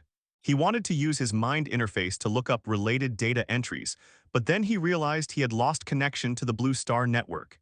He was in a different spacetime, a secret realm, which meant he was currently within another part of the information layer. He could still sense his cognitive anchor, but not the signals from that region of the network. But there are plenty of cyborgs here, Gray analyzed. I should be able to create a local network. Besides, using my hack doesn't require any signal. I can connect to them directly through mind perception. Everything within his range of mind perception would appear on his mental interface's radar. Just then, the atmosphere around Gray changed without warning. The air that had been still moments ago suddenly grew heavy. From the south, an overwhelming aura surged outward. It carried a deep, bone-piercing pressure that felt raw and untamed. The wind stilled instantly, and even the faint sounds of insects and rustling vanished, swallowed by the oppressive silence. The leaves on the trees trembled faintly, not from the wind, but as if reacting to the energy itself. Oh, Gray tilted his head toward the direction where the aura erupted from. He surprisingly didn't sense the aura till now, and he couldn't find anything with his mind perception either. Thud, thud. The ground shook slightly, the tall trees shivering as the sound of heavy footsteps approached. Soon, the source of that terrifying aura appeared within Gray's sight. Gray looked up in surprise when he saw the creature. It was a white wolf, tall, lean, and majestic. Its fur was pure and soft, faintly glowing under the dim forest light. Every strand shimmered as it moved, reflecting the energy in the air. Its eyes were a deep, piercing red, flashing with a strange energy that made it hard to look away. The gaze carried a sharp, cold intelligence as if it could see straight through him. The wolf stood silently, its breath misting in the cold air, and the pressure around the area only grew heavier. Even without a sound, its presence alone dominated the forest. Gray estimated the wolf to be at least 10 times his height. This behemoth of a creature was definitely not something to be taken lightly. Beasts, or mutated beasts, were also evolvers. Unlike humans who followed their chosen paths, beasts walked the path of nature. It was the route all unintelligent lifeforms took. they grew stronger by devouring others and absorbing more energy. The people of Blue Star collectively called it the beast evolutionary path. There were also rumors that beasts at the third rank could transform into human form. He didn't know if that was true, as any information related to it was heavily restricted. Not even Eterna had told him anything about it, and he couldn't ask her now either, because he had already lost connection to her along with the Blue Star network. However, Gray remained unfazed. What even was there to worry about? Mimi, he called softly. To deal with this thing, he didn't even need to lift a finger. His cat, as small as it appeared, was more than enough. As soon as he called out to Mimi, the wolf reacted. It gathered strength in its legs and shot toward Gray at breakneck speed, breaking through the sound barrier with ease.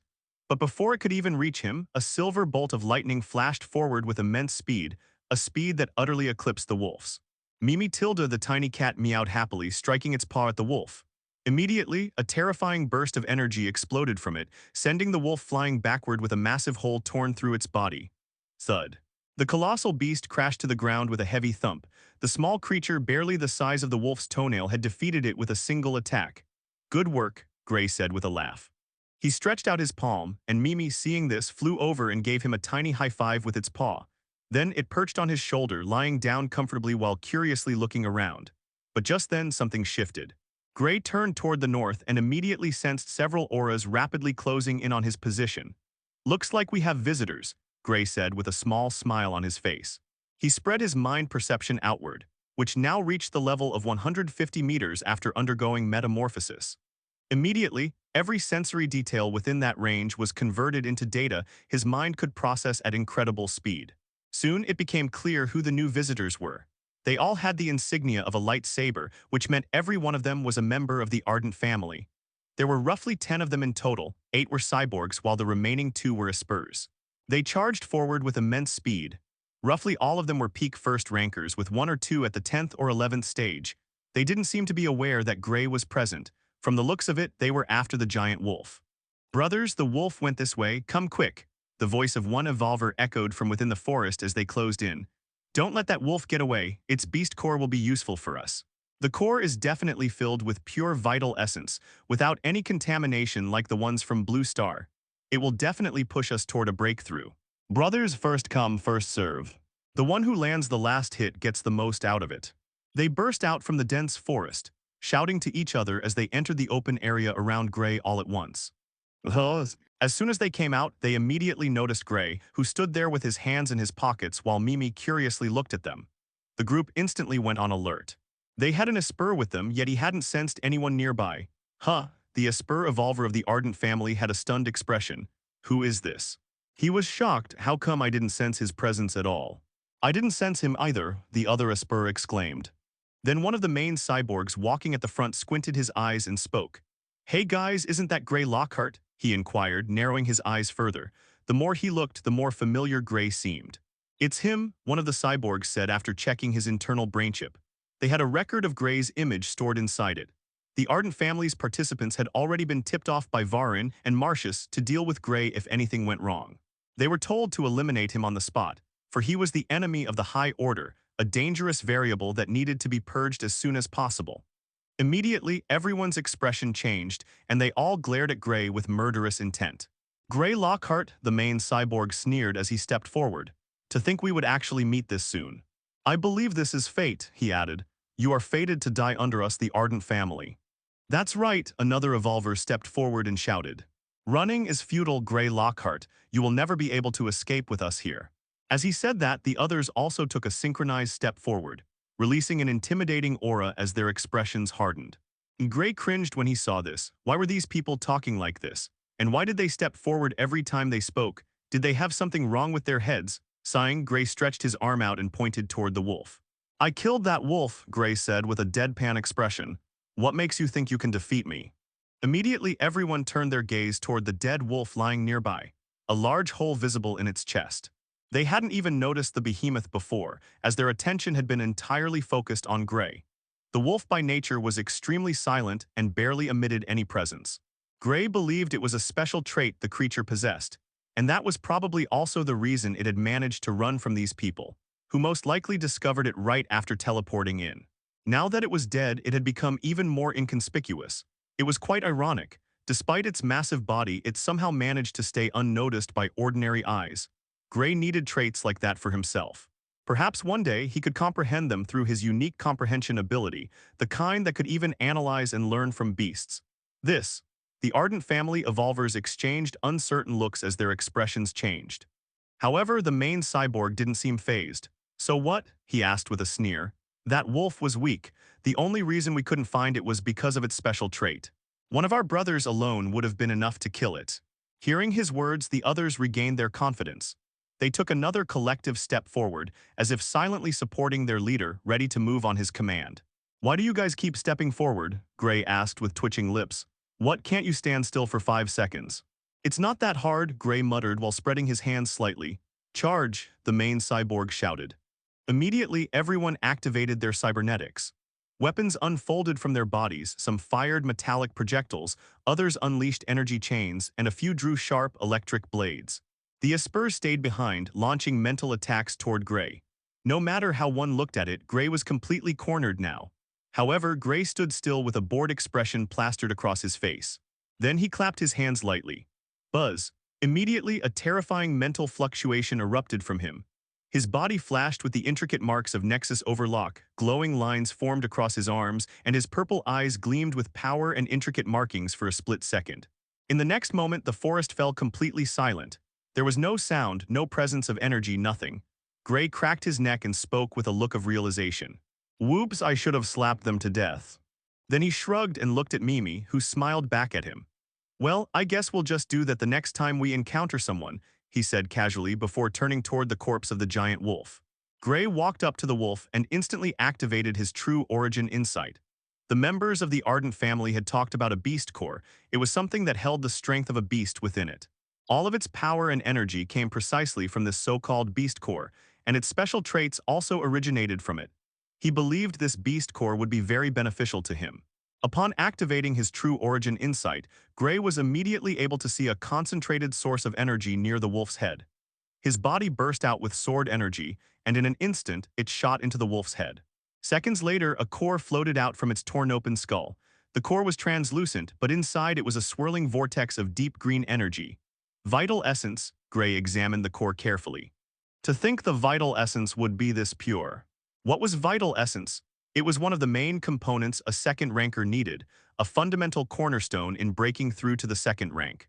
Vital essence was utilized by martial artists to transform their bodies, by cultivators to refine their energy, and by Espers to temper their minds. The second rank focused entirely on transformation, and vital essence played a crucial role in it. One would form their vital essence for the first time upon reaching pseudo-second rank. And from there, they could begin the transformation and step into the second rank after officially undergoing metamorphosis. Evolvers consumed countless pills containing pure vital essence extracted from rare plants, and some even hunted down second-rank beasts just to obtain their essence. If I'm not wrong, this core has a vital essence purity similar to that of a second-rank mutated beast, Gray said with a satisfied smile. He believed this core would come in handy when he underwent his second metamorphosis and reached the second rank. It would greatly benefit him, and perhaps he could even comprehend the mysteries behind the special traits beasts possessed. "I should hunt down more beasts while I'm here," Gray noted silently in his mind, then kept the beast core. After that, Gray turned his gaze toward the glowing mushrooms growing from the ground of the secret realm. He had noticed them since the moment he entered, and had been curious about what they were. They were filled with a huge amount of cosmic energy. "Now, will I know what this is without my mind interface?" Gray mumbled as he stared at the mushrooms. Normally, whenever he found something unfamiliar in the wild, he would use his mind interface and the Starling network to obtain information about it. But without any connection here, he couldn't find anything. Wait, Gray suddenly thought of something. What if I utilize my appraisal skill? He immediately activated his appraisal skill, the one he usually used to check the power levels of others. However, the result didn't surprise him. Nothing came up after the appraisal. A thoughtful expression appeared on Gray's face. Why isn't it working? His mind began running at full capacity, gears turning faster than ever as he tried to dissect the logic behind the appraisal skill. It didn't take long for him to find an answer. Immediately, Gray's cheat was activated. Your comprehension defies the heavens. By pondering about the appraisal skill, you've gained more insight into the information layer. A look of realization dawned on Gray. "It makes sense," he exclaimed, his expression brightening. The appraisal skill wasn't just some magic pulled out of thin air. It functioned by reading the hidden, invisible data stored within the information layer. Every living being naturally emitted a set of information patterns, and Gray had comprehended this skill by hyper-focusing on the desire to know someone's power level.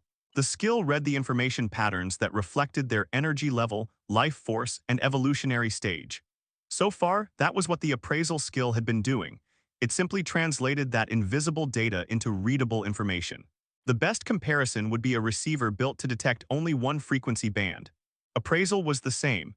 It had been tuned to capture just a single signal within the vast information layer, the one that represented an evolver's power level, the living frequency that revealed how strong someone was.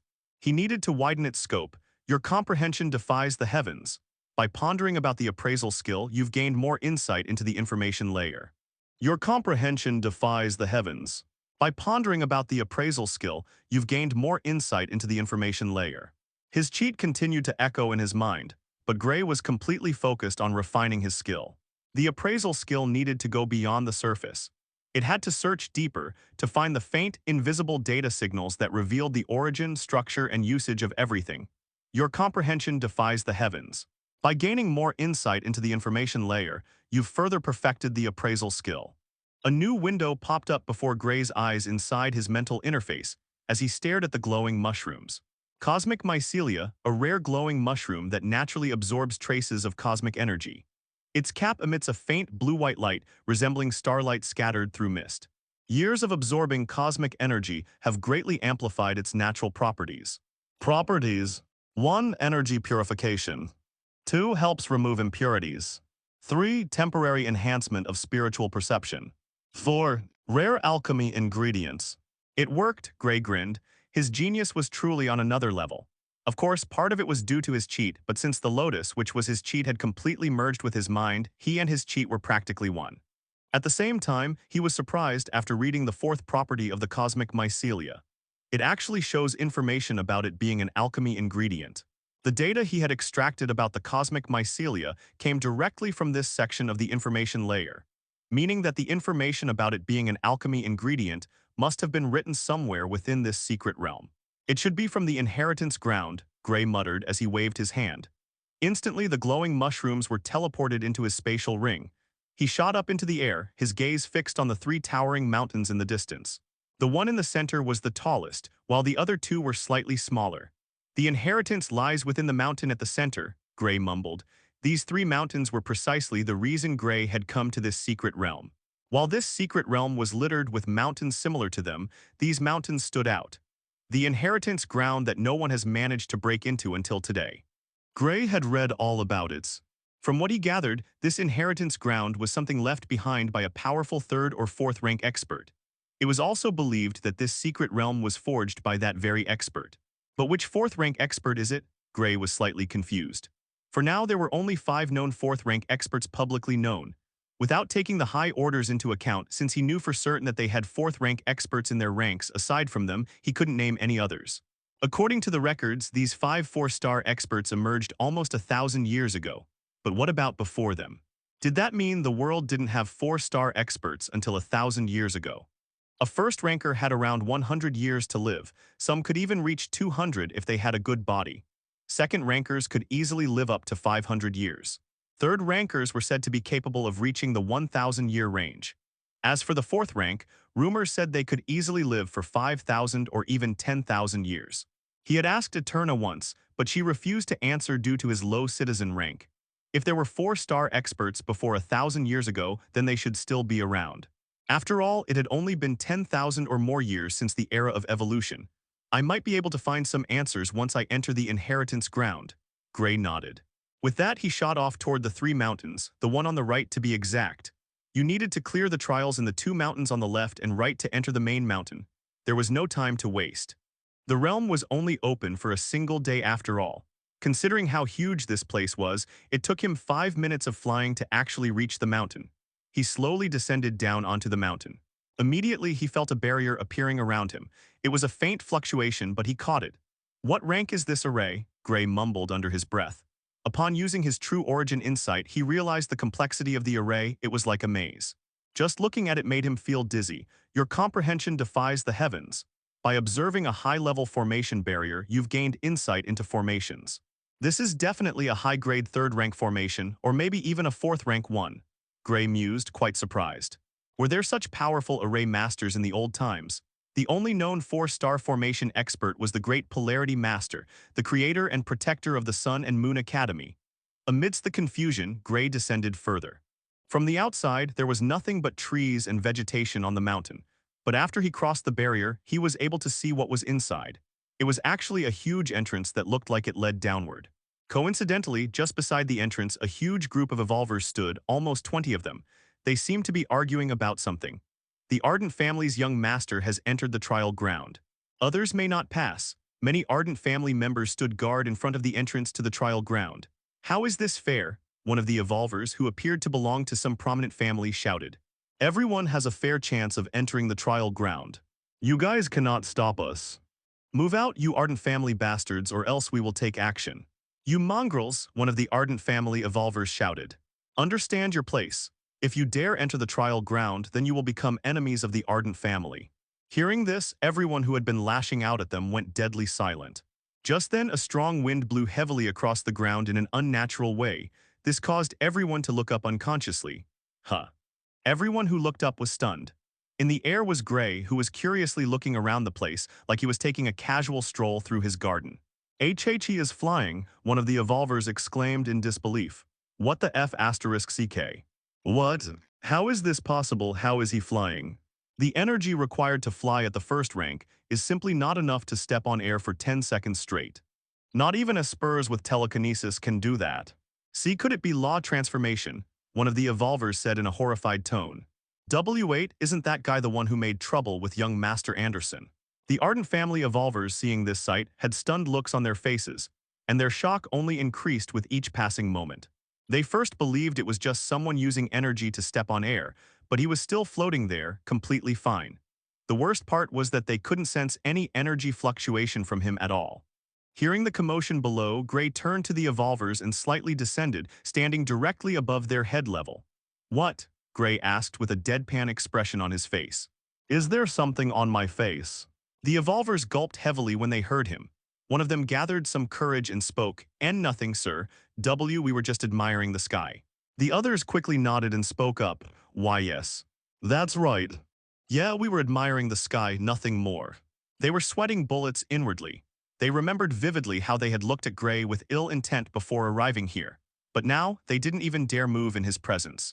The dude was literally flying, and he was still flying as they spoke. There was no need to doubt anymore, this was law transformation. Hey, it's him, one of the Ardent family evolvers shouted gravely. It's Greylock. But before he could even finish his words, Gray casually waved his hand. Immediately, sword energy burst out from him, infused with heavenly tribulation. It flew out in a crescent-shaped beam, which then split into several smaller arcs, matching the 5 Ardent family members. The energy beams went directly for the evolvers. Before the man who spoke could even finish his words, the energy struck his body, slicing it cleanly into 2 pieces, alongside the other 4 members of the family. Ardent family evolvers dead. Everyone sucked in a cold breath when they saw this, some even trembled uncontrollably. The place had gone deadly silent. Gray then flew over to the entrance and landed neatly on the ground. He turned to the evolvers who stood outside and spoke. Whoever enters will have their little brother broken, Gray said with a kind smile on his face. As for the fellow ladies, as a gentleman, I'll only break your bones. Everyone immediately shivered when they heard this, especially the female evolvers in the group. They looked like they were about to tear up and burst out crying. Don't worry, sir, we will make sure that nobody enters the trial ground, it's all yours, one of the evolvers gulped. Good. Gray nodded, satisfied. He immediately went inside the entrance while the evolvers stood in stunned silence. Then one of them shouted, everyone run. They all took a single step backward together, then bolted like their lives depended on it, several sonic booms going off in succession from their speed. As soon as Gray entered the entrance, he realized there was a staircase inside that led downward. The area was damp and dark. The part below the staircase was even darker, he couldn't see anything at all.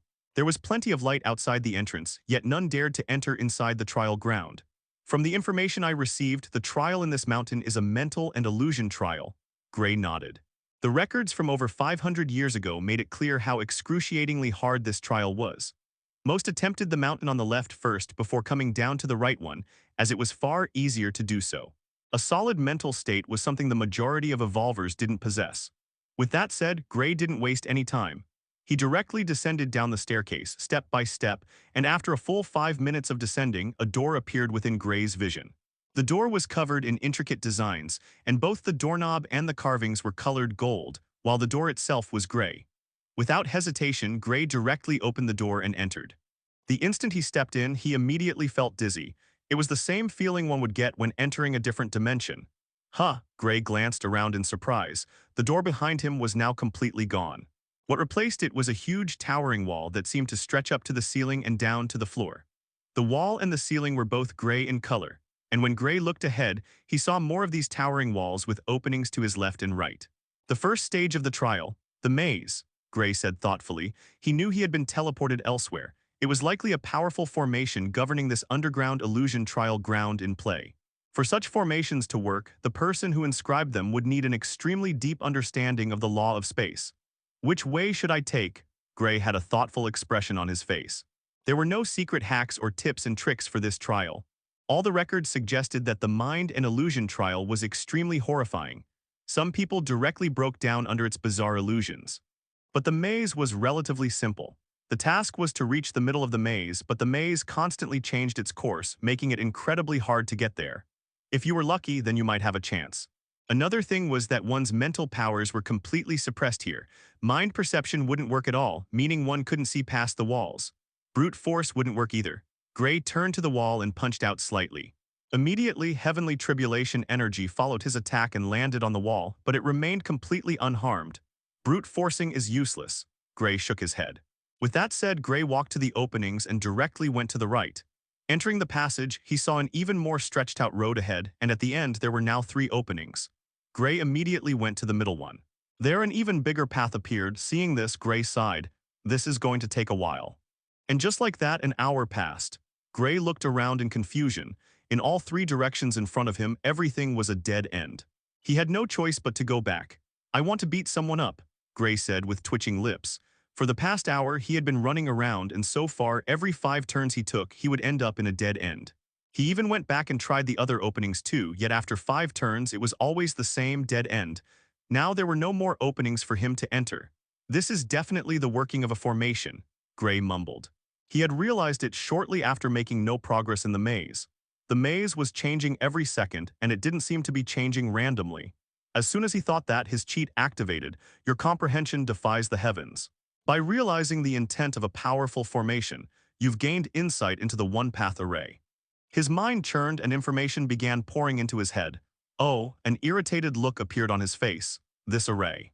It's too unreasonable, Gray said, slightly angered. Having gained insight into the array, he realized what was happening. The maze was constantly changing, but the changes made by the maze were caused by this so-called one-path array. It deliberately changed the paths for those who didn't meet the set requirement of the array. If you met the requirement, then you could safely enter the middle of the maze. The array itself would help guide you there in just a few steps, depending on how close you were to fulfilling the condition. He didn't know what sort of array this was or what the requirement might be, but one thing was for sure, he definitely didn't make the cut. Gray snorted, and instantly a powerful mental fluctuation erupted out from him. This array also had an illusionary function. It made those with mind perception fall into an illusion where they believed they couldn't use their mind perception at all. Even if you tried to see if it would work, the illusion would activate and make you believe that you tried to use your mind perception, when in reality, you would just be standing still at that time. Even he had fallen for it. But if someone with absolute confidence in their ability, or perhaps someone completely delusional, entered, they could easily bypass this illusion. Their trust in their power would overshadow the illusion completely. Luckily, with his comprehension and the gained insight, the illusion immediately lost its effect. Lesson learned. I should get myself some more mind protection techniques, or else I'll fall into illusions like this without even noticing. Gray nodded seriously. He silently promised himself that he would never let something as stupid as this happen again. He had neglected his mind for too long, and due to that, he suffered here. After this, he would go on a shopping spree and buy countless mind protection and mental attack techniques. And now, with his mind perception unleashed, he could finally see through the walls. He knew where he should go. With a grin, he flew up and shot off like a cannon. With mind perception, he didn't have to worry about dead ends anymore. He flew swiftly, overpowering the maze's constantly changing array, and soon he was near the maze's center. But just before reaching it, he spotted two people, both wearing combat suits with the lightsaber insignia. No doubt about it, they were from the Ardent family. They both had angered expressions on their faces. It's been 2 hours, too. Where is the middle of the maze? One of the Ardent family members shouted in rage. Should we get out, young master? It's already been 2 hours, the other Ardent family evolver said in a worried tone. If things keep going like this, we might never find anything and the realm will close before that. However, just as the young master was about to reply, he froze, along with the other member. That was because they saw a shadow appear above them, the shadow of a human. They both turned their heads upward, only to see two powerful red energy beams coming their way. Boom, the instant the beams landed, their bodies disintegrated. It's been a while since I used the Crimson Fang array, Gray mumbled casually as he stared down. With heavenly tribulation infused into it, its power increased even further. With that said, he swiftly made his way to the middle of the maze. The maze was just about to change, but he made it in time. In the dead center of the maze was a golden core floating slightly above the ground. He looked around, and indeed, the opening he came out from was the only one that could reach it, meaning the chances of reaching the core were extremely low. But he made it in the end. His comprehension truly came in handy. The next instant, he swiftly made contact with the golden core and was teleported out. Gray blinked, and in that very instant, he once again felt the dizziness he would always experience after teleporting. Soon after, he found himself in a completely different room. He looked around, and what he saw next left him stunned. It was a pitch-black place, but as soon as he appeared, a faint blue light shone from beneath the floor, slightly illuminating the room. When he finally took in his surroundings, he saw mirrors. He looked to his right, there was a mirror. To his left, another mirror. Even when he looked up, there was a mirror there as well. But the strange thing was, none of these mirrors showed any reflections. Instead, they displayed the blank white ground beneath his feet. This was really bizarre. What kind of mirror was so stingy that it refused to show Gray's reflection? Or could it be that he was a ghost now? Just as he thought that, the mirror in front of him shifted and immediately Gray's reflection appeared on its surface. Gray's lips twitched. Did these mirrors have ping issues? Why were they lagging? He closely observed the mirror, making a few gestures with his hands to see if the figure on the other side would mimic him. However, reality was often disappointing. Instead of mimicking his gestures, the reflection took a step forward and grinned evilly.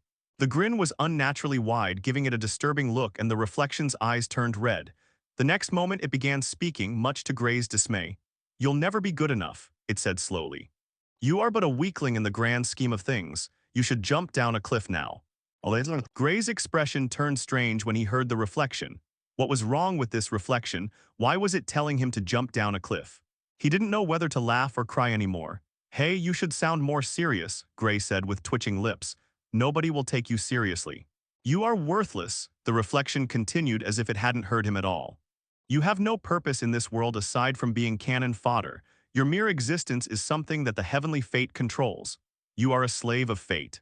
Immediately after that, the mirror's surface rippled as though someone had thrown a stone into it, and a powerful mental fluctuation emerged from within.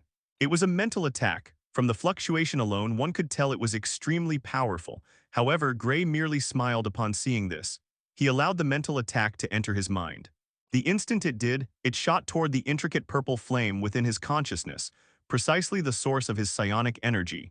But before it could even move further, a terrifying power descended upon it. A power so perfect that the imperfect mental attack was crushed into bits without even being able to resist. Nexus energy. It was the ultimate source of all energies, the king of energies. It could even deflect probing attempts from a terrifying immortal lady in the starry sky. There was no way a mere mental attack like this could affect him. He believed this mental attack was only of the first rank. It wasn't even worth mentioning. If it had been a higher-level attack, perhaps he might have struggled a bit more, since Nexus energy wasn't strong enough to directly deflect a powerful offensive strike. But probing and mental interference like this could definitely be negated, as they didn't directly target his mind. The instant the mental attack failed, the reflection in the mirror faded away. Immediately after, the mirrors on his left and right shifted, and his reflection appeared on both of them at the same time. "You are useless. You are useless." They both exclaimed, and two powerful mental attacks shot out simultaneously. Gray snorted, and before the attacks could even reach him, they were neutralized. If there was a way to measure or grade psionic energy, he would definitely receive the highest rank, and nobody would be able to surpass him. That was how powerful and supreme Nexus psionic energy was. Then, the mirror directly above Gray displayed his reflection, and it too launched an attack. But that one was also easily deflected by his overwhelming psionic power. The instant that happened, Gray suddenly felt the ground beneath him vanish, and with another wave of dizziness, he was teleported once again. Buzz. Once the dizziness cleared, he realized he was standing in front of a floating, broken piece of what appeared to be a disc. The fragment bore intricate patterns that glowed with golden light. The trial is over, Gray grinned. Immediately he stepped forward and grabbed the broken piece of the disc. This disc was required to open the main door of the inheritance ground. The other part of it was located on the mountain to the left. As soon as he touched it, information rushed into his head. Surprisingly, it was actually a mental art. Your comprehension defies the heavens. By comprehending the mental quake art, you have mastered the technique mental annihilation art. It's the same attack the reflections used, Gray said with a satisfied nod. With his cheat in action, its power had increased by an entire level. What was once a technique capable only of causing numbness, dizziness, and mental pain could now directly target the mind and completely destroy the brain. It was an extremely lethal attack that could be used even against cultivators of the third rank. Not bad, Gray smiled. Just then the disc in his hand stirred abruptly, and a silver flash shot out from it, much to Gray's surprise. He swiftly caught it using his mind perception and realized that it was a pill. Gray immediately used his appraisal skill on it. Mind Expansion Pill 4-star, a rare pill that expands a cultivator's mental domain, permanently increasing the range and sharpness of their mind perception while enhancing mental clarity and cognitive processing. Each use will drastically reduce its effectiveness. What? Gray's eyes widened. A pill that can permanently increase the range of mind perception. Gray was pleasantly surprised. Those who had cleared the mind trial before had never mentioned anything like this. Could it be that the trial ground recognized I'm an Esper and gave me special rewards? Gray mused thoughtfully. Normal people could also survive the second stage of the trial. They just needed a mental defensive artifact or protection. It was far easier than the maze, in fact. One didn't really need to be an Esper to clear it. But I guess being an Esper comes with benefits, Gray grinned. Then without hesitation, he immediately swallowed the pill. Gray didn't worry about the pill being a trap or anything. If it was, the appraisal skill would have already alerted him of the danger. The pill, upon entering Gray's mouth, instantly melted, and out of it, a terrifying fluctuation emerged. What was left was a glowing ball of light that charged upward to his brain. Instantly, it shot into his neural pathways and arrived within his mindscape. It made its way toward his purple psionic nexus flame with intricate patterns and tried to enter it. Buzz energy spread out from the flames as they began reacting. The calm flame was set ablaze, burning with a faster rhythm as it sent out mental fluctuations within his consciousness. Inch by inch, he felt his mind growing stronger. The white light was absorbed into the flame, and it grew brighter. A feeling of something heavy being lifted off his head filled him, and his mental thoughts became much clearer. But the real transformation was with the mind perception. Let's test it out. Gray opened his eyes and turned to his left. There, a door with the same golden intricate patterns from the time he first entered the trial had appeared. He swiftly made his way out. Immediately his vision flickered and he was right back at the staircase. Perfect, Gray smiled. He swiftly climbed back up and left the entrance to the cave. There he saw nobody. From the looks of it, everyone had left after his warning. Gray nodded slightly, and the next moment he slowly spread his mental perception out. 100 meters, 150 meters, 200 meters, 250 meters, 300 meters. It doubled. Gray was stunned at the revelation. Although it didn't reach the length of a first-level second ranker, which was 500 meters, it was still a significant boost. Within this 300 meters, he could see everything, even evolvers far away trying to climb up the mountain. He even saw the people who were here before he entered the trial. They were fighting some mutated beasts. And on the other side, he saw some members from the Interwire Company ascending the mountain. Seeing all this, Gray gave out a single command. Mental Annihilation Art. The instant the technique was activated, the beasts within the 300-meter radius and the Interwire Company evolvers all froze in place. The color drained from their eyes and they fell to the ground with a thud. They weren't dead, but they definitely wouldn't be able to form a thought after this day. The evolvers who were fighting some of the mutated beasts were stunned seeing this. One of the Espers in their team had a grave look on his face. A powerful mental fluctuation, he spoke, trembling slightly. I just felt a powerful mental fluctuation on a large scale. It was targeted at the mutated beasts. He spoke fearfully. The attack was so powerful that even his psionic energy went out of control for a moment. There were over 70 or more mutated beasts within the area of coverage, and now all of them were half-living. They will never be able to form a thought after this. As for the Interwire Company evolvers, he didn't have any remorse about eliminating them. They were his enemies, and if he were weaker than them, he wouldn't be standing in the air overlooking the mountain now. Instead, he would probably be 6 feet under, and above everything they worked for the High Order. Since that was the case, there was no need for hesitation. Now all I need to do is give a single command and they will die. Gray nodded, satisfied. Crushing and eliminating multiple enemies that were within his mind perception was something he could do but never had the chance to do until now. On a large scale at least. And after using it for the first time, Gray realized the scope of power he had achieved. Gray then directly eliminated everyone who was affected by the mind annihilation art, and with a wave of his hand, several beast cores flew into the sky, with the evolvers scattered around watching in awe. With a flick of his hand, he stored all of them inside his spatial ring. Most of them were at the late stage of the first rank or middle stages, but due to the pure condition of this place, the vital essence was extremely pure. Hence, it could be utilized when it was time for a breakthrough to the second rank. Gray then took his mind perception back. He settled the matters of his powers in his mind and moved. Time waited for no one, and this was just the beginning. If everything went right, then he would soar to a higher realm. He didn't let this get to him. For now, he had cleared the first trial, and it took him a bit more than an hour to do so, but the other one shouldn't even take him much time. That was because the left one was the easiest. He flew along the path of the mountain road that connected to the mountain on the right and swiftly descended down to it. As soon as he descended, the air shifted and the familiar barrier formation rippled, and the mountain's surface began to change. The grass and trees slowly sank into the ground, revealing a broad, flat stretch of stone beneath. The smooth slabs were fitted together perfectly, forming a massive circular platform that stretched across the mountain top. Strange symbols were carved across its surface, faintly glowing with golden light. In the very center stood a large stone platform, simple but imposing, with a wide circular mark engraved on it, the starting point of the trial. Surrounding it were stone pillars of varying heights. Compared to the mental illusion trial mountain, this mountain had far more evolvers, almost 70 of them. And coincidentally, this mountain, according to the records, was more focused on the physical side. It tested one's aptitude, strength, and endurance. This test could be done by anyone following the top 5 evolutionary paths and emerge victorious as long as they were at the late stage. Immortal cultivators could use their spiritual energy to amplify their strength and endurance, but they might not necessarily pass the endurance test, as once their energy ran out, so would their defense. Martial artists with their strong bodies would do just fine. Bloodline warriors who had merged with the bloodline of a powerful beast could also effortlessly go through this, and elementalists could utilize their elemental power for amplification, but they would run out of energy in the long run in the endurance chamber. As for Spurs, they would be able to pass the test if and only if they had a barrier-type mental skill that could use psionic energy to protect them or a barrier ability.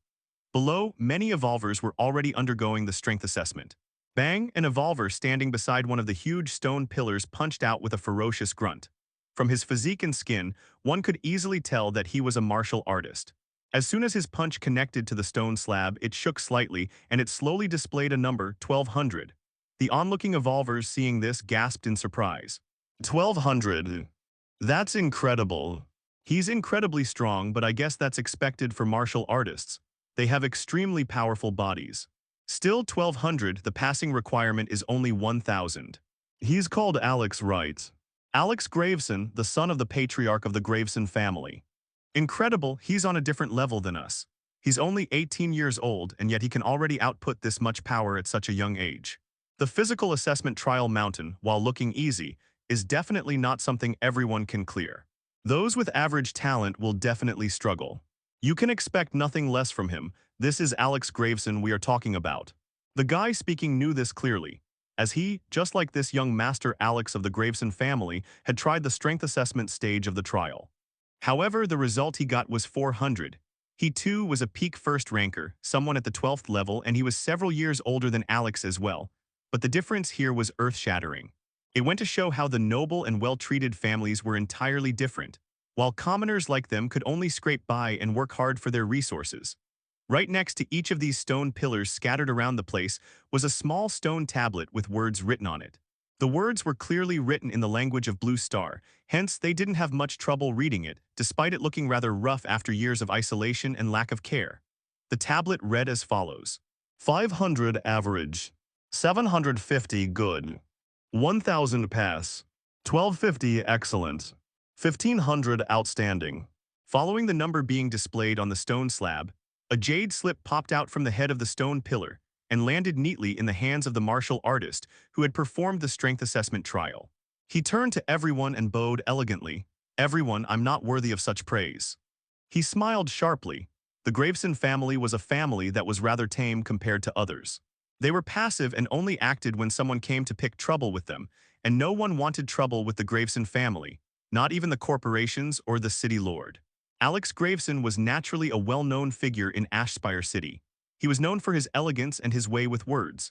This guy might be an evolver, but he was also a sharp businessman at heart. Despite being only 18, he already handled the affairs of the Graveson family by himself. He was that skilled. HMPH. Just then an angry snort came from the crowd. Everyone turned their heads. There they saw a burly guy with tightly packed muscles, deep fiery red eyes, a buzz cut, wearing a sleeveless white tank top and a dog tag chain emerging from the crowd. Seeing the guy, Alex smiled. "Greetings, young Master Kane," he greeted softly. "It's Kane Winters from the Winters family." "HMPH, pretty boy, you did not bad for your level," Kane said with an arrogant look on his face.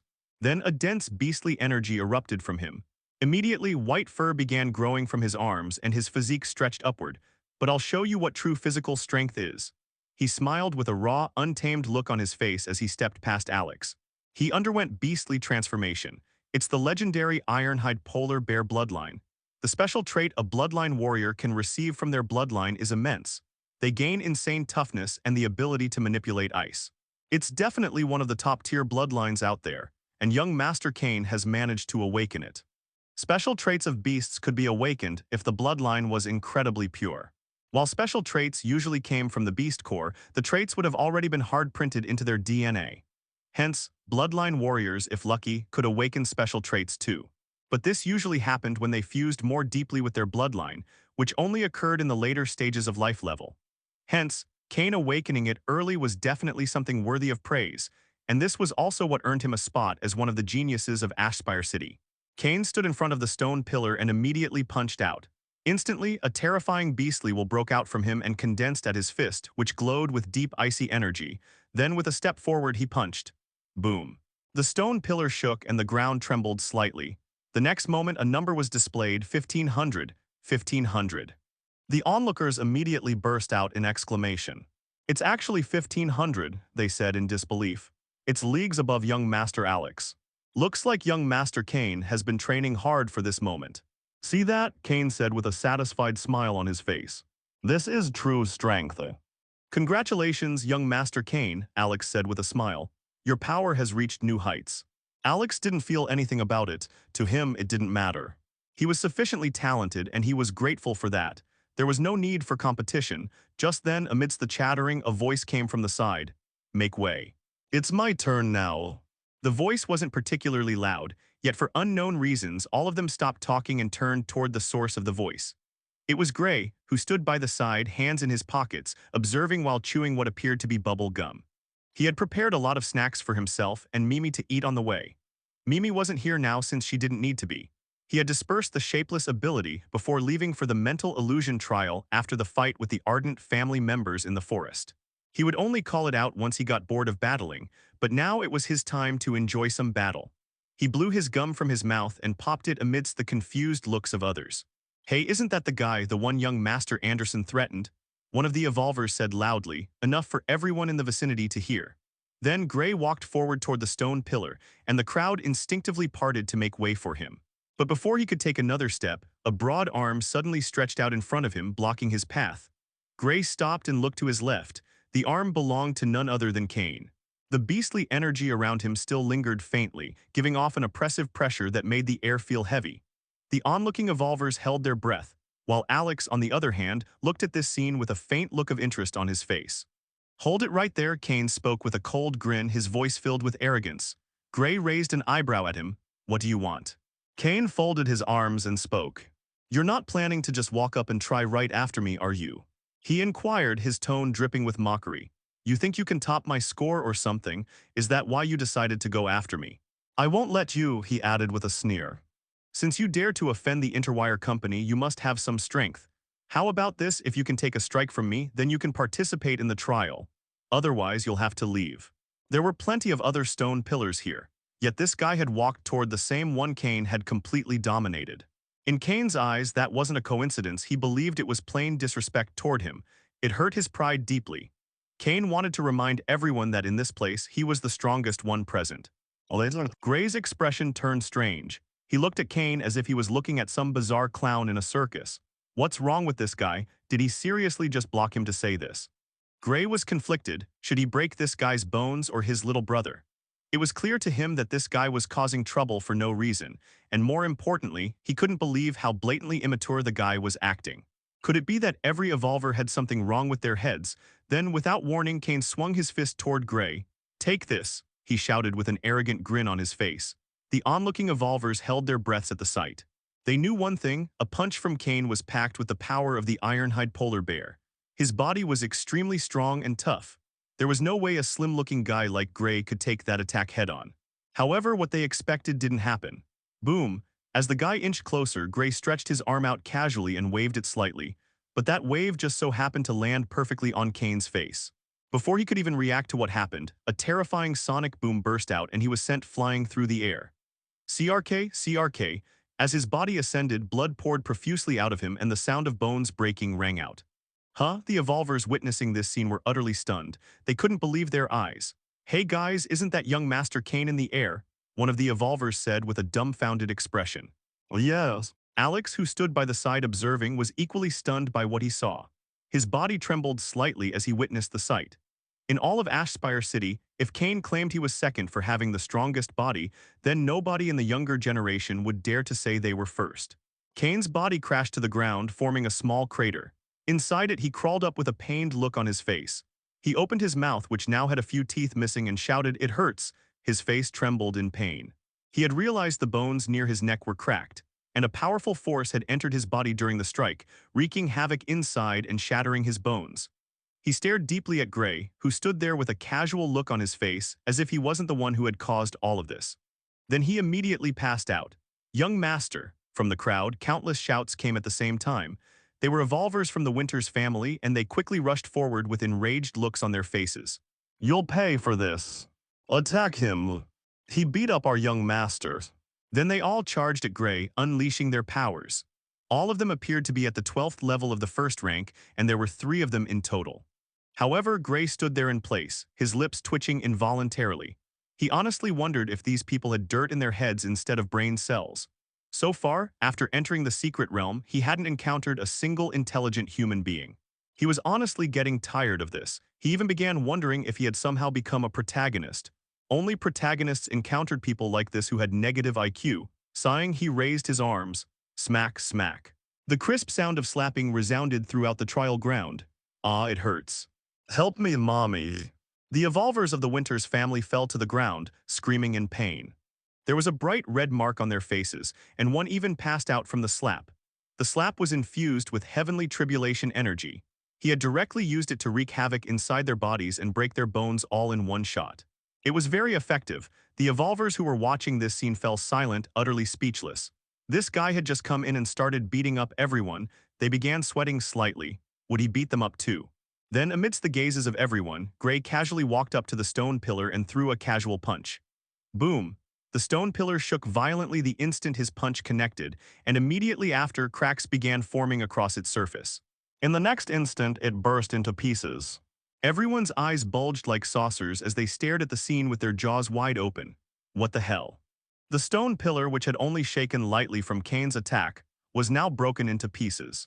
The next moment, a light shot out from the shattered pillar, and a jade slip appeared in Gray's hand. At the same time, the stone pillar that had been destroyed began rebuilding itself, and within a matter of seconds, it was back in its original shape. Gray slowly nodded at this. He believed it was the hidden array governing the trial at work here. But with this, the first stage of the trial was complete. Gray, having the jade slip required for the second stage of the trial, immediately began walking toward the stone chamber. Just then, a careful voice came from the side. It belonged to Alex Graveson. "You are Gray, right, Gray Lockhart?" he inquired cautiously. Alex was an observant type. He had heard Anderson calling out to him while they were outside the secret realm, hence he clearly remembered Gray's name. "Yes." Gray tilted his head as if asking, "What do you want?" Alex slowly pointed toward the stone chamber. "Anderson, he's in there. He entered before everyone else." "Is that so?" Alex nodded. It was a way for Alex to get on Gray's good side. From the display of strength just now, he realized how powerful Gray truly was. What was even more unbelievable was that this guy looked even younger than him. He looked only 17 years old at best, yet he was already far more powerful than everyone. Alex was someone with a broad view of the world. While the Interwire Corporation dominated Ashspire City, the Azrael Corporation was definitely not something to mess with either. People with narrow minds might think Interwire was superior, but Valyria, who came from the floating city, held far more importance. Alex had a goal to unite Ashspire City, give birth to a late-stage second ranker, and turn it into a second-rate city. He wanted to bring the Graveson family prosperity. In his endeavors, he believed that becoming friends with Gray was a better option than making an enemy out of him. Hence, he tipped off information about Anderson to Gray. It was clear to everyone in the trial zone who would emerge victorious if Anderson and Gray fought. This guy was a walking disaster. Anderson wouldn't even be able to take one move from him. The onlooking evolvers clearly saw this interaction, but none said anything. Honestly, they would have done the same as well. Gray clearly noticed Alex's intentions, but he didn't say anything. He merely smiled. He was rather grateful that there was at least someone here with a bit of a brain. He thought most of them were idiots. Gray gave him a nod of approval and began walking toward the stone platform. As soon as he started walking, the trial zone abruptly shook and a golden light shone out from the stone platform. Following that, the silhouettes of three figures emerged from the light and landed beside it. The three silhouettes were familiar to everyone present. It was Anderson and his gang. Anderson had an excited look on his face as he stared at a broken piece of a disc in his hands. "I got it," he exclaimed with a grin. "I got the part of the inheritance key." He said it loud enough for everyone to hear. Naturally, Gray heard it too. Anderson then looked around him, and the first thing he noticed was a crater nearby, with someone inside it and several unconscious people lying around. "Huh," Anderson's expression changed. Just then, a shout came from the crowd of evolvers. "Young Master Anderson, Gray Lockhart is here." The onlooking evolvers were stunned upon hearing this. They turned toward the source of the voice and realized it was an evolver from the Interwire Company. However, the very next moment, the man's eyes bulged, and he spat out a huge mouthful of blood before collapsing to the ground, lifeless. "Huh," gasps of surprise rang out from the crowd. They turned toward Gray, who stood in front of them with his back facing them. His arm was stretched slightly backward. Everyone seeing this was stunned. Is he in a spur? Wasn't this guy a martial artist? He had clearly used his fists to break the stone pillar, so how did he use telekinesis now? They were dumbfounded. Gray Lockhart. Anderson's expression changed drastically. He recognized the unconscious people. They were Kane and the evolvers from the Winster's family. From the looks of it, Gray was the one who beat them up. Kane was strong, probably as strong as him. Then how did Gray beat him up so easily? "You Gray Lockhart," Anderson shouted coldly. "Who do you think you are? Do you think just because you beat them up you can do the same to me? You're dreaming." He sneered and turned to his subordinates, who nodded at him. They would have no choice but to go all out. His subordinates were also very strong. He didn't fear them losing to Gray. More importantly, he had received a set of strengthening pills from the High Order. He believed they could help him here. Anderson and his subordinates took out 3 pills from their spatial rings and prepared to pop them into their mouths. However, just as they were about to, they realized they couldn't move their hands at all, and the pills that were just about to enter their mouths flew away from them and appeared beside Gray. "Look what we have here." Gray grinned when he saw the pills. He recognized them at one glance. The Abyssal Transformation Pill. Are the High Order making these pills in batches? Interesting. Gray examined the pills closely. Abyssal Transformation Pill. Indeed, he couldn't find any information related to the Abyssal Transformation Pill here. That was because there was practically no data on this part of the information layer. This thing had only just registered here thanks to Gray's knowledge of it, but if he were back on Blue Star, he would definitely be able to find out its information. "I can't move," Anderson exclaimed with a stunned look on his face. "Let go of me," he shouted, but just then he sensed something. He turned to look at his subordinates only to see them floating with no emotion or light in their eyes. They looked half dead. Anderson's heart skipped a beat when he saw this. A trace of anxiety assaulted him. Then he saw Gray walking up to him with a kind smile on his face. "Do you believe in heaven and hell?" Gray asked with a smile. "You bastard, let me go," Anderson shouted in fear and anger. "The Interwire Company won't let you go if you do anything to me." Smack, the crisp sound of a slap rang out across the trial ground. "Not what I asked," Gray said with an innocent smile. "Now answer my question. Are you? You will pay for this, T the high or. Smack you dare hit me ago. Smack, Gray continued slapping the poor guy with a bored look on his face. By the end, Anderson's face looked completely like that of a pig. He had snot dripping from his nose and a dumbfounded expression on his swollen face. So, do you believe in heaven or hell? Gray asked again, wearing a benevolent expression. It was almost as if he wasn't the one who had just slapped the man into this state. I do, Anderson shouted frantically. Good, Gray nodded satisfied. Then he pointed at the guy with his finger mimicking a gun. Because that's where you'll be going today, Gray grinned, bang. Heavenly tribulation energy surged and shot through Anderson's head, instantly eliminating him. Mr. Gray, you just mentioned something about the high order, right? Alex carefully approached Gray and inquired. He was extremely observant, and being close to Gray, he could hear everything that had happened. Besides, evolvers had sharp hearing. Even if he hadn't been close, he would still have heard them perfectly. Gray turned to Alex upon hearing him and waved his hand. Instantly, one of the abyssal transformation pills floated beside Alex under Gray's control. Try sending your true energy into that pill, Gray said casually, waiting for Alex to inspect it. Alex did as Gray instructed after a moment of hesitation, and as soon as his true energy erupted from him, it flowed straight into the pill. The next instant, the pill vibrated slightly, and a red and black energy erupted from it. This corruption energy, Alex was stunned. The High Order. His expression changed drastically. He knew about the High Order's ability to control corruption fields. This news had been trending everywhere in the southern region ever since the incident in Nova City, which was located on the other side of the southern region. What? The onlooking evolvers immediately had a change of expression when they saw this scene. They too had heard everything and had been waiting for answers from Gray until now, but the answer was very clear. The High Order. A collective gasp spread through the trial ground. Wait, what? Interwire's colluding with the High Orders. The Interwire company was colluding with the High Order. They're one of the ruling forces of Aspire City, one of the evolvers said in fear. Doesn't that mean the city is already in danger? It was a possibility no one could ignore. But wait, what if it was just Anderson and his subordinates? One banana going bad doesn't make the others impossible to eat. They glanced at the person who spoke and then at Gray. Indeed, that was also a possibility. Just because 3 of them had gone bad didn't mean the entire company was corrupted. At this, Gray laughed softly. He turned to the corpse of the Interwire company evolver he had eliminated earlier, took the spatial ring from his hand and waved his hand. The seal on the ring broke instantly, and from it emerged many herbs and items, but one particular item stood out. Without a doubt, it was another abyssal transformation pill. Even he has it, Alex mumbled. There was no need to inquire any further. It was clear to everyone now that the Interwire company was indeed colluding with the High Order. 3 could be a coincidence, but a 4th time, that was impossible. They all turned to Gray, looking at him in a new light. His actions now appeared more justified to them. From the way he had acted and kept to himself, it was clear that he already knew about this. Mr. Gray, did you already know about this? Alex asked in a serious tone. To this, Gray merely shrugged. Was that why the Interwire company targeted you? Alex asked thoughtfully after piecing everything together.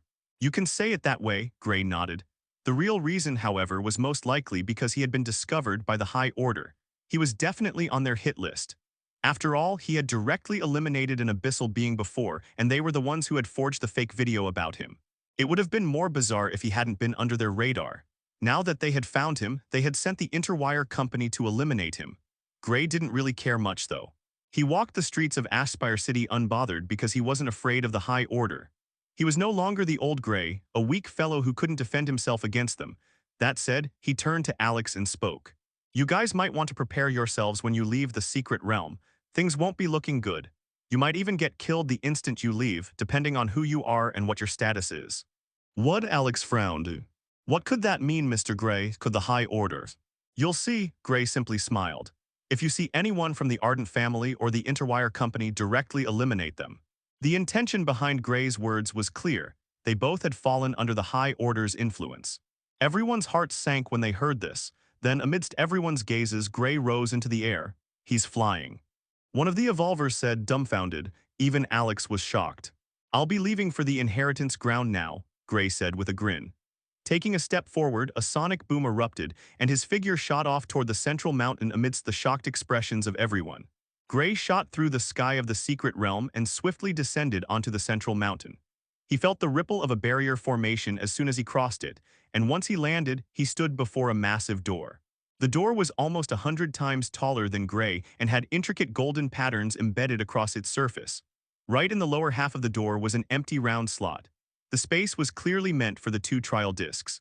Gray strode over and took out both discs. He placed one in and immediately one side of the door's golden patterns lit up. Upon seeing this, he placed the other one. Instantly, the other side of the door also lit up. Rumble. The ground beneath the door shook violently as it began to open bit by bit. Once it opened, Gray's expression turned strange. Your comprehension defies the heavens. By observing spatial distortion, you've gained insight into the law of space. It's a spatial distortion, Gray mumbled in surprise. The open door now had a crack in the center, with a whirlpool of spatial distortion swirling within it. There was no doubt about it, this was a spatial distortion similar to a secret realm. It's time to enter. Gray immediately stepped forward. The inheritance ground was open, and if his calculations were correct, things were already beginning to unfold in the city. Hence, without wasting any time, he entered the inheritance ground. Outside the secret realm, Ashspire City. A deafening siren blared across Ashspire City, a sound that tore through the air and spread across every sector in the city. This is an automated emergency broadcast from the Ashspire City Defense Network. Hostile entities identified as high-order units have breached outer defenses. All citizens are to evacuate immediately to designated shelters Alpha through Delta. This is not a drill. Repeat. This is not a drill. BZZZVRMMM. Hundreds of drones and helicopters buzzed over Ashspire City, their engines humming like a swarm of metallic wasps. Among them were defensive drones and powerful combat-ready helicopters. Following right behind them were heavily armored law enforcers in mecha suits and members of several corporations. Clank, boom. In the streets of Ashspire City, several gray and black-robed figures moved with astonishing speed and clashed against groups of evolvers. Some wore the insignia of prominent families, some the combat suits of smaller corporations in Ashspire City, and some were law enforcers. You high-order bastards, one of the evolvers shouted, enraged as he charged. You will die today. He closed in with great momentum and went straight for a gray-robed high-order member's head. The high-order member merely sneered and waved his hand. Instantly, a powerful mental ripple emerged from him and the nearby evolvers were directly eliminated. Run! The nearby normal citizens of the city were horrified at the sight. They scattered like rabbits being hunted, screaming and shouting. The high-order member licked his lips and sent out another ripple, this time targeted at the citizens. Where are you guys running off to? However, upon using his mental attack, a powerful presence descended upon him and the nearby high-order members. Their expressions changed. All of them turned to the sky and saw a girl floating in the air. She looked to be around 20 to 22 years old. She had a beautiful face and a well-endowed figure, but right now she wore an angered look. You evil creatures, the girl, who was none other than Valyria, shouted. What did those innocent evolvers do to you? As she spoke, a golden light erupted from her. All the high-order members saw was a blinding light before they were vaporized to the ground. Behind her, several AVs descended, and out of them poured an army of evolvers in the combat suits of Azrael Corporation. They landed one by one and waited for Valyria's commands. Far away in the headquarters of the Interwire Company, on the highest floor inside what appeared to be a lab, a group of lab-coated individuals stared at a large screen. On the side stood Marcius, looking anxiously at a huge mecha beside them. This was precisely the war armor designed for Orin. The war armor stood like a metal giant. Its body was made of dark alloy with faint red lines glowing across its surface, as if blood flowed beneath the armor. Every part looked sharp and powerful, built perfectly for battle. Its shoulders were wide, its arms thick and heavy, and its chest had a glowing core that pulsed like a heart. The armor looked alive. Tiny mechanical parts moved slightly with every hum from deep inside. On its back were two large thrusters shaped like wings, releasing a low vibration that filled the room. The helmet had a narrow red visor, sharp and menacing. Right through that visor, Orin's head could be seen. His face was calm but pale, eyes completely closed. Wires and energy streams connected to his neck and temples. His whole body had merged with the machine. Only his head remained human. The rest had become part of the war armor itself. Neural chip activated. Large-scale bitripper chip activated. Integration sequence 97%, 98%. 99%, 100%. Machinery law fully linked. Core circuits of the war armor activated. Core synchronization established. Subject Orin lightsaber online. As soon as the message came, the mecha called lightsaber twitched. The wires connected to it broke apart and slowly rose up. Buzzed, the technology in the room began to flicker massively, everything in the vicinity going static. This was the power of the law of machinery. The lab door opened and Varin entered the room. Seeing him, Marcius turned and immediately greeted him. Lord Varin. Marcius, Varin nodded and examined lightsaber. Looks complete. Yes, Lord Varin, Marcius nodded. The Mecha and City Lord Orin have reached 100% synchronization. He can fully utilize the law of machinery, with the mechanical parts of the mecha being reshaped by the power of law. He has stepped into the late stage of second rank. Very good, Varin spoke calmly, then waved his hand. A pill and a gray robe appeared. You have been doing great for a while. After I spoke with the higher-ups, they decided to grant you a place in the ranks. Marcius's expression changed. Elation appeared on his face. Thank you, Lord Varin. Varin nodded. Use that pill. It will directly help you reach late stage. Yes, Marcius replied. Then, as if thinking of something, he asked, Lord Varin, what should we do with Gray Lockhart? You do not need to worry about him, Varin said calmly. I've already dispatched 2 middle-stage second rankers there. They will make sure he never lives another day. Saying that, Varin made his way to lightsaber. Orin, now fused with the armor, looked around his new body with a hint of madness on his face. I've reached late stage. His voice, more mechanical now, came from inside the helmet. He began laughing like a madman. Ha ha ha, I'm invincible, ha ha ha ha. Stop laughing, Varin said calmly. You are not invincible yet. There is still a factor you need to deal with, remember. That's right, Orin froze and an enraged expression crossed his face. That bastard city lord of 3 guards province, he will pay. Pay? The technology around the room distorted even more sharply and lightsaber rose from the ground. I'm going to kill him. Good, Varin nodded calmly. Now go, there is no time to waste. Go and eliminate him. For the high orders. Orin let out a terrifying energy and after destroying the ceiling shot off into the air amid the gazes of everyone. You have his controller, right? Varin asked. Yes, Marcius said, producing a small circuitry device that looked like a phone. This can be used to completely control the mecha, Lord Varin. Varin took it in his hands. This was a precaution for when Orin went rogue. They could terminate his thoughts and make him appear forever as a puppet. Varin then took his phone and dialed a number. He's off. Everyone begin moving to the 3 guards province. Then he dialed another number and spoke, unleash the corruption fields. The plan is in motion. With that, he put the phone away and turned. Now we will take Valyria into custody. The higher-ups told me to place great importance on her, he added.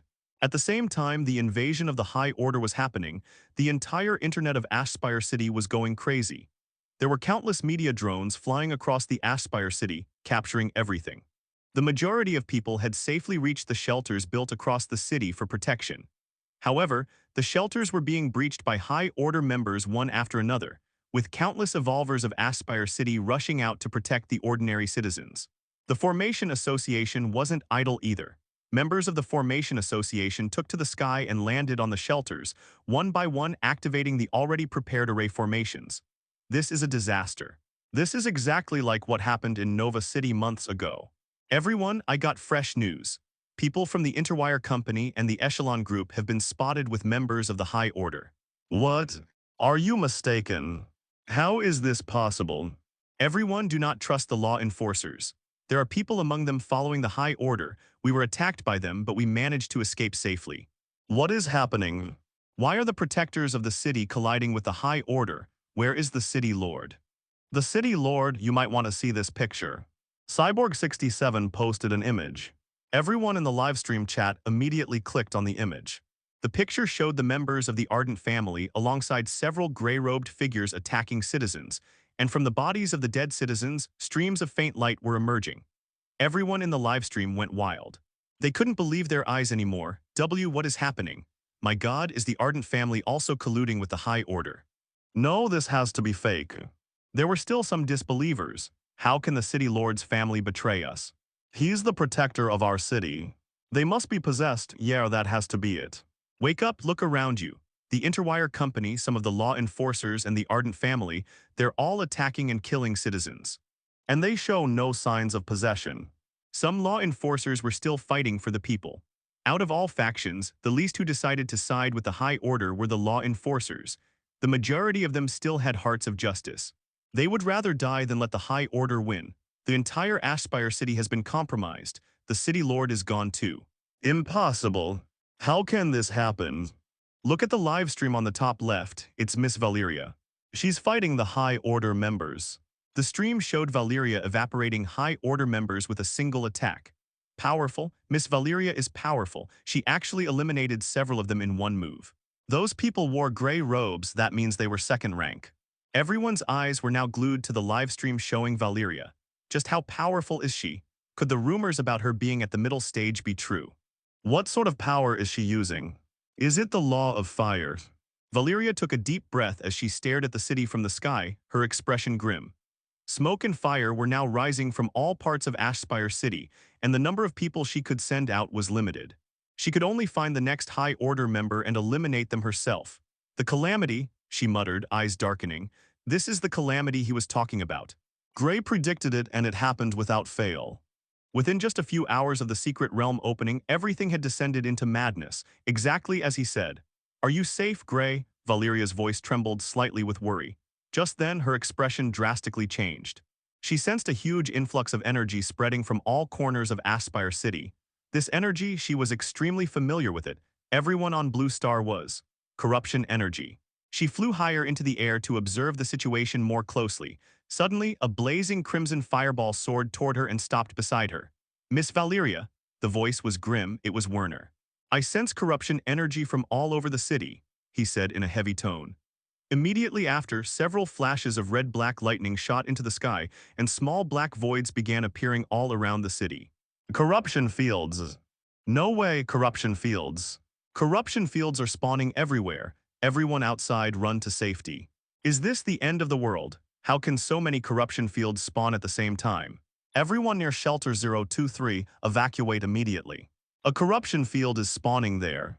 No, Valyria's expression changed drastically. How can so many of these spawn simultaneously? She scanned the entire city, her senses trembling. There are more than 100 of them. And the worst part, they were spreading out of Aspire City, heading north toward the Three Guards province. This is impossible. Werner's eyes widened in disbelief, his body trembling at the sheer scale of it. He even lost hope for a moment when he saw the endless dark vortexes swirling into existence. Countless High Order members and corruption monsters emerged from the growing darkness. Everything was against them. Once a corruption field began forming, nothing could stop it. It's over, we're all going to die, there's no way we can survive this.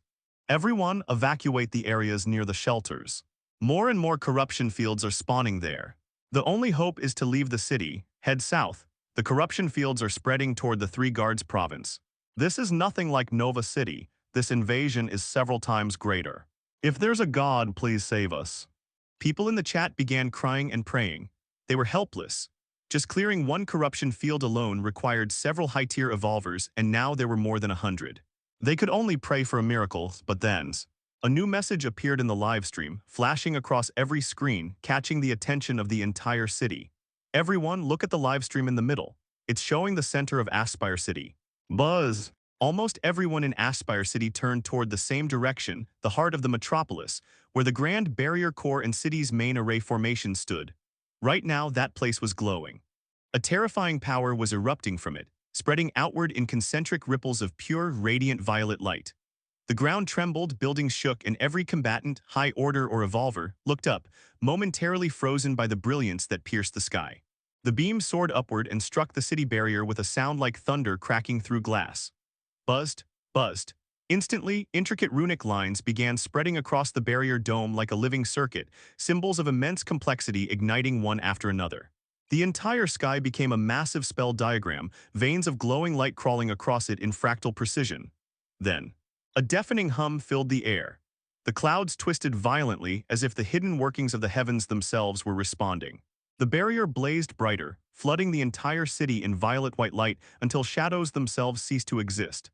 A colossal surge of energy descended into Ashspire City. From within the radiant diagram, countless strands of light burst forth like rain from a celestial storm. 10, 20, 50, 100, 200, 500, hundreds upon hundreds of lights. They rained down across the city like divine spears piercing through the night sky, each beam roaring like thunder as it descended. Buzz, boom, boom, boom, boom. The moment the first light touched a corruption field, space itself screamed. The air warped violently as the black void with red miasma twisted and folded inward on itself, air convulsing as if rejecting its existence. The edge of the corruption field shimmered, crackled, and then, boom, it collapsed.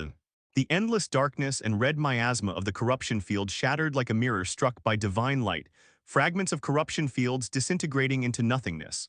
One after another, the corruption fields imploded. Explosions of violet light erupted across the city. The once dying city of Ashspire was suddenly illuminated, streets glowing with purple radiance, the sky painted in blinding brilliance that tore through despair itself. Within just 5 seconds of the light's descent, every corruption field that had been forming, every single one, was utterly annihilated. Not even the faintest distortion remained. What? What the hell? The corruption fields are vanishing.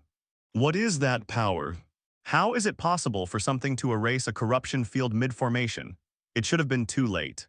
For a brief, surreal moment, the entire city fell silent. Every gaze was lifted toward the sky, every breath was held, every heartbeat trembled. All of Ashspire stood frozen, staring in awe at the light that had just rewritten despair into hope. Things weren't over just yet. The light that had directly eliminated the corruption fields didn't vanish. It shot off into the sky once more and rushed toward the gray and black-robed figures across the entire Ashspire city. "It's coming our way," a High Order member shouted. Buzz, at that very moment the light directly pierced the High Order member. He was an early-stage second ranker, yet he couldn't even react before falling. Swish, swish, swish. One by one, the High Order members who were at the early stage of second rank fell. They screamed in terror, yet the light had already arrived and pierced them, specifically targeting them as if it had a mind of its own. What sort of power is that? Unbelievable, almost more than 100 corruption fields were directly destroyed, and the light is targeting the High Order members as if it has a mind of its own. Someone pinch me, I feel like I'm dreaming right now. Werner and Valyria glanced at each other with a hint of surprise on their faces. It's Master Gray, Werner said while slightly trembling. I was right, he did create a grand array that could eliminate the corruption fields. Eliminate the corruption fields, Valyria was stunned. Is this true? Also, Master. This was the second time this had happened. It couldn't be a mere coincidence. I won't hide it from you anymore, Miss Valyria, Werner spoke. I am Master Gray's disciple. And Werner was proud to be his disciple. Why wouldn't he be proud? Look at what his master had achieved. This display of power was directly the power and mind of his master at work. Hundreds of corruption fields, it was nothing in front of the array Gray made. Who is Master Gray? The livestream immediately went wild. To think a powerful formation expert like Master Werner would have a master. Brother Gray made this formation. That's right, Miss Valyria. Werner began explaining. This was a direct product of my master's own creation. He forged it with his own hands. Even I was confused when he inscribed it into the formal pillar of the city barrier. Werner remembered what had happened several days ago when Gray was out on his important matters. Inside the main formation chamber, Gray stood in front of the formation pillar covered with intricate patterns while chewing gum like a goat chewing grass. Right beside him was Werner. He observed the array formation carefully. This formation held the city barrier. It helped prevent the corruption energy from the outer rings and corruption fields outside from getting too close to the city while filtering it. In a way, it helped filter out the energy entering and also prevented unauthorized people from entering the city. It was called the City Barrier Formation. Your comprehension defies the heavens. By observing the city barrier formation, you have comprehended the absolute city barrier formation. This formation was created by the combined force of the Formation Association, and now it has been upgraded by his cheat. Yeah, I can work with this. Gray stepped forward and immediately took out a pen. This was no ordinary pen, it was liquid cosmic energy solidified into a tool. Formation masters use these pens to avoid burning through their own energy reserves while making a formation. With a wave of his hand, several more pens appeared. They neatly floated around Gray as if awaiting his command. Gray then touched the formation pillar slightly. He had already seen through its origin. He cut off the energy from the array, disabling the city barrier temporarily. No one would notice it had turned off unless the formation pillar itself was destroyed. No one would come asking either.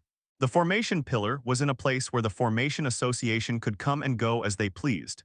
Since they came in unexpectedly, no one from the City Lord's mansion was here to stop them either. After turning off the barrier, he sent his energy out. The Nexus energy surged and enveloped the pillar.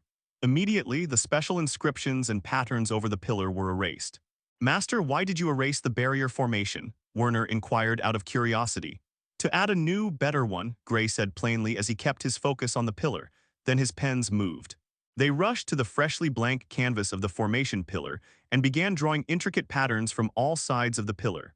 Gray focused on the pillar as he controlled his telekinesis to draw the formation he had in mind.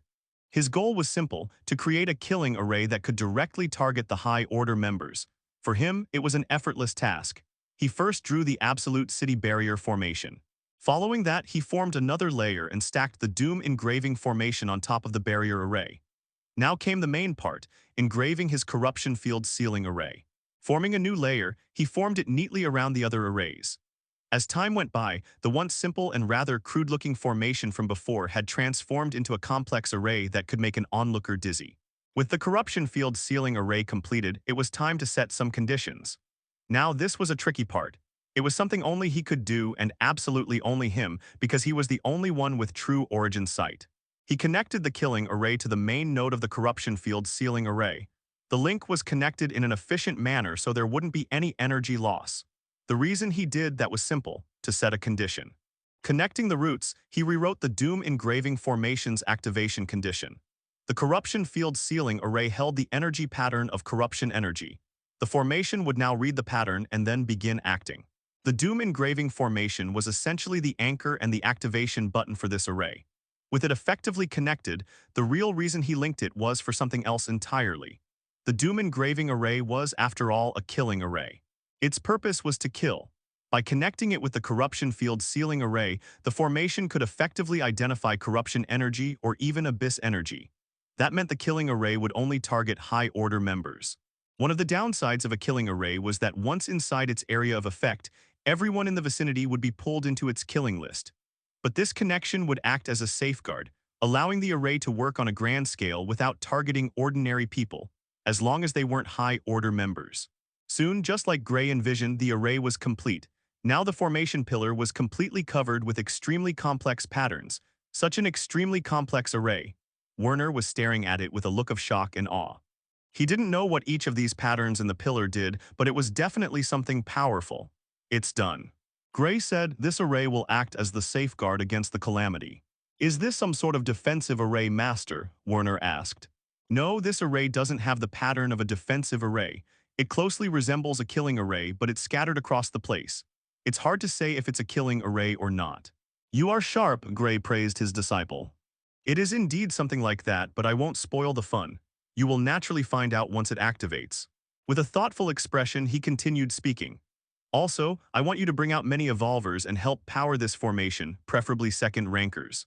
Only then can it activate at its full power. I've placed a conversion diagram inside. It should automatically convert the energy into etheric energy. Arrays needed energy, especially the corruption field sealing array and the Doom engraving formation, which utilized that energy to eliminate people. The more energy stored, the more powerful it became. Gray once again placed his hands on the pillar, and purple-black lightning flashed across his palm before rushing into the pillar. He also infused heavenly tribulation into his grand array. This power would strengthen the array's effectiveness by a huge margin. Yes, I will do as you say, Werner gave a nod.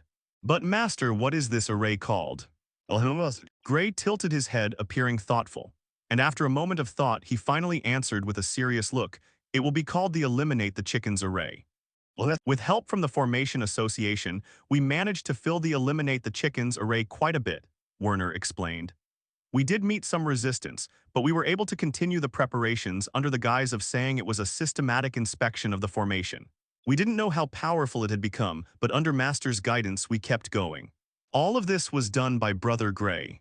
It was mind-blowing to Valyria. She finally understood just how powerful he was. He was not some mere first ranker. How many first rankers were capable of doing what he had done? Incredible, such a miraculous array. Just who is this Master Gray? Is this a 3-star formation master? He has to be. Someone who can perform a miraculous feat like this has to be a 3-star formation master. This expert is too outstanding. The way it was worded, it was as if the chickens here referred to the High Order. In front of him, maybe the High Order really are chickens.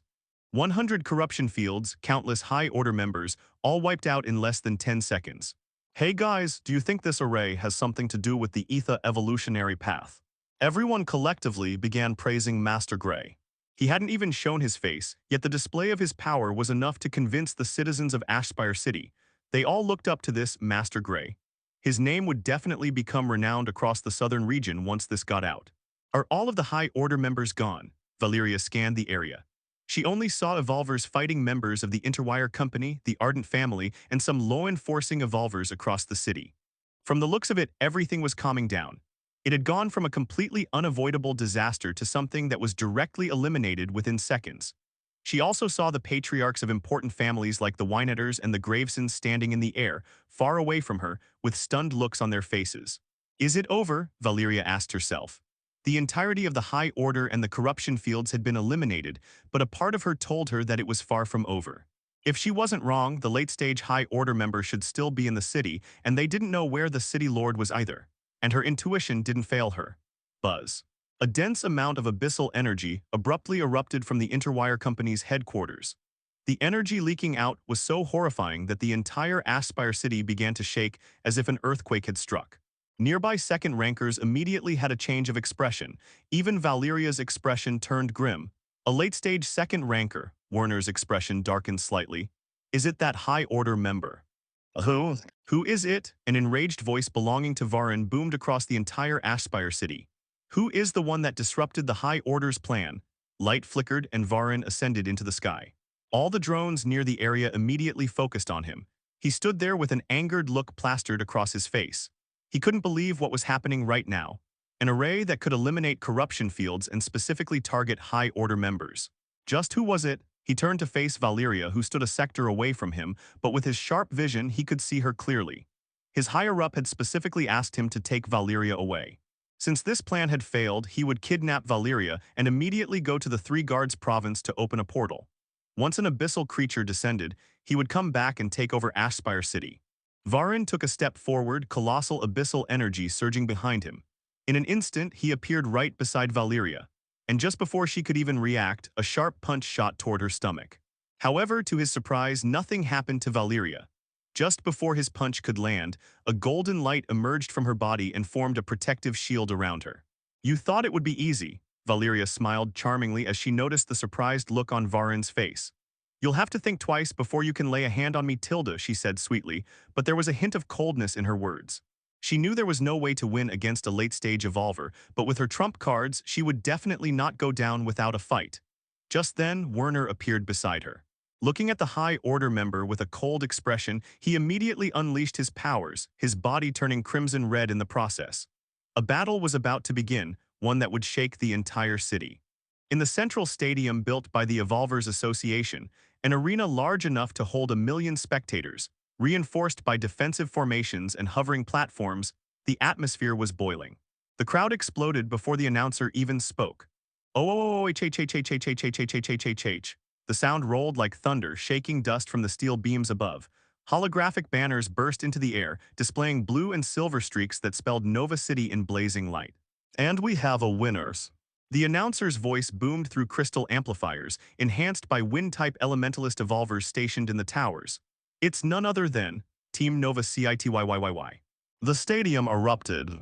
People jumped to their feet, waving flags, glow sticks, jackets, anything they could grab. A wave of blue rippled through the audience like a living ocean. Let's go. That's MY City. Champions, baby. Who was the one who said Nova City is weak? Show yourself. Geo. ALISSA Geo. I'm naming MYKIDS LIA, I swear. LIA was amazing. She defeated her opponent in one move. Who can do that? The group of four, Alyssa, Evan, Leah, and Lin Fang, stood in the center as thousands cheered their names. We made it, Evan said, excitement filling his face. Alyssa stood silently with a small smile, saying nothing. It was a triumphant victory, and it hadn't even taken them long to finish the tournament. No one from the southern region had been their match. Lin Fang, on the other hand, stood with a grin plastered across his face. Out of everyone, he was the one who benefited the most. You've bullied everyone in the tournament and gained 1,000 points. You've overshadowed the protagonist in the tournament, gained more fans, and earned 1,000 points. Host, with this you can now level up the system. However, Host, you must clear the main quest before you can level up and enjoy higher perks, an upgraded shop, and improved power returns from the system. The main quest, Lin Fang muttered quietly. The villain system granted him quests that rewarded him with power, items, and points for the system shop. Currently, the system was at level 0. Once it reached level 1, he would unlock greater benefits, But there was a problem. He could only level up after completing the main mission, and that main mission was related to Alyssa. Mission, make Alyssa yours. Yes, the system wanted Alyssa to fall in love with him. But the problem was they barely even talked to each other. There was always distance between them. He had no idea how he was going to make her fall for him. Even worse, she was much closer to Evan than anyone else on the team.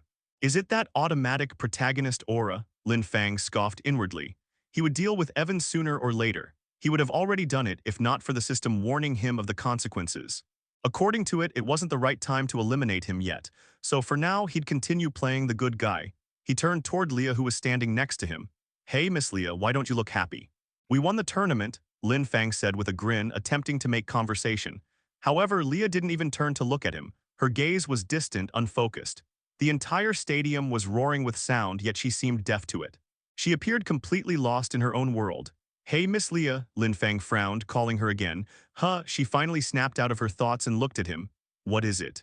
"You seemed absent-minded, Miss Leah," Lin Fang said. His words drew the attention of Evan and Alyssa, who both turned to look at her. Indeed, ever since arriving at the Three Guards province, Leah had been acting strange. She was often deep in thought, absent-minded, and sometimes stared at the sky as if she was watching something only she could see. "It's nothing," Leah said indifferently when she noticed their concerned expressions. "Nothing is wrong." But the truth was, something was very wrong. For days now she had been dreaming, dreams that didn't make sense, dreams no mortal should ever see. It began with an axe, a massive, ancient axe she had never seen in her life. Then came the other dreams. She dreamt of a vast world where time didn't exist. In that endless, eternal place, abstract, glitch-like entities knelt in a sea of distortion. Other times, she dreamt of floating alone in a boundless black space, filled with scattered points of radiant light that shimmered like distant lights similar to the one you can see in the skies of blue stars. She didn't know why these dreams kept appearing, but they clung to her mind. Whenever she had a quiet moment, the visions replayed themselves again and again. She even suspected possession. Terrified, she had gone to an immortal cultivator who specialized in souls and spiritual interference. He examined her thoroughly, but found no signs of foreign spirits, curses, or possession. She left with no answers. It was driving her insane. She had also noticed something else. Her personality was changing. She was once energetic and extroverted, but now she was reserved, quiet, and constantly thinking.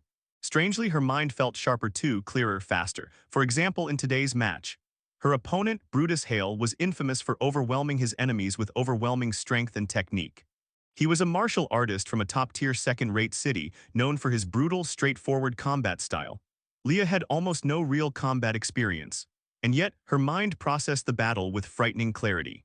She predicted every one of his movements, calculated the best response, and defeated him in a single move. It wasn't luck, it was instinct. Something inside her was changing, and she had no way to stop it. Before the conversation could continue, a man dressed in the robes of the city lord's mansion approached with respectful steps. "Winners, please follow me," he said with a respectful bow. "Your rewards have been prepared." Halfway through turning, he paused, adding, "Oh, and the third-rank expert from the Sun and Moon Academy, the overseer of the southern region, is waiting to meet all of you as well." Evan froze. The overseer, his eyes went round as saucers. "He's going to meet us already." The attendant from the City Lord Mansion swiftly took Evan and the group to the City Lord Mansion. It did not take long to reach there. Descending from the AV they were transported in, the attendant guided them into the main office of the mansion. There sat the City Lord, Dorian Hale, and in front of him was a holographic projection of an old man. This old man was none other than the overseer of the southern region, Gu Kainshin, and he also happened to be the disciple of the great Polarity Master, the fourth-rank expert who owned the Sun and Moon Academy and excelled in formations. "They're here," the City Lord smiled and stood up. "Congratulations on winning the championship. To think such terrifying geniuses like you would emerge from Nova City." Dorian Hale shook his head with emotion. "It is a blessing for the southern region." "Hello, little ones," Gu Kainshin said with a small smile. "I am Gu Kainshin. The great Polarity Master made me the overseer of the southern region several years ago." "Greetings, Overseer Gu Kainshin." Everyone bowed. A third-rank expert didn't need titles to command respect. "Good," Gu Kainshin nodded in satisfaction. "All of you are young geniuses that are rare even in the floating cities. To think the southern region would one day see such geniuses emerge. The City Lord has already prepared your rewards, and as per the rules, all of you will enter the Sun and Moon Academy within 1 month. I will personally descend to the southern region to pick all of you up. Train diligently until then." Oh yes.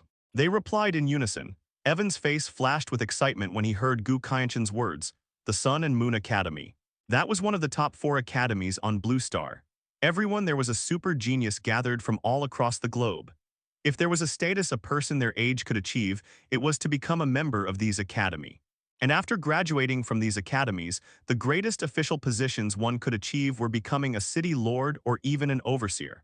Of course, becoming the Federation Master was out of the question. He was not dead after all, and nobody could replace him until the day he chose to retire or died. Then, Gu Kaianshan turned to City Lord Dorian and spoke. City Lord Dorian, is there perhaps a man named Werner here? Werner, City Lord Dorian frowned. I do not recall anyone by that name, Elder Gu Kaianshan. I see, Gu Kaianshan stroked his beard as if reminiscing. He is a good old friend of mine. In our younger days, he was a powerful formation master and the brightest talent of our generation. Even the great polarity master wanted to take him as a disciple, but Werner refused because their philosophies and formations did not align. He continued. But despite his talent, he never used it properly. Instead, he spent most of his time researching corruption fields. His lifelong goal was to create a formation that could suppress corruption fields forever. The last time I saw him was 10 years ago. But from the information I have gathered, he should be somewhere in the southern region. Gu Kaianshan sighed. If he had accepted guidance from the great polarity master, he would have undoubtedly reached the level of my master himself. Those were my master's exact words. Everyone in the room was stunned. A talent that rivaled the great polarity master, a 4-star formation master, then City Lord Dorian spoke.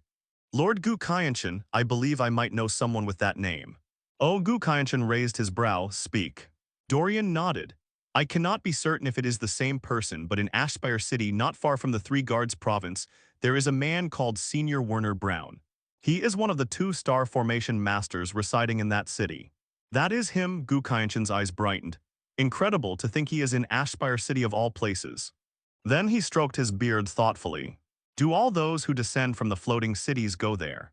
Are you referring to Valyria, Lord Gu? City Lord Dorian asked curiously. Indeed, Gu Kaianshan nodded. Please send my regards to him. I will meet him personally when I descend to the southern region in 1 month. Yes, I will ensure the message reaches him. City Lord Dorian nodded respectfully. Good. Gu Kaianshan turned back to the young geniuses. It seems I have kept you standing. Not at all, Evan shook his head quickly. It was an honor to hear about someone as extraordinary as Senior Werner, to think such a legendary figure is in the southern region. Gu Kaianshan burst into hearty laughter. Very well then, he said with a smile. I still have other matters to attend to, but before I leave, do any of you have a request? As the overseer of the southern region, you may ask anything from me, and as long as it is reasonable, I shall grant it. At those words, silence filled the room. No one truly had anything they lacked. They were already satisfied with everything they had received. Well, except for one. Senior, I do have a request. Leah stepped forward. She had been waiting for this moment. Winning the championship meant gaining a wish from the overseer. It could have been prosperity for her city or anything else, but Leah wanted something else entirely. There was someone she thought of every day, someone she desperately wished to see again. Someone whose safety she never knew, someone whose fate was lost to uncertainty. He was the only person who ran into danger just to save her, the only one who stood against despair to protect everyone. And yet nobody knew the truth. Speak, Gu Kaianshan said, let me hear it. Leah nodded, took in a quiet breath and spoke. I have a friend, someone very close to me. But he had to flee my city because he was falsely accused. Everyone's expression shifted the moment the words left her mouth, especially Alice's, because she already knew exactly who Leah was talking about. Someone who was framed, the overseer rubbed his beard in amusement. That's right, Leah nodded heavily, he was framed. What? Just then a voice came from the side. It was none other than Alyssa. Alyssa was looking at her with a slightly stunned expression, which was extremely rare. However, Leah didn't immediately reply to her. Instead, she continued speaking. Our entire city is in danger, Overseer, and I am telling this to you as the daughter of the city lord of Nova City. Oh, Gu Kaianshan's expression shifted. Tell me, little one, I'm listening. Whatever it is, I, Gu Kaianshan, promise to help you with it. The High Order, it's the High Order, Leah said quietly. Although she had promised Gray not to tell anyone about this, she believed that telling it to the Overseer himself was the best decision here. He was an invincible third-rank existence, and with her out of Nova City, she believed this was the safest moment to reveal the truth. This was the time to strike the Duskwood family properly. The High Order, Gu Kaianshan's expression darkened. That's right, Senior Gu Kaienshin. Leah's face was serious. Nobody is safe in Nova City. The High Order has already taken root within the city, and the last incident was only a small part of their plan. If not for my friend who was framed, Nova City would have ceased to exist today. What? This time it was Evan who was stunned. Leah, is what you're saying the truth? She glanced at him, then looked back at Gu Kaienshin. Senior, for proof, you can search my memories. That is the only undeniable evidence I have. My city is in absolute danger. A family called the Duskwood family is directly working for the High Order, and the so-called Nova City invasion was their attempt to eliminate my father. If you search my memories, you will see the direct descendant of that family colluding with the High Order. If not for my friend, the Duskwood family would have succeeded. They would have assassinated my father. They were capable of it, they simply chose not to do it publicly. The room fell silent. From her expression and tone, it didn't sound like a lie. And the fact that she was willing to submit her memories only added credibility to her words. A thoughtful expression appeared on Gu Kaienshin's face. This friend of yours, where is he now? I don't know, Leah shook her head. He escaped the city safely after the attack from the Duskwoods. Now everyone believes the invasion was caused by him, when in reality he was the one who saved everyone. Saved everyone? Alyssa fell silent when she heard those words. She froze for a moment. She vividly remembered the day Gray, her reincarnated brother, was framed as a criminal, hated by the entire city. Even the Evolvers Association had failed to uncover the truth. Yet now the truth had surfaced. And the truth left her utterly lost for words. Her brother was no criminal. No, he had single-handedly saved Nova City. You, Leah, why didn't you tell me? Alyssa asked, her voice tight. He's my brother. I had the right to know. I promised him, Leah answered calmly. I promised him I wouldn't tell anyone, not until I found someone powerful enough to protect us. Gu Kaienshin spoke. Your friend made the right decision. What he did was correct. Telling anyone, even your father, could have cost you your life in the worst possible scenario. Then he paused, this friend. What is his name? Gray Lockhart, the one who answered wasn't Leah but Alyssa. His name is Gray Lockhart. He is my brother. Overseer Gu Kaienshin, I also want to make a request. Please help clear my brother's name. Alyssa had once hated him. Her hatred had lessened after realizing he was no longer the same person he used to be, but she had still held onto a fragment of resentment. Hatred built over years didn't vanish overnight, and after the Nova City incident, it had surged again. She had unconsciously assumed he was still the same wretched person from before, and seeing Richard's devastated face every day had only strengthened the resentment in her heart. But now the truth was undeniable. She had been wrong. She had been wrong about Gray. He was never a criminal. And now that she knew, how could she call herself a proper sister if she didn't stand for him? She couldn't. Behind her cold exterior, Alyssa had always cared deeply about everything around her. She had grown cold because of the old Gray's treatment towards her, but that version of him was long gone. He couldn't even be considered her brother anymore, and despite all that, a part of her still wanted to help him. Maybe it was guilt, maybe it was regret, but she could not turn back now. Lord Gu Kaienshin, I make the same request. Evan stepped forward firmly. He was acting under the instruction of the Immortal Lady, and both of them had already known that Gray was framed. However, neither of them could act without solid proof. The Immortal Lady favored Gray for reasons Evan didn't fully understand, but he was certain of one thing. Gray was someone important, and how can he turn a blind eye to injustice? That was not like Evan, to think such things were happening right under my nose. Unacceptable. The Immortal Lady's voice echoed in Evan's mind. Boy, you know what to do. Meanwhile, Lin Fang watched everything unfold in stunned silence. Hey system, doesn't this feel like the typical hero frame trope? Lin Fang asked quietly. Are you sure this Gray guy isn't the actual protagonist? Host Evan is the protagonist of this world. There is no doubt about that. Lin Fang narrowed his eyes internally. Whoever he really is, he's a troublesome variable. If he returns, he'll interfere with our plans for both Alyssa and Leah. He noticed the look in Leah's eyes. She seemed calm, but there was a burning determination hidden deep within them, a resolve born from her desire to save her friend. As someone who had read countless novels before transmigrating, Lin Fang knew this kind of resolve only belonged to characters whose stories shifted the world. It was dangerous, understood host. New mission issued. Eliminate Gray Lockharts. Rewards will be calculated after mission completion. As Evan and the group were conversing with Overseer Gu Kaienshin, a giant mecha with faint red outlines running across its metal body had silently appeared directly above the City Lord mansion. Inside the mecha, Orin's head could be seen. He stared down at the mansion with a crazed look on his face. His eyes were glitching unnaturally as he stared at the City Lord mansion. City Lord Dorian. Come out, you bastard. His mechanical voice boomed across the city like a tidal wave. I'm here to deliver you your death. Oh, who is that? What was that voice just now? Dawnwatch City, Silverguard City, and Ironvale City clearly heard it, and everyone immediately began panicking once they heard this. They could see a giant mecha right above the City Lord Mansion, which was directly in the middle of the three cities, floating above the skies. People immediately took out their phones to record. However, as soon as they took them out, one by one they began glitching and exploded right in their faces. It was not just phones, billboards, floating technologically advanced balloons showing ads, anti-gravity trains, cars, and electricity. Everything within the three cities began to act strangely, some directly exploding, some acting strangely as if under the command of something. BZZT, BZZT. As soon as Orin's voice rang out into the City Lord Mansion, the holographic diagram which hosted Gu Kaienshin directly glitched and switched off by itself, and the lights within the mansion flickered uncontrollably. That voice, City Lord Dorian's expression changed drastically. City Lord Orin. What is happening? Evan was stunned. The voice just now made his ears tremble.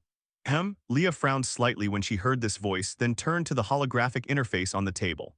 Overseer Gu Kaienshin was directly cut off. The person is tampering with the electrical signals, Leah spoke out. He might be an Esper. Observing more closely, Leah added, he seems to be a late-stage second ranker. You guys stay here, City Lord Dorian said with a grim expression. Leah is right, the power descending onto the mansion is without a doubt that of late stage. The mansion will be safe. It was built to survive hits from a late-stage second ranker. As he said that, he gestured to the attendees in the room, telling them through telepathy to keep the geniuses safe. Most of them were late-stage first rankers with only 2 early second rank evolvers, but their numbers would be able to keep everything at bay if something did go down. Instructing the attendees, City Lord Dorian took to the sky and stood at the same level as the mecha. As soon as he set his eyes onto the mecha, Dorian was momentarily in shock. You City Lord Orin, what happened to your body? Dorian asked, bewildered. Seeing the shocked expression caused Orin to burst out laughing. Then the next moment his body began expanding, the mecha began to grow with incredible speed and became even bigger than the City Lord Mansion. Just what? Lin Fang's expression turned dark when he saw this. Is that a giant robot? Alice's eyebrows furrowed when she saw this. She was silently preparing herself for a battle. The intention of the other party seemed very clear. We should inform the others. Evans spoke as he took his phone out. If we inform the other city experts who are in the three-guard province, they might be able to lend a hand. However, as soon as he took his phone out, he realized it was glitched out. There was no display, only a glitching interface. There's no need to do that. Leah glanced at him and spoke calmly. They should be able to feel the robot's power and see it from the tournament stadium. Out of everyone, the most calm one here was without a doubt Leah. For some reason, instead of feeling confused or panicked, she just stayed her ground with no ripple in her heart. And she was right. Just as her words left her mouth, several powerful experts in the middle stage rose to the sky, staring at the robot with grim expressions. City Lord Dorian, what is this? The one speaking was the head branch manager of the Evolvers Association in Nova City, Manager Desmond. Looks like the experts from the other cities are also here. Orin laughed like a madman, his voice echoing across the entire province. Good, with everyone here I can show you how invincible I am. By the end of all this, the entire southern region will know my name, City Lord Orin. Ha. Orin laughed with madness. Immediately, powerful presences emerged from all corners of the city. This is the energy of second rankers, one of the city experts said with a changed expression. They all turned to the corners and saw several mechanical automations soaring into the sky, and alongside them were humans wearing gray robes. The High Order, City Lord Dorian shouted. He turned to Orin with an enraged expression and spoke, Are you colluding with the High Order, City Lord Orin? Have you betrayed humanity? Hearing this, Orin laughed more. Betray humanity? Look at me more clearly, you bastard. Do I look human to you? Law power flared up from Orin, and the law of machinery descended with a pressing pressure.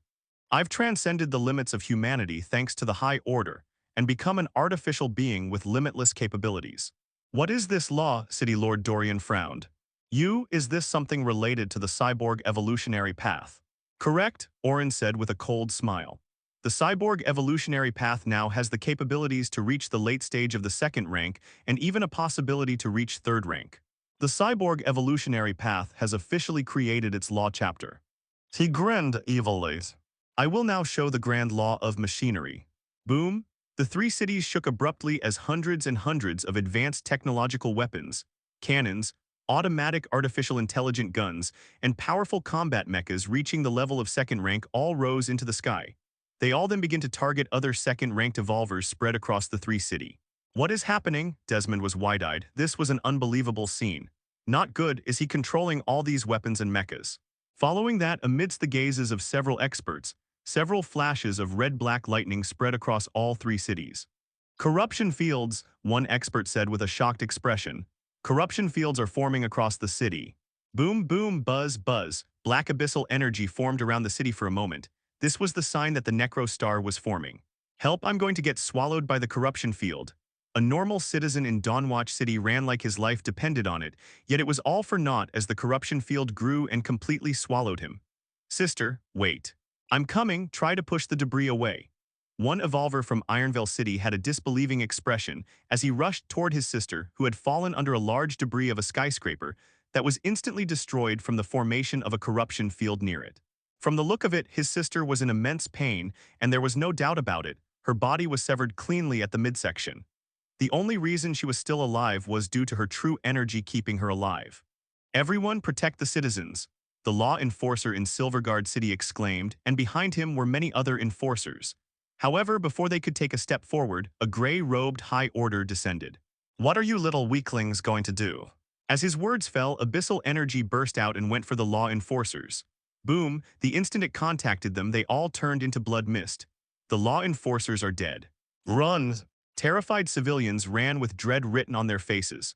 With each passing moment, more and more corruption fields were being birthed. Eventually, the province itself could not be seen properly. Second-ranked evolvers soared to the skies of the province and clashed with the High Order members and the automations that were utilizing armed technology weapons, powered by the law power and telekinesis to fight. Orin Ardent, City Lord Dorian roared, "What is your plan? What do you want to do with my city?" As he said that, he shot toward the lightsaber. A terrifying beastly energy erupted from him, distorting the air as it spread. In an instant, City Lord Dorian grew sharp metallic wings behind his back, his nails lengthened into curved talons, and his eyes narrowed into avian pupils. He had unleashed the bloodline power of the third-rank Steelcrest Eagle. Steelcrest Eagles possess steel-like resilience that became even stronger when amplified by the beastly energy of a bloodline warrior. Their wings could also manifest endlessly as steel feathers forged from pure energy. Whoosh. Dorian fluttered his wings once. Hundreds of steel feathers tore through the air.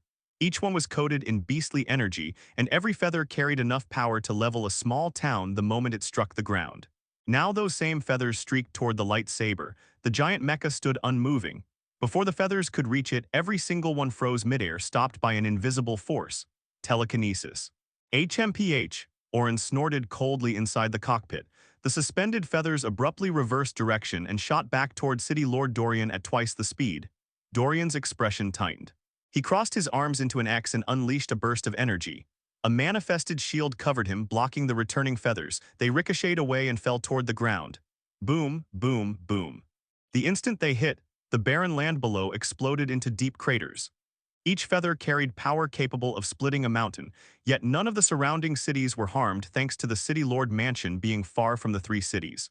Inside the City Lord Mansion, several High Order members had entered the mansion and were fighting the attendees. Several experts from other cities, seeing the sudden chaos inside the City Lord Mansion, rushed down from the upper floors to assist. Their auras flared as they charged into the fray, clashing directly against gray-robed High Order members. The attendees of the mansion were struggling. They were fighting against first-ranked black-robed High Order members who had been airlifted into the mansion's courtyard by the stronger second-rank High Order members. The attendees, while powerful, were no match for them. Charge! Evan exploded forward like a drawn arrow released. Watching the attendees fight and struggle made it impossible for him to just stay quiet and watch, and sword energy and spiritual energy bubbled from his body. On the side, Alyssa was not inactive either. She lifted her hands, her expression remained indifferent, but a swarm of ice surged from her fingertips, twisting into sharp lances which shot into the sky and rained down on the black-robed High Order members. "You're annoying," one of them roared. Breaking past the icicle lances, a High Order member shot forward with his figure blurring as he rushed straight at her, a small gleaming dagger appearing in his grip, and without hesitation he slashed down at Alyssa's throat with precision.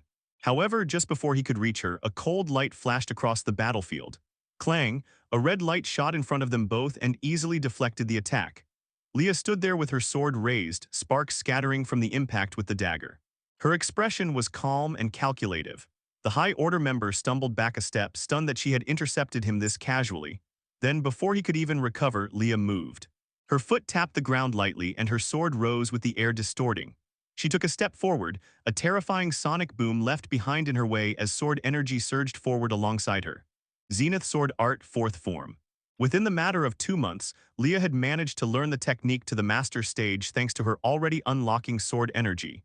Things were far easier for her, hence she was effectively invincible at her own level. A single arc of sword energy cut through the man, splitting him cleanly as if he were nothing more than dress. His body fell to the ground without even realizing what had happened. Leah did not stop there. Her figure flickered as she rushed deeper into the courtyard. Each swing of her sword left a trail of sharp light, and beams of sword energy sliced through the courtyard, severing tendons, shattering defenses, and cutting down the black-robed High Order members one after another. She was like an endless killing machine. The way she moved had grace, yet with each attack another person fell. What? The attendees seeing this scene were momentarily stunned. So were Leah's companions. Alyssa, Evan and Lin Fang all momentarily turned to look at Leah, who stood there silently with a calm expression. Her alluring figure had caught the attention of everyone in the scene. For a moment she looked like a gracious battle fairy while she stood there with energy flowing out from her sword. Leah took a deep breath, and whichever corner she looked at, she saw corruption fields. Directly above the sky, far away from them, an earth-shattering battle between two late-stage second rankers was taking place. The corruption fields here were far bigger than the ones that formed in Nova City, and there were simply too many corruption fields across the Three Guards province to even count. This was an invasion on a completely different level. The High Order, Leah's eyes were cold. She vividly remembered the incident that took place 2 months ago. In that moment, she had been powerless and trapped. There was only one person who came to her rescue. However, the current Leah wanted anything but that. She would fight them to the death for all she cared. She didn't want to be just a side piece. She would cut down each and every one of them without hesitation. Just as she thought that, she suddenly paused. Her gaze abruptly shifted toward the far south of Three Guards province, precisely where Asper City was. A pulse of power rippled through the distance and brushed against her soul, and her heart skipped a beat the moment she felt it. She furrowed her brows and clutched her head subconsciously as soon as the energy hit her. There it was. She felt the same energy she had felt a few hours ago. Moments before the tournament's start, she had felt a distant power calling out to her from the south. She didn't know what it was, but the instant she felt it, her dreams started resurfacing in her head. It was the same this time as well. The scenes began to replay within her head yet again. The overwhelming presence, the same acts, the glitchy abstract beings kneeling, an endless world. It began to repeat continuously in her mind. "Hey, what happened to you, Leah?" Evan, who was not so far from them, voiced his concern. However, she didn't answer. Her sword fell to the ground from her grasp as she stood there with slightly trembling eyes and a stunned look on her face. Swish, just then a powerful fluctuation came from behind Leah. She didn't seem to notice it, neither did anyone at the first rank. The next instant, a gray-robed High Order member was right beside Leah. His aura was sharp and violent. If a second ranker saw him, they would definitely ascertain him as a second ranker at the 6th level, only one step away from the late stage of second rank. "You dare kill the members of the High Order," he shouted. "You can die now." As he said that, a deadly dagger glinted in his grip as he thrust it toward her without hesitation. "Hey, watch out," Evan shouted as he rushed forward. However, the warning came half a second too late. Leah's expression twisted, and pain shot through her entire body as the dagger pierced her. She staggered, then collapsed to the ground. "You. What did you do?" Evan roared at the High Order member who had stabbed her. He shot toward him with his sword energy going wild. Alyssa, who was observing this scene, also had a change of expression. Her gaze turned unusually cold, and a chilling ice energy exploded outward from her body. A frigid shockwave swept across the entire City Lord mansion, freezing everything within reach. The High Order member who stabbed Leah glanced at Alyssa in surprise. He waved his hand slightly, which sent waves of energy toward Evan, who shot backward as soon as it hit, and then the High Order member closed in on Alyssa. "You are interesting, girl," he said while licking his lips. "Now I will have my fun killing you. I don't like acting ordinary and evolvers after all." However, just before he could reach her, Head Branch Manager Desmond shot through the air and descended with a grim expression. Having no way of helping City Lord Dorian due to the immense strength Orin possessed as a late-stage evolver, The city experts of the other cities could only fight these gray-robed High Order members. And as soon as he was about to descend, he saw someone from his own city getting stabbed. "You filthy High Order member," his voice boomed. "You dare stab someone under my watch." An invincible force surged around him. Telekinesis condensed into several flying swords that screamed toward the attacker. Clang, clang, clang, the High Order member deflected all the blades with casual ease. He deflected it, Desmond's face changed. Evan, on the other hand, was watching this scene with tattered clothes while bleeding profusely from all parts of his body. But then, a green light shone from inside him, and his injuries were rapidly healed. Lin Fang, who was by the side observing, had a change of expression. The guy healed himself, and it was an injury inflicted by a second ranker. "You were right, System. Looks like he has some sort of secret with him," Lin Fang sneered. "But it's fine, I will eliminate him one way or another." Then he turned to Leah. "Hey, System, is there a way to heal Leah?" He wanted to take Leah into his personal harem, so how could he let her die like this? "You can heal her with a healing potion, host." "All right, buy one," Lin Fang ordered. Back to Evan, he was now pleading to the Immortal Lady. "Master, please save Leah, we need to save her." However, the Immortal Lady did not respond. She stood frozen inside her personal space, staring at Leah with a puzzled expression. However, that puzzled expression of hers turned into shock. Boom! Abruptly, a radiant golden light burst out of Leah's body. The glow momentarily flashbanged everyone in the vicinity, and soon, the entire City Lord mansion was covered in the golden radiance. Above the skies, both City Lord Dorian and Orin noticed it. For now, they didn't care about it. Both of them were at each other's throat. "Die, you robot bastard," Dorian shouted as he shot forward. Orin smiled coldly, "Annoying bird." The chest of his mecha split open, revealing a massive rotating barrel, its internal railgun. A deafening vibration built up. Dorian saw this clearly and immediately rushed out of Orin's range, but the railgun had already locked onto him. Fire.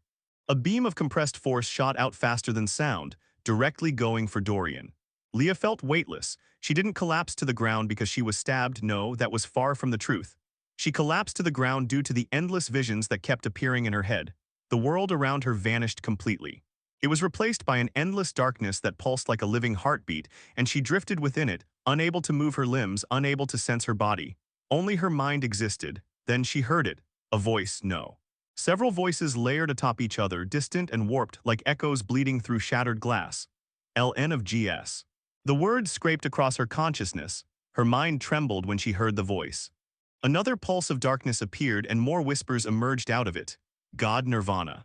The voices were overlapped and twisted. Each syllable glitched, stretched, and tore apart before fully forming. Again, she heard the voice once more. "LN of GS."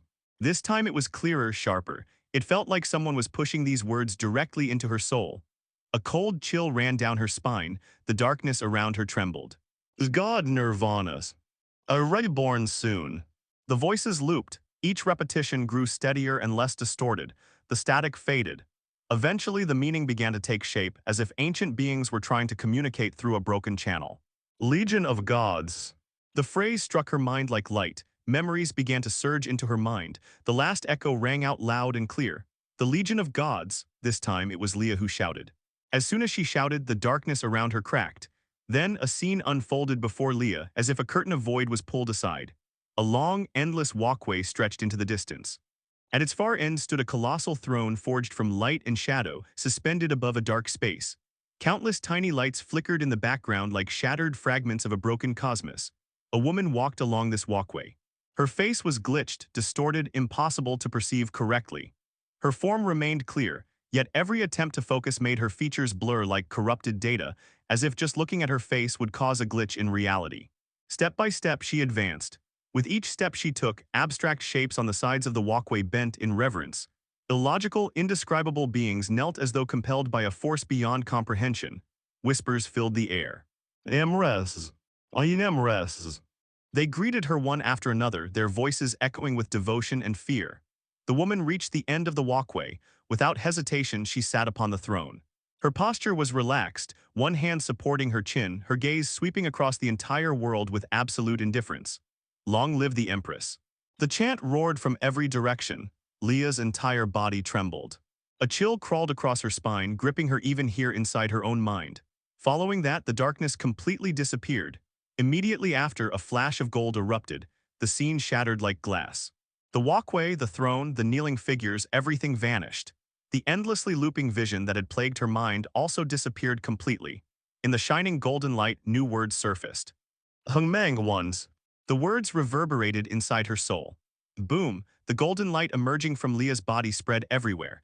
This golden light was not spiritual energy, nor was it cosmic energy. No, it was something far more powerful, a power that would make others kneel. Golden light surged even brighter from Leah's body. The ground beneath her cracked as the energy erupted outward. Her trembling figure rose into the air as if pulled by an unseen force. Everyone watched in shock as she ascended with the golden light. The glow wrapped around her like a cocoon, shifting and pulsating with overwhelming pressure. This power is, the Immortal Lady's eyes widened. She could feel the golden radiance brushing against her own soul, unfamiliar yet indescribably ancient. At that moment, a powerful scripture appeared inside Leah's mind. The name of the scripture was Endless Heavens of God Transformations. The scripture worked like a miracle. She didn't even need to utilize it. The golden radiance permeated her entire body, and immediately an earth-shattering transformation was beginning to take place. The golden radiance wasn't there to strengthen her body. It was there to forcibly reconstruct her existence from the inside out. Her organs shifted, dissolved, and reformed in entirely new patterns, rearranging themselves into structures no longer belonging to mortal physiology. Her blood vessels branched like radiant runes. Her bones melted into liquid gold before solidifying again, and her heart split into 3 crystalline cores that pulsed in perfect harmony. The golden radiance permeated each part of her body, continuously refining her appearance and body. What exactly was this golden radiance? It was the power of Hungmeng and her own energy. The law of Hungmeng, Leah spoke out sharply. Her purple-colored hair highlights transformed into gold, and her face became much more refined and beautiful. She looked like a beautiful god praised by many mortals. What is this power? The system of Lin Fang was dumbfounded when it felt it, so was everyone in the scene. Leah, Evan gulped and called out with a dumbfounded expression. This is, Alyssa had a surprised expression on her face. This power. It is similar to true origin energy. No, it feels more powerful. Alyssa was momentarily stunned. Having felt it closely, she realized it completely. For a moment, she didn't know what to say anymore. Amidst everyone's stunned gaze, Leah slowly opened her eyes. Immediately, she turned her attention toward the High Order member who had stabbed her. The guy was looking directly back at her with a stunned expression. Not because of her world-defying transformation, rather because of the pressure she now emanated. There was no doubt about it, this was a law transformation, and not only that, she had officially stepped into the second rank. She was now undergoing her second metamorphosis. But how could someone who had just reached second rank cause him to feel pressure? Refusing to believe it, he took a step forward. However, as soon as he took a step, he felt his entire body abruptly go weak. Not only that, the dagger in his hand suddenly felt heavy, and even more strangely, he realized his elixir field no longer had any energy, nor could he sense any. Why you, the High Order member, trembled in disbelief. How is this possible? What did you do? He asked, terrified. He couldn't feel his abyssal energy anymore. Return to origin, Leah spoke calmly. You temporarily return to your origin. What? The High Order member was even more confused and creeped out. This is your origin, Leah said with an indifferent smile on her face. You were once a weakling with no power. All I did was revert you back to your origin. I can revert you back to your baby form, but I refrained from doing so because I wouldn't like killing a baby. You can die now. She slowly dropped her degree like an empress, and immediately, a mysterious force formed around the High Order member and he burst into blood mist. Just what? Everyone was utterly terrified seeing the power from Leah. Not only that, she looked completely different. She had become more beautiful and mysterious. As all of this was happening, a certain individual was watching from above. It was none other than Orin. For a moment, he felt a threatening power from the girl. It absolutely left him enraged. Hence, after pushing City Lord Dorian away, he directly launched his railgun at the City Lord mansion. Boom.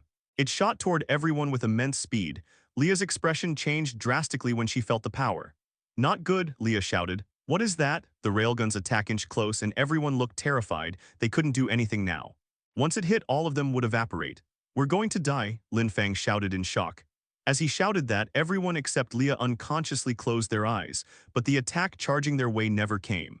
HMPH, a powerful yet ancient voice rang out across the entire area. Alyssa and Leah trembled when they heard the sound, and looking up, they saw a powerful barrier had formed and the railgun's attack was directly negated. Right beside Evan now stood a heaven-toppling beauty. She was beautiful and wore an ancient white robe, making her look more pretty. It was none other than Immortal Lady. She had taken action. Both Alyssa's and Leah's expressions changed when they set their eyes on her face. They both saw it. A terrifying power, a power that could swallow this world as a whole. Looking around, everyone else had fallen down unconscious, even Lin Fang. They also felt a sense of sleepiness assaulting them, but their special powers kept them awake. Oh, the Immortal Lady turned to both of them with a curious look on her face. Then she withdrew her barrier and took a deep breath. Master, Evan called out worriedly. Master had actually come out into the real world and even deflected an attack. This was definitely something that could tax her powers massively. Hungmeng means the primordial chaos or the great vastness before creation. The moment Gray stepped into the spatial distortion, the world tilted. His body turned weightless as if someone had plucked him out of reality itself. A soft ripple brushed across his skin, followed by a blinding ray of light that wrapped around him from head to toe. His vision blurred for an instant, and when it cleared, he was no longer in the outside world. He stood on a long bridge made of faintly glowing stone. Each of these stones emitted a warm, gentle radiance, as if the bridge itself was breathing. Wisps of pink light rose from all around the place like drifting fireflies, illuminating the area around him.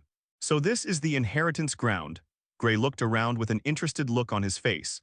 He could tell that these lights were automatically lit up after he entered the inheritance ground. Soon, more and more wisps of light rose from everywhere and finally the place was completely lit up. Blank space stretched endlessly on all sides. There was no sky, no ground, only this floating structure he was on. Ahead of him, the bridge extended toward a vast lotus-shaped platform. The bridge was connected directly to the center of the lotus-shaped platform. The lotus-shaped platform had a total of 3 long petals, and these petals had a special circular glowing intricate pattern running across the surface. Gray could tell from one glance that it was a formation, likely a spatial formation at that. Beyond the platform, Gray could see floating old structures above the lotus platform, but for some reason, these structures, while visible, felt like they existed far away. Their silhouettes were blinking in and out of existence, and it became more obvious when Gray stared at them without blinking. Gray exhaled. For some reason, he felt some sort of pressure from this place, and being connected to the information layer, he could easily tell that he had switched dimensions. He believed this dimension was a subdimension connected to the secret realm. It was honestly unimaginable for him, a spatial dimension inside one. Just how much enlightenment must one have over the spatial law to create a space inside a space? It was honestly something very complex and hard to achieve. Nobody knew anything about this inheritance ground aside from the fact that you needed to clear the mind illusion mountain and the physical test mountain to get in. And so far, no one, absolutely no one, had managed to reach this far. It was pretty evident, as the fact that the gate of this ground remained closed till today was the definite proof that no one had managed to clear it until now and reach this place. This realm had stood for several hundred or even thousands of years, yet he alone was the one who managed to reach here, and he did so within a matter of 3 or 4 hours. He still had plenty of time to explore as the realm only closed in 20 or so hours. Gray then, without missing a beat, flew off the bridge, then he immediately activated his true origin insight. Buzz. The world around him turned black and white and instantly pink energy permeated the entire surrounding. Your comprehension defies the heavens. By observing the flow of realm heart energy, you have gained insight into the realm heart of a realm. The pink realm heart energy was several times deeper here. From the looks of it, this place was where this energy was coming from. Gray glanced down and the energy there was even more apparent, to the point the pink-colored radiance completely blinded him. That should be where the energy is coming. Just what exactly is it? Gray frowned. The realm heart energy shared a connection to true origin energy and the abyssal energy he was familiar with. Just how did such powerful energy form in this world? And inside a secret realm at that, could this secret realm have some sort of secrets? There were plenty of such secret realms, but what could possibly make this realm different? This is probably the only secret realm in the southern region that only opens up for one day, and experts can't find the trace of after it vanishes. It was obviously very clear how different this secret realm was. But from the looks of it, he seemed to have reached the core of this realm. The inheritance ground was built over the secret realm's core. He would be able to receive his answers after exploring the ground. Without further ado, Gray flew to the lotus-like platform and immediately went for the petal that was closest to him. He would explore the place one by one. Descending down, the pattern in the petal platform flickered and immediately Gray was teleported out. Light flickered and in the next moment, Gray was standing in a completely different place. But the instant he saw this place, he was slightly stunned. A ray of light shone from above, illuminating the entire place. The hard smell of wild herbs and plants drilled into Gray's reinforced nostrils. Looking above, there was a sun, a sky with clouds, and the smell of life. He was now standing in a small patch of land floating like a sky island. There was a mountain in the distance and fresh water streamed down from there to the field below. The field was distributed into 6 small squared lands, with each having glowing, shining, powerful herbs. Just standing here caused Gray's pores to open up and absorb the medicinal energy in the air. He observed the mountain more closely, and there he saw a small platform on top of it. There was a stone tablet there. Is that where the information related to this place is? Gray nodded. Gray took flight and immediately shot off toward the mountain in the distance. Landing lightly, Gray looked around the mountain top. Aside from the platform, there wasn't much around here. But before coming here, he did see an entrance below the mountain. It should lead to what is below this place. Gray then turned to the platform. Aside from the stone slab, there was surprisingly something else there.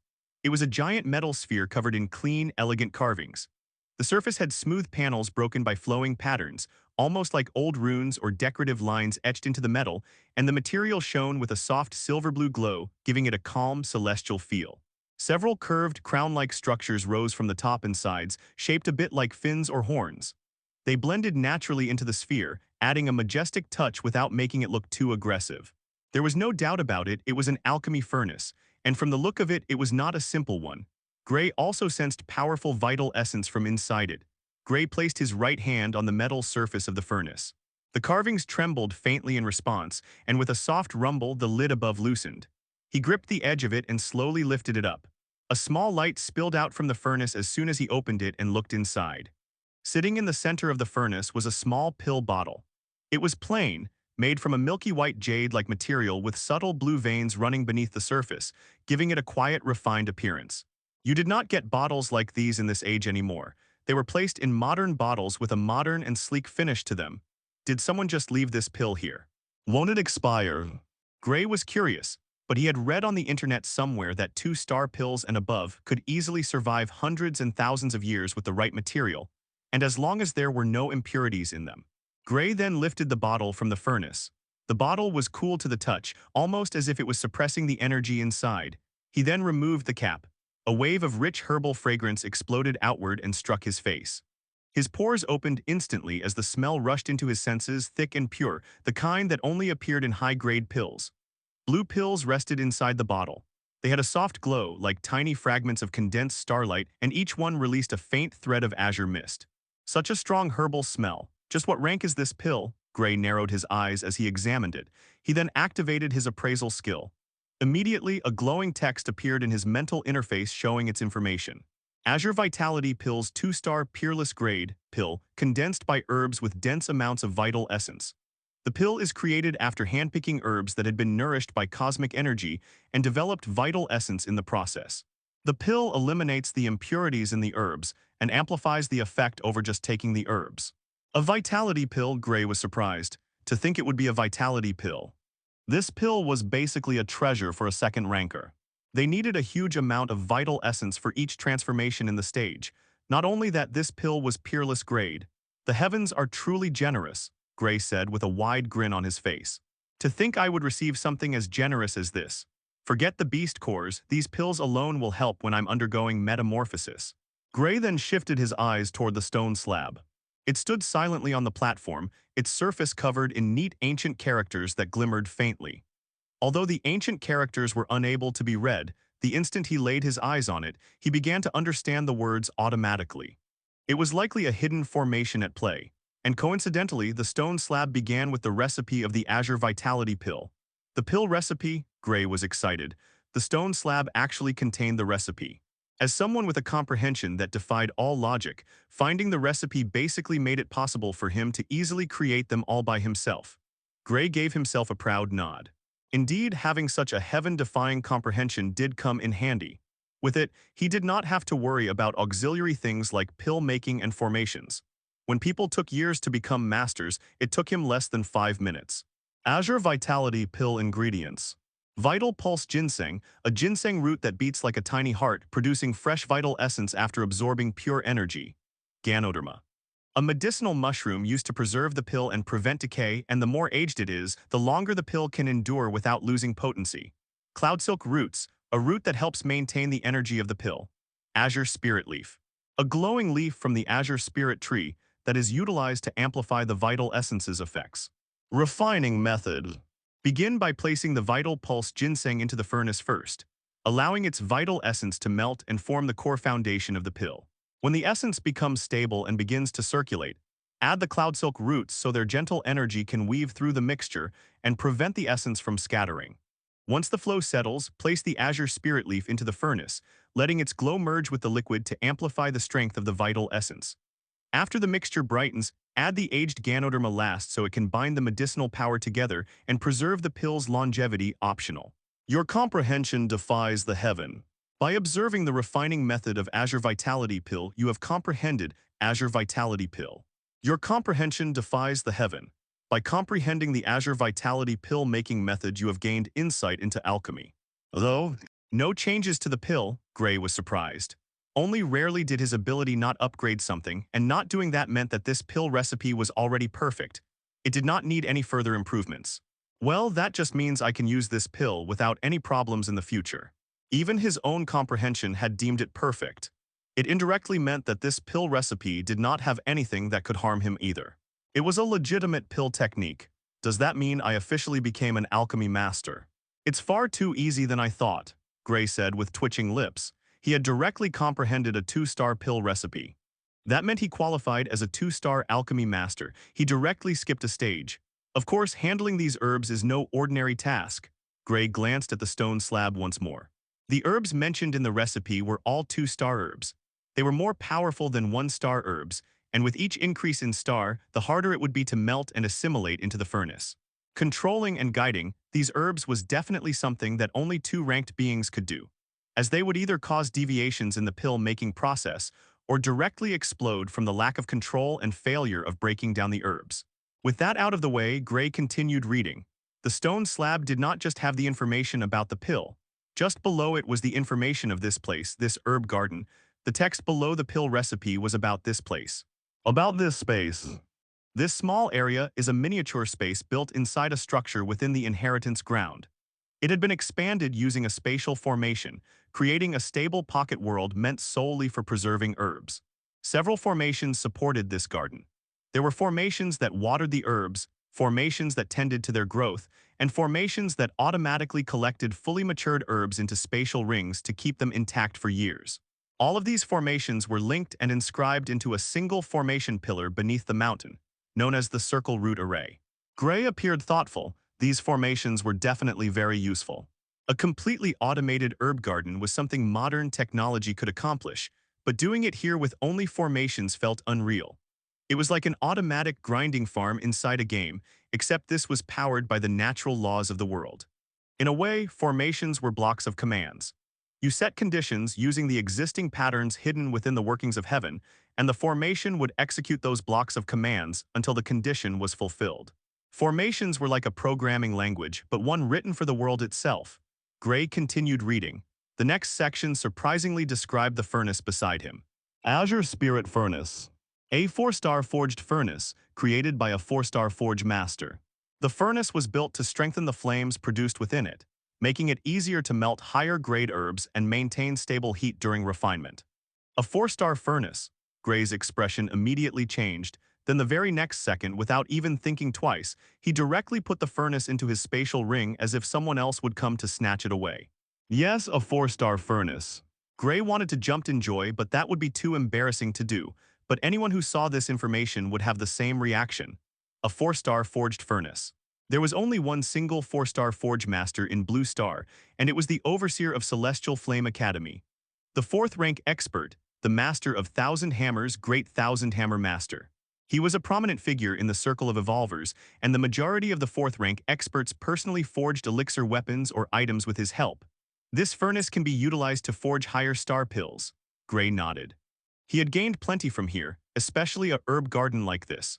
That said, he flew down from the mountain and arrived next to the herb garden. All the herbs here were precisely the ones needed to create the Azure Vitality Pill. They all gave off dense, powerful energy. To a second ranker, this would be no less than a treasure trove.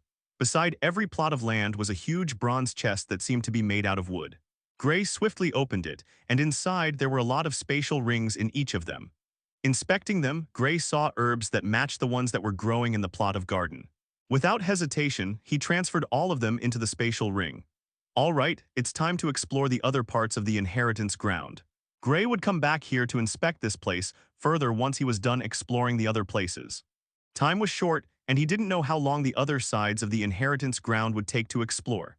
So, the best approach was to come back later and see if he could arrange something about this place, like taking it with him. The array here was extremely powerful, to the point the herbs were continuously being nourished by it, and the development time was definitely something not even advanced technology could match. He had to use this or maybe even comprehend the array, but comprehension of it might take several months as it had spatial laws, and he didn't know what rank this array was. With that matter settled, Gray left the space. Immediately he was back at the lotus petal where he was teleported out from. Now it was time to explore the next one. Flying over the second one, Gray swiftly descended down, the patterns in the lotus petal platform lit up, and immediately Gray was teleported out once more. His vision blurred, and before he knew it, he was standing in a different place. In a long stretch path to be exact, following that, pink light emerged and lit up the space. This is, Gray looked around curiously. He first saw a pagoda in the distance. This path was precisely connected to it, and beside him were statues, old worn-down statues of what appeared to be powerful evolvers wearing some special armor, and right below their statues, worn-out ancient letters could be the names of the people these statues were made in memory of. They all held a spear in their hands, looking extremely domineering and powerful, and directly in the elixir field part of them there were cores. Does the cores near their elixir field suggest that they were third-rank experts? Gray was thoughtful. If second rank was transformation, third was liberation. You condensed all your powers into a core, and everything about you would be inputted into that core. From there, you would become extremely hard to kill. Even chopping your head off would not be able to kill you because as long as you had your core, you simply regenerated. Each level and stage of evolution had a massive gap, like a huge abyss between two continents, and it became more apparent once one reached second rank. Climbing each level would make you unimaginably more powerful. To the point a peak second ranker was titled a catastrophic disaster ranked being. They could easily destroy cities if they wanted to. For the statues, he didn't know if they were fourth rank or third. He had no information on the fourth rank or how to even achieve fourth rank. But it was definitely certain that these statues that were once real people were within the ranks of third rank. Was there even this many third rankers during the awakening of Blue Star? Gray was confused. At that time, only a handful of people could become evolvers, and only through the three great paths. Just from counting, there were more than 50 of these status here with the same cores near their elixir fields. Considering the age of this secret realm, it was quite confusing indeed. And that 4-star furnace. I was indeed right, there actually used to exist fourth-rank beings back then, Gray mumbled. He felt like some things didn't add up, like why was the information related to the old experts hidden away from the public? It was clear that this inheritance ground was made by a fourth-rank expert. Of course, there was only one way to find out, and that was by exploring this place. Gray waited no further. He took a step forward and strode towards the pagoda. Gray entered the pagoda without pausing in his track. The door to the pagoda was open, but nothing inside could be seen. It was like there was a barrier of sorts preventing anyone outside from seeing what was within.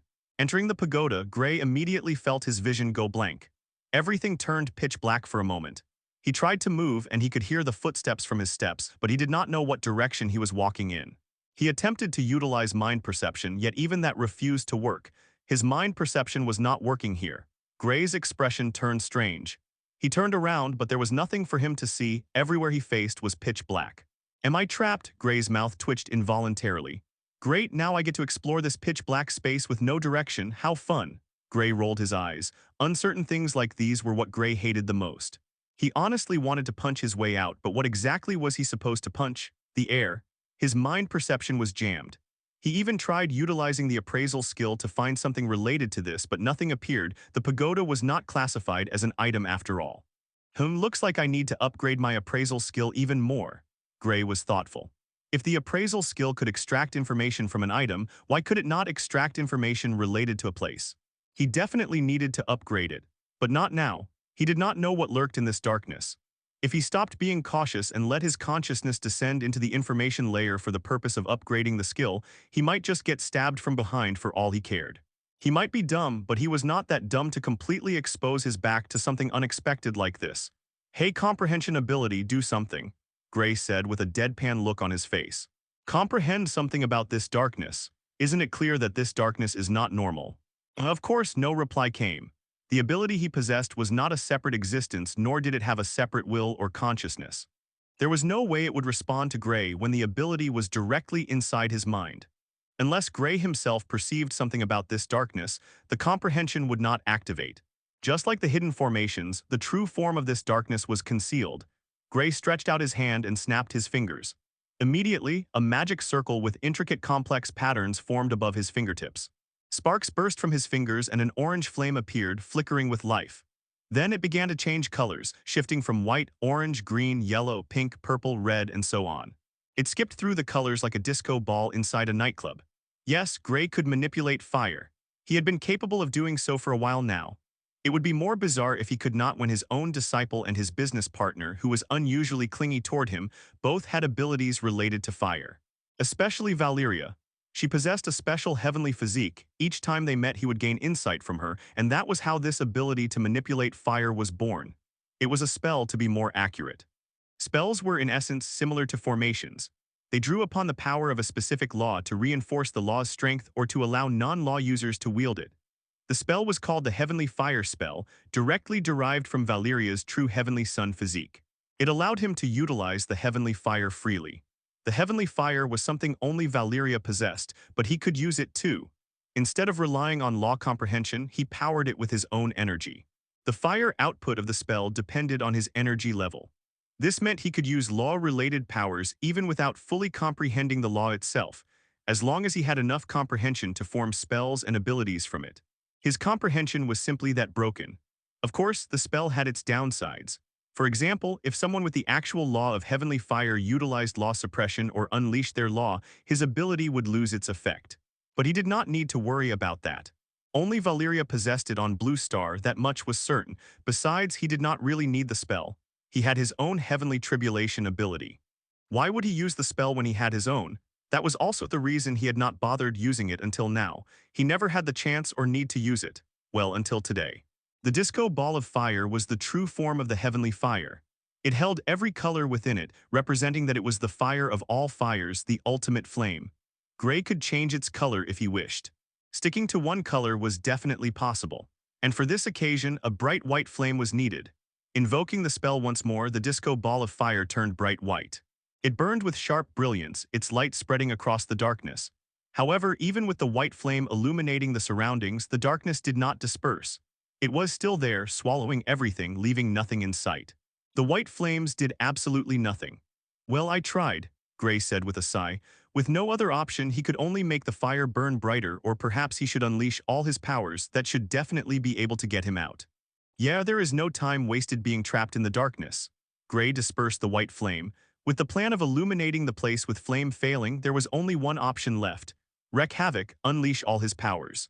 Following that, lightning cracked around Gray. He was ready to unleash all his law power and energy, spreading it out everywhere evenly to try and find an exit. But then something shifted. The air around him turned colder abruptly, and following that, pink light, which was none other than Realmheart energy, began to light up one by one across the pagoda. Illuminating the space, the darkness was now fading. Gray felt it clearly. A special power had descended into the dark space. Following that, an ancient hoarse voice boomed. Future generation beware, do not leave the Blue Star. Future generation beware. Do not leave Blue Star. The voice drilled into Gray's head from all four directions. It felt foreign at first, but the voice soon adjusted and he began to understand what it was saying. Following that, pink light rapidly began to gather from all directions. The voice grew even more crisp and sharper as the light gathered. Future generation beware, do not leave Blue Star. As soon as it rang out once again, a figure manifested right in front of Gray. The instant Gray laid his eyes on him, he felt a blinding power rushing out from this figure and a natural suppression. This suppression did not come from mere power. It was something far more powerful, the natural suppression that came from a higher being. The manifested figure wore a well-designed, technologically built armor. He had a sharp jaw, a full-shaped beard, a long mustache, and a well-angular face. He looked full of vitality and alive, however that was far from reality. Your comprehension defies the heaven. By observing a soul fragment, you have gained insight into soul. Your comprehension in the mind and soul strengthens. It is a soul fragment, Gray nodded. Looking curiously at the man who wore a stern and serious expression, Gray waved his hands in front of his face. "Can you see me?" Gray asked as he waved continuously from all directions. However, even after all that, the soul fragment of the person never looked his way. Then the man began to speak with a distant look on his face. "This is going to be a long story," he began. "Huh, how long?" Gray's expression darkened. "I still need to explore the other Lotus Petal platforms. Is there any fast-forward button? I don't know what the year or time it is for you. Hey, at least give me a chair if this is going to be long. My back will hurt from standing." Gray sighed. Then he remembered he could literally fly. Gray flew up a bit and sat on air like he was sitting on an invisible chair. The guy continued his words. "The year is 310 after the seal broke out, and the planet went through an awakening." "Seal?" Gray's expression changed. "What seal?" He realized that the figure was glitching when it spoke. He could not hear the planet's name either. Before the awakening, the planet was tiny. It was so tiny it could only be considered a small rock in outer space. But with the seal broken and the power of the coming out, the planet underwent an earth-shattering transformation. The planet gained a consciousness, a power that stood toe-to-toe with the consciousness of the universe. And our planet is the only planet with a consciousness, and it is all due to the seal. He paused, staring distantly. That was when the Dei Palace descended to Blue Star. For some reason, the man's face turned cold when he mentioned Dei Palace. The Dei Palace came with gifts, gifts of evolution. The three great evolutionary paths, the martial evolutionary path, the immortal cultivation path, and the Esper evolutionary path. With it and the abundant cosmic energy from the planet's awakening, everyone became stronger faster and faster, and the world continued to expand with the limitless energy of the seal. One day, a strong being at the fourth rank emerged and unified the world, naming themselves the Blue Star Kingdom, and they cooperated with the Dei Palace to bring peace to the world.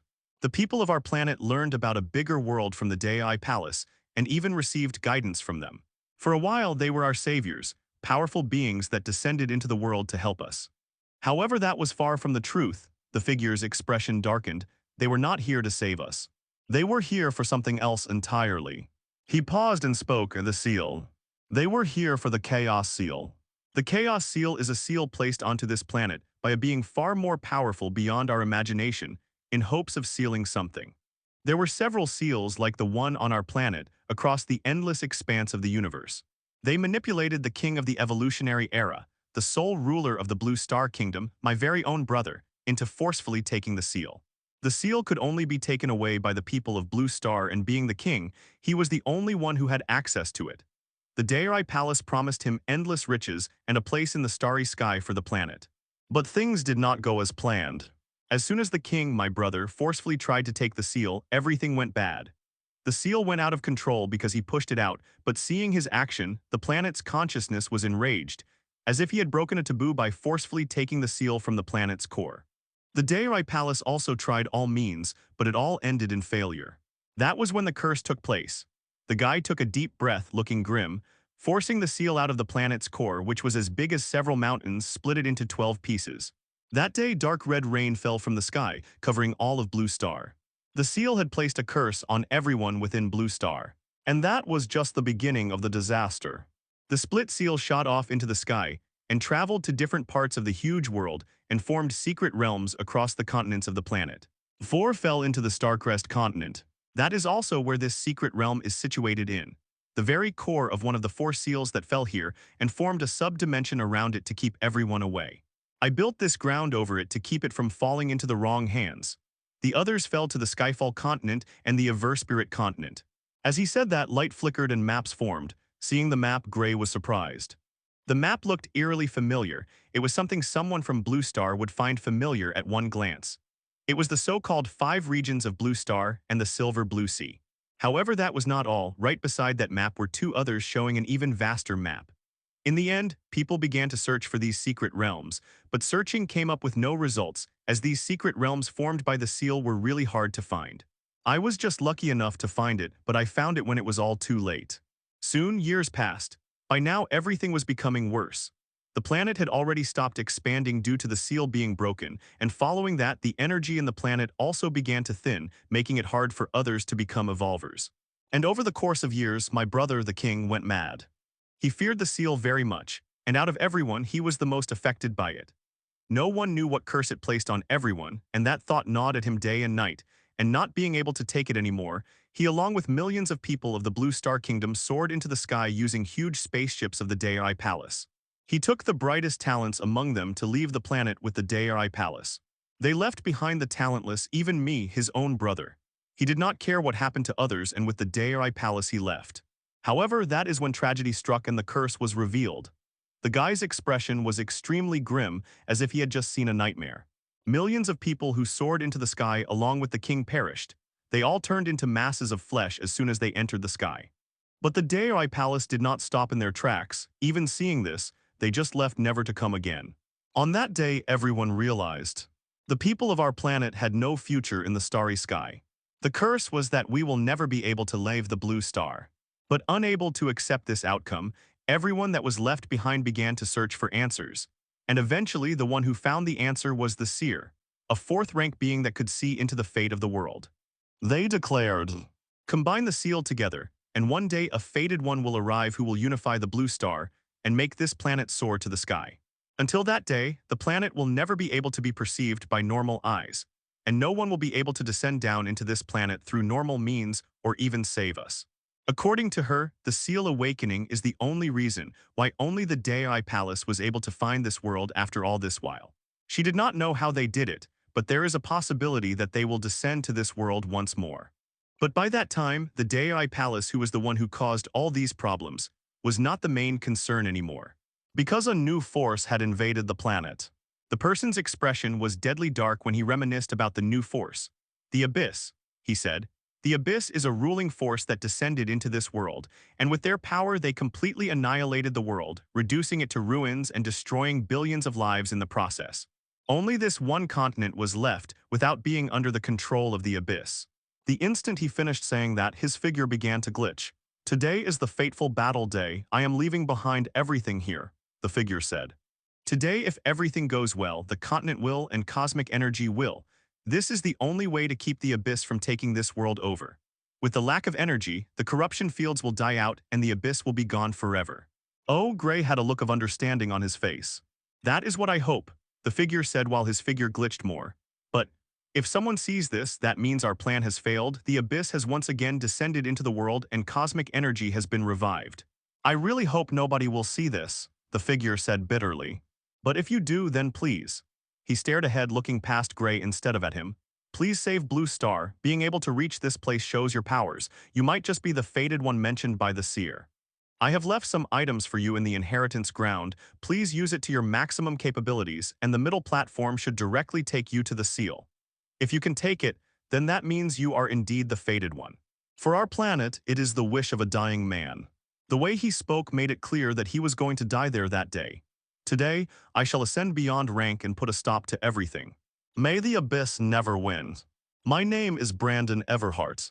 I hope you will remember it because I am the one who saved this world." Brandon hoped that at least someone will remember his noble sacrifice. Unfortunately, no one knew about his heroic and sacrificial deed. The light flickered out, the darkness vanished. Gray was left there with a thoughtful expression on his face. "Looks like I did not need to find out the truth about this planet from Eterna anymore." Gray was full of smiles instead of being upset. "I was right, beyond the walls there exists a world beyond the Starcrest continent," Gray grinned. "That is all I need to know." The world was incredibly vast. He was eager to know what exists beyond these walls. Perhaps after all these years, life would have flourished beyond the walls, or it could be littered in corruption fields. The age before the evolutionary era mentioned in the official records, it should be the age brought by this man, and before that, evolvers existed in this world. Gray mused. But somehow, cosmic energy revived in this planet once again, and the Abyss came back. Even though the words were glitched, he was able to make some of it out. The person had sealed both the continent and the cosmic energy to save the planet from the Abyss. Gray believed the prime suspect of this was most likely the High Order. Then, a curious expression appeared on Gray's face. "What exactly is the seal?" The person only mentioned that it was a seal to something very powerful. Something powerful and related to the starry sky. The Immortal Lady should know a thing or two about it, Gray wondered. Still, to think this guy would be called Everhart. Gray knew someone with that surname, and they coincidentally also happened to come from the floating city. Valyria Everhart. He had his doubts of her being someone important, perhaps even the daughter of the Federation Master, and from how important this man seemed, he might have some connection to the current Federation Master, and Valyria might just be the current Federation Master's daughter. But in the end he could not say for certain. People only referred to him as the Federation Master. No one names his actual name, except people from the floating city. But he believed Valyria should know a thing or two about this. Or maybe not. Gray saw all possibilities. He doubted Valyria would stay still inside this small Ashspire city after knowing the truth about this world. It was not like her. This made him believe she did not know anything about it. But of course he would explicitly ask her about it after he got out of the realm. There was also the possibility she descended into this city in the first place knowing the truth of this realm. After all, it belonged to Braddon, who is most likely her ancestor. That aside, looks like I also need to seek this seer's family out. There was a reason. First, he wanted to know how they foresaw the so-called Fated One, and he definitely knew that the person was referring to Evan. Second, he wanted their abilities. To be able to identify the Fated One, they definitely had powerful means which Gray could use for himself in the future. But that guy Evan, how would he have ended up in this place? Gray was confused. It did not make sense. No matter how he looked at it, it did not seem like Evan was even remotely coming close to reaching this place, because during this time the championship was going on. Perhaps it was not the time for him to reach this place yet. However, Gray thought of another possibility. Fate is unpredictable, and things you never think of can happen anytime. As long as fate willed it, even dying from a mosquito bite is possible. Could the Three Guards province be also under attack? That was the possibility Gray managed to deduce. If it was really under attack, then there was definitely a possibility that Evan would wind up inside this secret realm during the process of escape. Fate worked like that. Maybe if he had not come here, it would have been Evan who reached this place today instead. And as soon as he thought of that, his cheat's notification rang. Your comprehension defies the heaven. You have gained more insight into fate. I am right, Gray's eyes flashed. The High Order, they are going all out, eh? Gray was thoughtful, then he laughed. But I will not let them have their way. That aside, while most of the truths were revealed, there were still a lot to be explained, and Gray would find it one by one. And one day he would step out of Blue Star by himself. Oh well, I was not able to hear the actual name of this planet. It was glitched out when he spoke. Gray rolled his eyes. Those parts were conveniently censored and glitched out. But one thing for sure, this planet was not called Blue Star, and when the words glitched, it began with the E pronunciation. He had explicitly thought of something, but he quickly shook his head. He believed he was thinking far too ahead. For now, it was time to grow stronger. Everything else was secondary, and with enough strength, knowledge would flow naturally. It was only a matter of time before he collected the seals and removed the curse. Gray took one more glance at the inner structure of the pagoda, which was empty, and left the place. Gray's next destination was the place where Brandon Everhart left his treasures behind. The middle path leads to the seal. The last lotus petal should be the true inheritance, where Brandon hid his treasures. There was nothing to hesitate about. His next stop was clear. Gray shot toward the final petal platform. The moment he touched it, space twisted and swallowed him whole. A flash later, he was standing somewhere completely different. Gray opened his eyes, and immediately the next scene caused his entire body to freeze. Gold. His voice trembled slightly. Gold. His eyes widened like saucers. Gold. Everywhere he looked, he saw only gold. Gold coins, golden furniture, even a golden dog statue staring at him with a strange look on its face. Gray stood there dumbfounded. Is this the inheritance, or did I accidentally teleport into a rich guy's dream? He lifted a random gold brick. It was heavy, solid, real. Gray felt his heart thumping, then he slapped his own face. Ow. It's real. His eyes lit up like a starving beggar who had suddenly found a buffet. Brandon, good man, you are saint. Why didn't you leave a donation box at the entrance? Gray suddenly hugged a pile of gold like a long-lost relative. Inheritance, who cares about that? Wealth is the true Tao. The golden dog statue silently shot him a side eye of judgment. Of course, that was just Gray being dramatic. The golden dog statue was just a decoration. It was not actually judging him or shooting him a side eye of judgment. It was just that the dog naturally had that look. After rolling around in the gold pile for a good few seconds, Gray finally coughed and climbed back to his feet. His expression stiffening.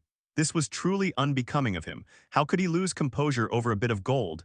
Even if it was enough to empty out an entire golden chamber warehouse, this reaction was still shameful. He was a respected expert who pursued the perfect path of evolution. His main goal should always be power, not wealth. Completely contradicting what he said earlier about wealth being Tao, Gray cleared his throat, straightened his clothes, and walked toward the golden door attached to the mountain of wealth. The moment he stepped inside, he saw neatly displayed armor sets behind transparent showcases. There were rows of weapons, piles of strange stones, and stacks of talismans arranged in perfect order. Yet none of those things held his attention. What truly caught his eye was a single drop of golden liquid floating above a pedestal, emitting a faint radiance. Core essence. Gray's eyes sharpened, unable to hide his excitement. Now what was a core essence?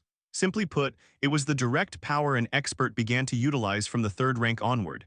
It was the condensed life essence of a powerful being.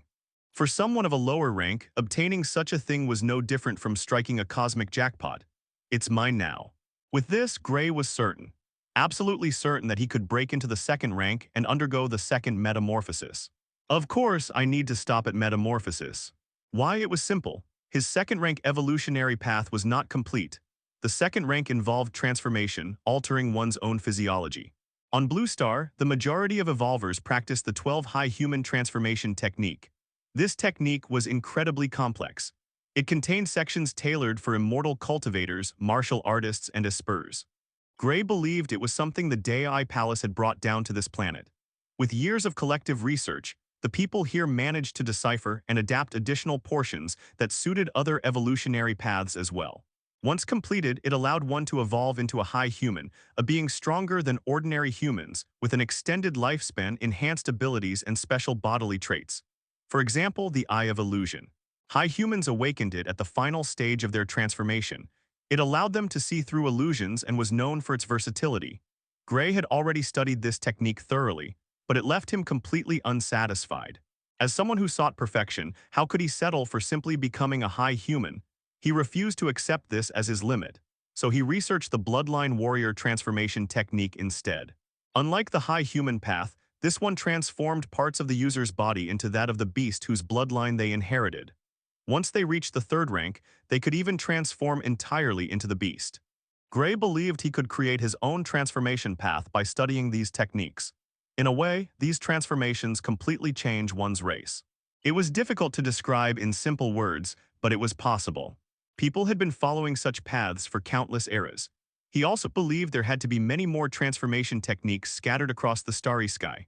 Perhaps the Immortal Lady with a library full of secret arts had something useful as well.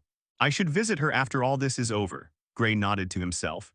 He stepped closer to the floating golden droplet and activated his appraisal skill. Core Essence 4th rank can be used to elevate one's life level continuously, especially effective for those below the 4th rank. Though tiny, the Core Essence held enough power to last him many days. If he consumed all of it here in one sitting, he could probably reach the middle stage of the 2nd rank. Of course, he was not going to do something that reckless. First, he lacked a transformation technique. Second, rapid advancement could harm his foundation. A stable foundation was everything on the evolutionary path. Without it, breakthroughs could kill. Right now, Gray's foundation was at its peak. He could easily reach the 2nd rank and undergo metamorphosis. Anything beyond that would be dangerous. But if I only reach the pseudo stage of the 2nd rank, can I even contend with a late stage expert? The entire reason he entered this secret realm was to grow stronger. That was his goal. Since this was an inheritance ground, he knew it must contain something like a core essence. All inheritance grounds did. Could it even be called an inheritance without it? He would have crashed out if there actually was not a core essence of some sort in here. On the bright side, this core essence being here meant he may not have to use Plan B. At the same time, Gray believed that simply becoming a 2nd ranker was nowhere near enough to contend with someone in the late stage. Honestly, he doubted he could even fight a peak middle stage 2nd ranker. As evolutionary rank increased, the gap between each level widened drastically. In the 2nd rank, this gap became terrifyingly obvious. Without a proper transformation technique, the results he achieved would be far from ideal. He originally intended on finding a transformation technique from within the inheritance ground. Considering it was from a 4th rank expert, he thought the treasury would at least have something similar to that, but reality was often disappointing. That was when his gaze fell on the talismans arranged neatly on the side. Walking up to the talismans that were neatly placed together, one particular one caught his attention as it was the only one in there. The others appeared to be a multitude of defensive talismans. All of them are at 3rd rank. They can take the hit of a 3rd rank being once or twice. He did not need any appraisal skill to deduce that. He was after all a formation master. Not bad. Gray waved his hands and immediately the defensive formation went inside his spatial ring. Then his eyes fell onto the single talisman that was left. He activated the appraisal skill to know its name. Burst Force Talisman temporarily grants one the ability to reach peak second rank level of power. This talisman is meticulously crafted and refined by a fourth rank expert to make it possible. The effect lasts for an hour. Yes, Gray immediately jumped in joy. This is exactly what I wanted. Plan B isn't needed, Gray was elated. The Plan B was very simple, it was using the Death Ascension art. With his foundation stabilized, he could use it once again. This powerful technique allowed him to grow strong to the same level as his opponent, and at the cost of worsening his foundation again to one-hit kill level, he would be able to effectively put a stop to the High Order. However, that in the end came with a cost. If he used that method, he would have to spend years stabilizing his foundation, that was right years. While first rank took him 2 months, second rank would take him a year or more. That was simply wasting precious time and his own talent. Hence, he placed his bets on the secret realm and his bet had won with flying colors. An hour? I don't even need 5 minutes, Gray snorted. The power of a 12th level second ranker was at his disposal. Good, let's not waste any time now. Gray nodded, satisfied. Everyone should already have begun fighting the High Order and the array he placed should have already taken effect. Now all he needed to do was clear out the variable which was Varin and put his real plan into motion. It was his plan to obtain resources. While the core essence could be utilized, he believed he should save it up for crucial moments. For example, this core essence could be used to directly break bottlenecks. The usefulness of it far outweighed it being just used as a resource for cultivation. Of course, he was still going to use this essence to reach second rank. His breakthrough would stabilize quickly that way. Let's begin. With everything settled, Gray quickly grabbed hold of the core essence with telekinesis. He believed he could not break through in here. Hence, taking the core essence, he left the treasury of Brandon and flew into the dark space of the inheritance ground. Sitting cross-legged in the air, Gray began. He directly absorbed the core essence into his body, which then traveled into his elixir field. Immediately, the vortex of Nexus energy turned disorderly.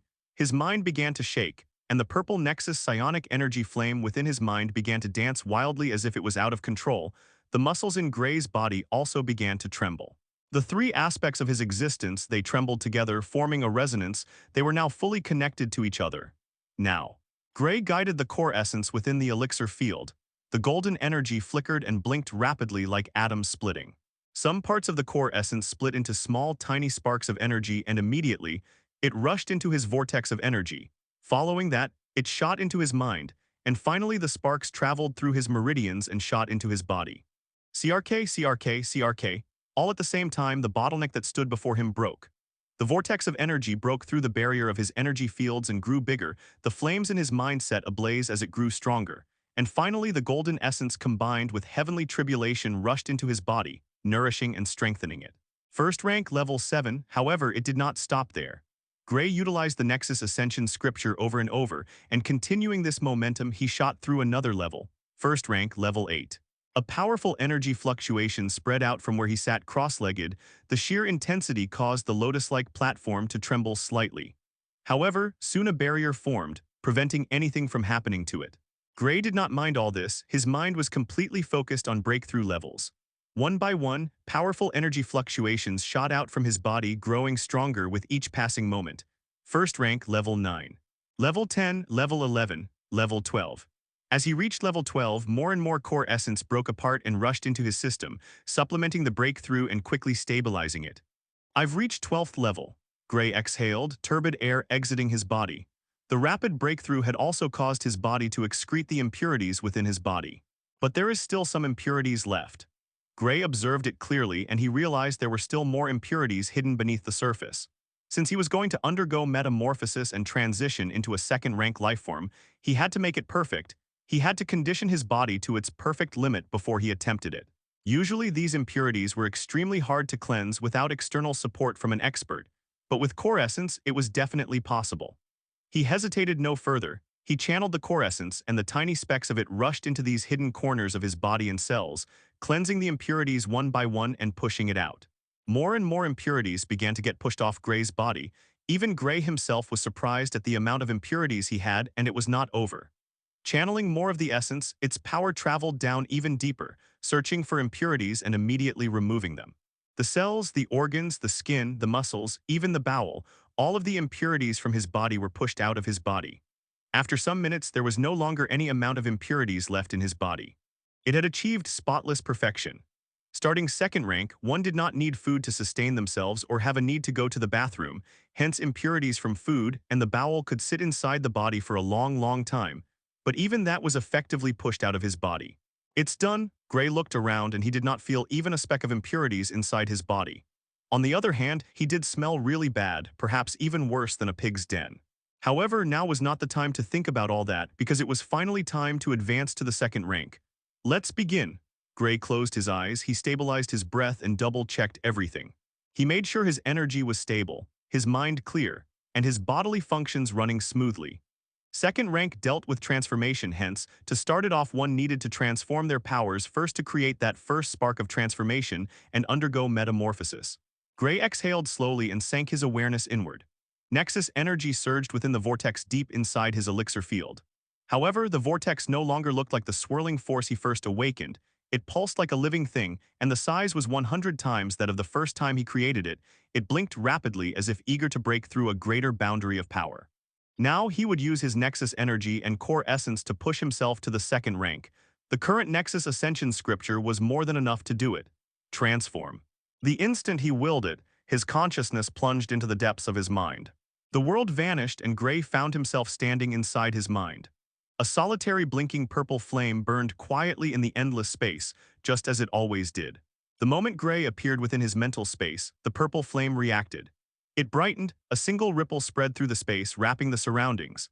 The empty expanse behind the flame shifted and folded like molten glass, being reshaped as purple-black Nexus energy and golden core essence rushed into his mind like a tidal wave. Immediately, he felt his sea of consciousness stirring, like a shackle had been lifted from it. A sense of liberation assaulted his mind as the empty expanse began to expand. It expanded like there was no stop to it, and the flames began to dance wildly. The expansion of the sea of consciousness stopped, and immediately it began to compress. The sea of consciousness compressed, condensed, and finally its foundation became solid. Yet it did not stop there. The second rank was a huge leap. One expansion alone was not enough. Immediately after the sea of consciousness expanded and compressed, it began its expansion once again, stretching out endlessly, compressing and then expanding once more. With each expansion, Gray felt a sense of pleasure assault his mind.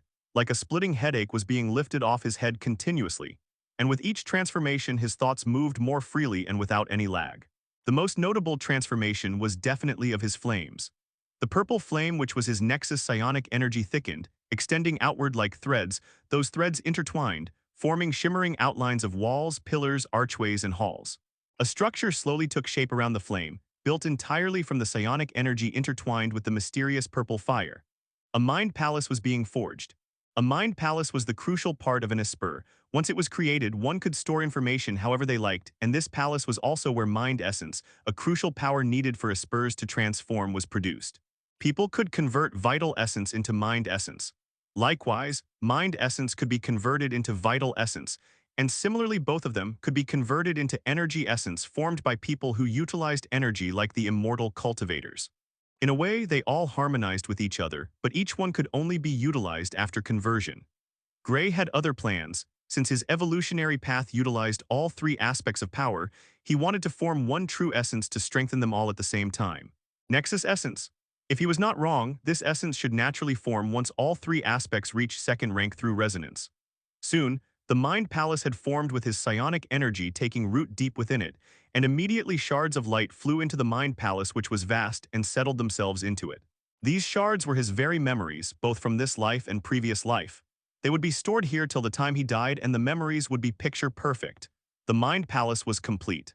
Now he could also use this to store information from the information layers and the Blue Star database as well. At that exact moment, the vortex of energy in his core stirred. The vortex, which had always swirled with powerful force, stopped spinning. For a heartbeat, it became silent. Then it contracted violently. The entire vortex collapsed inward, compressing into a tight, dense light of silver-purple brilliance. It was no longer a vortex. No, it had transformed into a compressed star. It pulsed with frightening power. Each pulse sent condensed Nexus energy into every meridian like beams of concentrated starlight. The transformation of Nexus energy had begun. Layers within the energy peeled back one by one. The energy density multiplied several times, new intricate and mysterious patterns began to emerge inside the star. His once purple-black energy now had hints of silver in it, and soon, energy essence was formed. However, with the creation of the star, he felt his body going completely heavy, like he would collapse any moment. This usually did not happen to an immortal cultivator, as they continuously had their bodies strengthened with spiritual energy. Gray depended on his own flesh. It simply could not handle the power of the star formed inside his elixir field. However, the feeling did not last long. Nexus energy churned out from the star and shot into his body like a tidal wave. His bones vibrated, a deep rumble echoing through his skeleton. They did not just crack and heal. They resonated with the star inside him and the heavenly tribulation power, absorbing the power from it and growing tougher with each passing moment. His muscles tensed, then loosened, then tightened again. Nexus energy wove through them like thin threads of silver, reinforcing each fiber while keeping flexibility. His purple star-like blood heated until each heartbeat sent waves of energy rolling through his veins. The vital essence had formed. Then his heartbeat began to beat in a specific rhythm, the same rhythm his star of Nexus energy blinked in, the same rhythm the purple flame inside his mind palace flickered. Thump, thump, thump. The three essences of the mind, energy, and body rushed toward each other as if calling to each other and collided. Boom. A powerful explosion spread out within Gray's body and soon, a dense silver-purple colored power formed. Nexus essence. At that timing, Gray felt it, a lock. This lock was none other than the lock of life and evolution. Only by breaking this lock would he surpass his life level and undergo metamorphosis. The lock, it was a towering layer of defense that existed at the end of one's life existence. It was a huge barrier with a thick layer. Everyone had this lock, and it was known as the genetic limitation lock. What was the purpose of evolution? It was to become a higher-level being and advance through the ladder known as life. One's own genetics was connected to it. The genetic limitation had always existed in everyone, but they would never be able to perceive it until they reached a higher level of power. Each rank starting from the first rank had it, and with each level the lock got harder and harder to break. According to posts online, the genetic limitation lock was the natural suppression of life as a whole itself to ensure balance. Everything had a balance to it, and naturally the rules of evolution also had one. In a way, this lock was also what prevented many people from ascending to higher levels, as without a stable foundation and sufficient power, one could never hope to break it. With each attempt, the chances would thin. Gray also believed that there was some connection between the so-called hidden rules of evolution and these genetic locks. These evolution rules, in the first place, were made in a bizarre way, like preventing people who didn't meet the standard from evolving. He also believed this genetic limitation was a blocker similar to that. Maybe the hidden rules of evolution were also there to prevent the destruction of the balance of the universe.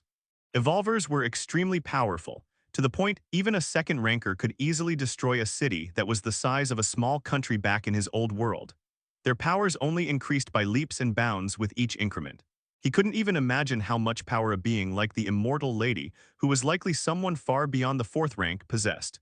Perhaps she could destroy the entire galaxy itself. It was honestly a very dangerous thought, but considering the power increase with each rank, it was very much possible. Your comprehension defies the heaven. By musing about the hidden rules of evolution, you've gained more insight into the hidden rules of evolution. I was right, Gray laughed. It's a good thing my ability indirectly lets me know if I'm right or wrong. With it, I don't have to second-guess anything. Then Gray kept those thoughts aside for now. He now found himself in a blank space. Directly above him was a huge barrier made of blinding light. Mysterious power swirled around it, and just looking at it made him feel dizzy for some reason. The genetic limitation lock, Gray muttered, rubbing his temples. According to the evolvers, it's supposed to look like a giant glass wall. He stared for a moment, then why the hell does mine look like this? No matter which angle he looked from, there was no glass, no transparency, just pure glowing light dense with power. Mysterious patterns flowed across it like cosmic runes, and the longer he stared, the dizzier he got. Yes, dizzy from looking at it. How the hell am I supposed to break something that makes me dizzy from just looking at it? Gray's expression darkened. His eyes twitched, his fists clenched, seeking heaven. The space trembled as his shout echoed through the void. I know it's you, he yelled again, pointing at the blinding barrier like it was some kind of cosmic prankster. And then he began swearing in every language he knew. Ancient tongues, earth languages, alien dialects, and maybe even one or two curse words he just made up on the spot. If the universe had ears, they were probably bleeding by now. I don't care anymore, Gray shouted with an annoyed look. Even though he felt dizziness when looking at the barrier, he would still attempt to destroy the lock and reach the second rank. If he didn't reach the second rank today, then he would give his name to a street dog. Immediately, heavenly tribulation surged like an endless ocean.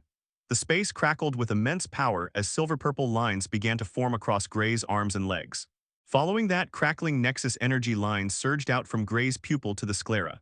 Nexus overlock, full power. Even though this was the lock space, he could use his abilities. After all, it was within his own body. Soon, sword energy also emerged. Following that, a fierce disco ball of flame appeared. Boom, a terrifying aura spread out from Gray. This was his peak. He had never really used his full power since the last time he fought with the abyssal being Zurith, and now he had unleashed all his strongest abilities. He even prepared the mental annihilation art for extra support, even if it didn't do anything. All his powers converged to one point in his hands. They shook with powerful vibrations, and without blinking, Gray shot towards the barrier like a cannonball. His momentum was so fast that he reached the barrier in less time than it took to blink. He knew this most likely wouldn't be able to pierce it. He felt an extremely oppressive power from the lock, and the dizziness only added to the oppressiveness. But he would go all out. If one attack wasn't enough, then he would attack 10 times, and if 10 times weren't enough, then he would attack 100 times. Closing in, Gray's hands, which contained the combined power of the heavenly tribulation, sword energy, and heavenly flame spell, surged like a tidal wave as they rushed toward the barrier. Boom, the terrifying fluctuation spread out. Gray believed it couldn't pierce the barrier. How could his puny power pierce something likely set up by the heavens? However, the next moment Gray was dumbfounded.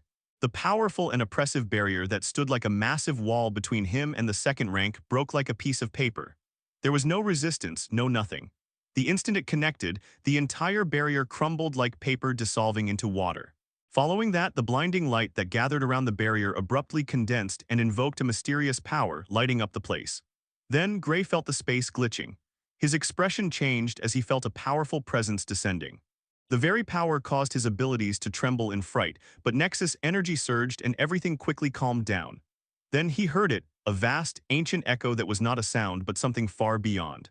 He who gazes into the source beyond the firmament. One who walks outside the heavenly paths. The seal of sainthood, Manifests. Outside the secret realm, a massive change had already begun. It stretched out to at least half of the southern region, covering all of the northern land of the region. The sky had darkened, and thunder rumbled all across the affected area.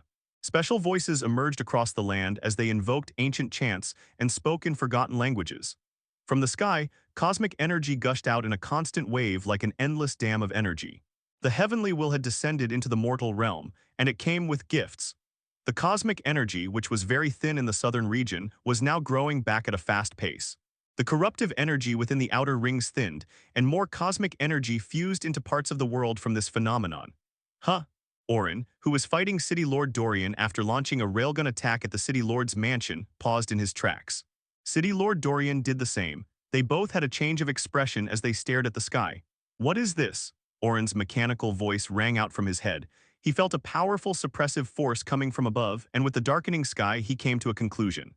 "The heavenly will? How is this possible?" Dorian, on the other hand, had his mouth hanging open. With his powerful perception of an eagle, he saw it clearly. The dark clouds stretched across the northern lands of the southern region. However, one particular place stood out. It was right next to Aspire City. It was the fortress containing the secret realm. Golden light shone from above as the clouds parted around that area. What could this mean? In the City Lord's mansion, the Immortal Lady, who had just come out to defend against Orin's attack, paused. She was staring at the two girls who hadn't fallen unconscious under her power, then turned to look at the sky with disbelief written on her face. Her gaze fell toward the distant secret realm, and she saw the golden lightning shining brightly. "Is this the power of heaven?" Leah stared at the sky with a calm, serene expression, but hearing the ancient invocations that rang throughout the land, her heart stirred. She felt it clearly, the oppressive force of heaven. "A power that governs everything," Leah mumbled softly to herself. "The governing force of nature, the heavenly will." What could cause such a powerful presence to descend onto this planet? Alyssa stared blankly at the sky. The instant the invocations began, Alyssa felt the true origin energy inside her stir, as if reacting to the power above. For a split second, Alyssa's head flashed with energy, and two tiny horns grew in that moment. But nobody noticed it, not even Alyssa herself, as she was too attuned to the heavenly phenomenon. This heavenly phenomenon, the Immortal Lady's breath hitched. She stretched her hand out and drew some lines on her palm, and her shock increased once she was done.